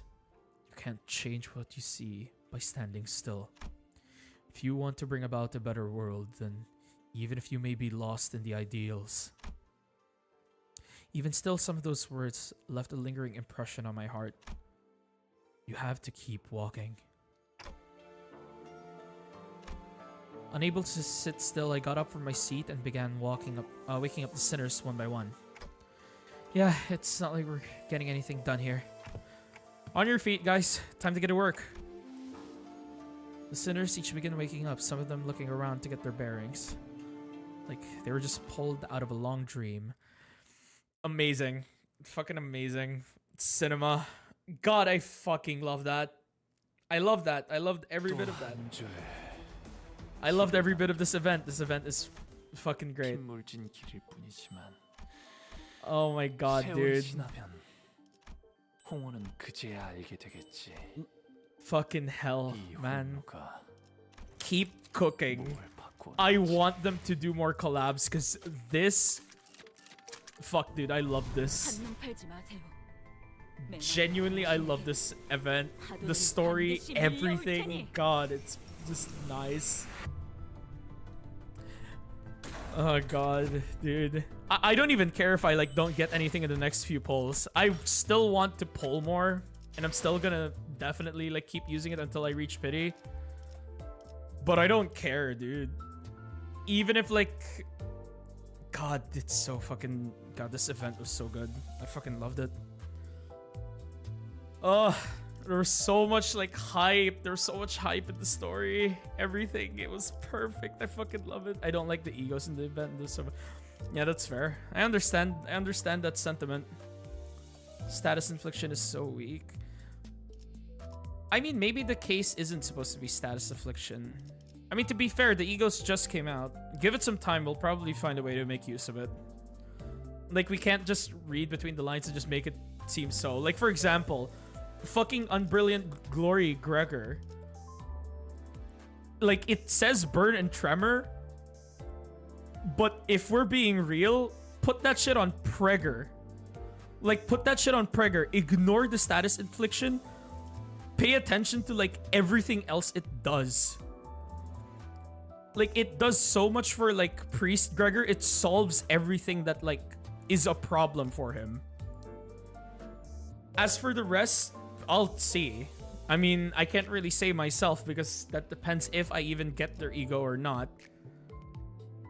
Which probably won't be the case. I probably won't be able to get their ego. 145 and I got nothing. I do not trust my luck. It's probably gonna go nowhere, but it is what it is. But god, aside from that though, fuck dude, I love the story. God, I love the story. I don't see problems in Priest Gregor. The problems with Priest Gregor is the problem with Priest Gregor is like the stagger. He's a bit inefficient. He's a bit inefficient in like a lot of his kit. And the thing is with Unbrilliant Glory, it basically maximizes what he's supposed to do as like a tank.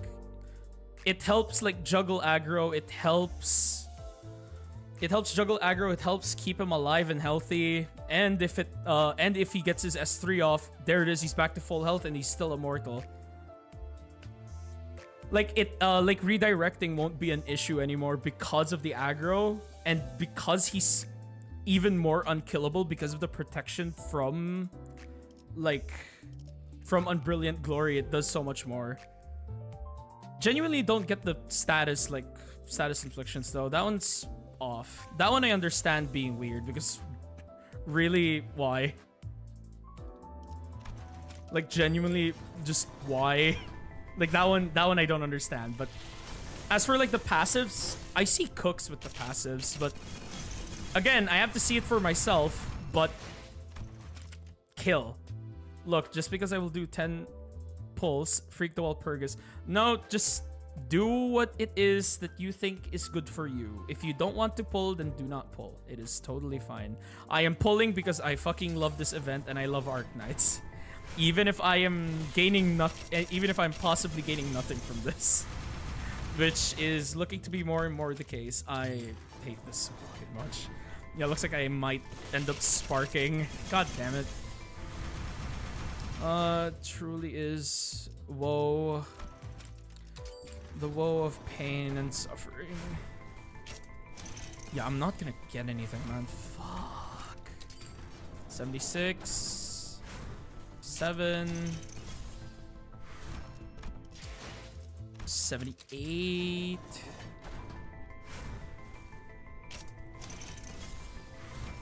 79. And last one before I go to sleep. Because it is so over. Actually, like, nothing, dude. That is insane. 180 out of 200 and nothing is fucking crazy, dude. Actually criminal. Well, there's no going back. You can stop. You know you can just put your hand away from the button, demo man. You should chill. Oh, God. My man, you do not have to do this. Oh, God, but shit.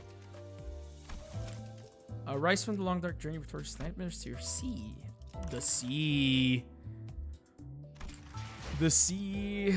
There's fucking nothing. 180 and I got fucking nothing. You're gonna sleep. All right, good night, Sherbu. Oh God. I'm satisfied from that event, though. I'm not gonna lie. That event was satisfying to do. That ego can be good for priest. And I want to use priest. You don't have to do it. Listen, you really don't. Like, it's up to you. Because for me, personal experience with the banner, I do not fucking trust it. Because, holy shit, 180 pulls nil? This banner fucking sucks. I mean, yeah, it's all ego, but still, fuck this. I just want this because I want the characters. You don't necessarily have to, like... If you really want to use Priest, you really don't need Unbrilliant Glory. You can use it and it will maximize, like... It will maximize, like, Prager's entire kit, but you don't need it. Because you have, like... If you have Garden of Thorns, I think that's already more than overkill. Because Prager's just that fucking busted. Unbrilliant Glory just does way more, though, but that's it. Oh, God. But yeah, dude, I'm gonna end it here. We have been streaming for 8 hours 30. Holy shit. Wow, this was a really long event. This was like... Holy shit, this was long. Okay. Yeah, full-ass intervalo. Maybe even like a Kanto. Jesus. Oh my God, but this event was peak, though. Honestly, very satisfied with how they did it. I really wish they do more collabs like this because I genuinely love how they did what they did with this collab. It's so good. Like, it's genuinely really good. Of course, there's bias in that because I've played Arknights, but personally speaking, like, with just the story alone, it's good that you don't necessarily need to be into Arknights. You don't need to be into Arknights to really enjoy the story of this. This is just good. They don't, like, go deep into the lore and throw shit that you wouldn't know unless you played Arknights. They give you terms that are more obscure, if anything, since they're not really fully related to the, they're not really fully related to the main story. Because a lot of this, like, lore that's being mentioned here, except for maybe the Profound Silence, a lot of them you can only really find in, like, IS-2. Like, that's it. A lot of them you could just find in IS-2. But the rest, it's fine. You really don't need to know everything about Arknights for this. It's just done well. Like, genuinely, it's just a well-done, like, story. I fucking love this. I hope I'll get something before Walpurgis. You have enough time. The event for Arknights is gonna be a while.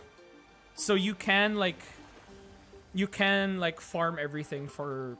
You can farm everything here. So just be patient and refill your stocks. Honestly, I shouldn't really worry too much about Walpurgis since you can really just wait and then dispense. you can just forego the current Walpurgis and then just like get shards for like the next one. Like get shards so that you can get it the next time and then pull on that banner for the rest. Like that's what you could do. The thing I like about Limbus with Walpurgis is how it doesn't really permanently go away. This on the other hand is true limited. So when it's gone, it's gone. But again, the egos aren't something to fully like greed for. Like if I'm being honest. Like none of them seem like extremely worth it to giga greed for. If you really just like Arknights, you can get it. And that's on me because I fucking love Arknights. Oh god. I can't wait. Dude, I want Limbus to do more collabs like this. They did Arknights like they did Arknights like proper justice. Like this is like great. I fuck with this collab heavy.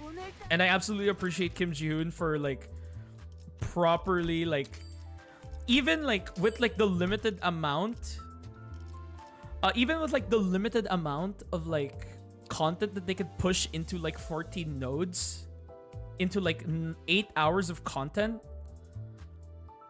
God, it's so fucking good. I genuinely love this event, like every bit of it. Except the pulling part. I hate being this unlucky. It is pain. 180 by the way. Fuck dude. That one sucks though, personally. Alright, time to dispense this. Time to prepare for one of the missions. Because I need the thingy for the mission. What do I do to get lunacy? MD. Honestly, mirror dungeon, weeklies. That's what you could do. W Corp cleanup agent. Wait, so I can put you in the sinking team instead. Because you have... Yes, you apply sinking. Yes. 750 lunacy per week and that's all? Yep, that's pretty much it. That's all you can do for lunacy. You really just gotta be a bit patient with it. It is what it is. It happens. Oh yeah, there's also another way you can gain lunacy. You can gain lunacy by like uptie 3ing IDs. You can gain lunacy by uptie 3ing IDs. Like if you have like any 00 IDs, you can uptie them since they're pretty cheap, and then like uptie 3 the 000s. They all still give the same amount of lunacy anyways. So there's also that. Okay, time to switch you back to the previous uptie art, because I always stick to uptie 1. Oh yeah, God, I feel satisfied from that event. Fuck yeah. I got giga spoiled. Not spoiled in like story sense, but spoiled as in like spoiled. God. Oh, Kim Ji-hoon, you spoil us with this peak of a story. I fucking love this. This is great. But yeah, that's pretty much it for the stream. Well, I can get more from hard mode intervallo, hard mode event, normal mode event. Yeah, just keep farming those. You can keep farming like the hard modes, the normal modes. You can get more lunacy. There's still a lot of choices. There's still a lot of ways that you can get the lunacy. And I can buy announcer. What do you mean buy announcer? To get 20. And announcer. Oh, you mean like the pack? Oh, wait, you can buy it? Oh, okay. I mean, well, that's up to you. Well, that's up to you. Just spend... Don't forget to spend responsibly. I would suggest thinking twice before making the purchase. But yeah, that's pretty much it for today's stream. Oh, I fucking love that. I am satisfied doing that. Thank God I stayed up... I stayed up this late for the event. It is great. I fucking loved it. I can't wait to absolutely just read more into the lore as I keep going, because holy fuck, dude. Oh yeah, shit, wait, also I got Ishmael. I got Ish Ego. Wait, hold on. Yeah, title elegy. Admin friends. Oh, send your ID if you can. I can add you. Or if you could see the stream, just add this number here right now. Then, all right. I gotcha. Friendo, add friendo. Search. Add a friend. There you go. I have given thee a request and you should be good. 오늘따라 별이 박소. But yeah, that is... Okay, that's 1 down on my mission, because that's 오늘따라 2 out of... 별이 박소. That's 2 out of 4 ArcCorp. That's 2 out of 4 ArcCorp IDs now. Okay, but yeah, that's pretty much it. I don't have anything else to say about the Intervalo. I've already said what I wanted to say, like over and over again. Even like it's just a good collab, and I wish Limbus could like do more collabs like this with like other games, because they did this with like so much justice. There's passion, there's heart into this collab. It doesn't feel fucking soulless like at all. It doesn't feel like it's lacking something. I'm genuinely satisfied by this. Like, this is fun. I fucking loved every bit of it. I love the story. I love the combat, the music, the sprite work. Fuck, dude. It's just nice. I wish more games that if they did collabs, they did it this much justice and accuracy. Like, it is eerily accurate to like actual Arknights, to how the enemies worked, and that scared the shit out of me when I saw last night, because he had a bullshit mechanic in the original game. But yeah, that's pretty much it for today. Thank you guys so much for joining me on this really long stream, really long fucking stream. And I hope you guys have a good rest of your day or a good rest of your night wherever you are. Don't forget to stay healthy, stay well. Do stuff that'll grease the bones, the joints in your bones, make you feel happy, make you feel more awake, make you strong. And I'll see you guys next time, where we will go back to streaming Hollow Knight until the next time we get more content for Limbus, or I finish Hollow Knight and we go straight to Silk Song. But yeah, that's pretty much it. Thank you again so much, and I will see you guys again next time. And goodbye. Bye-bye, and take care.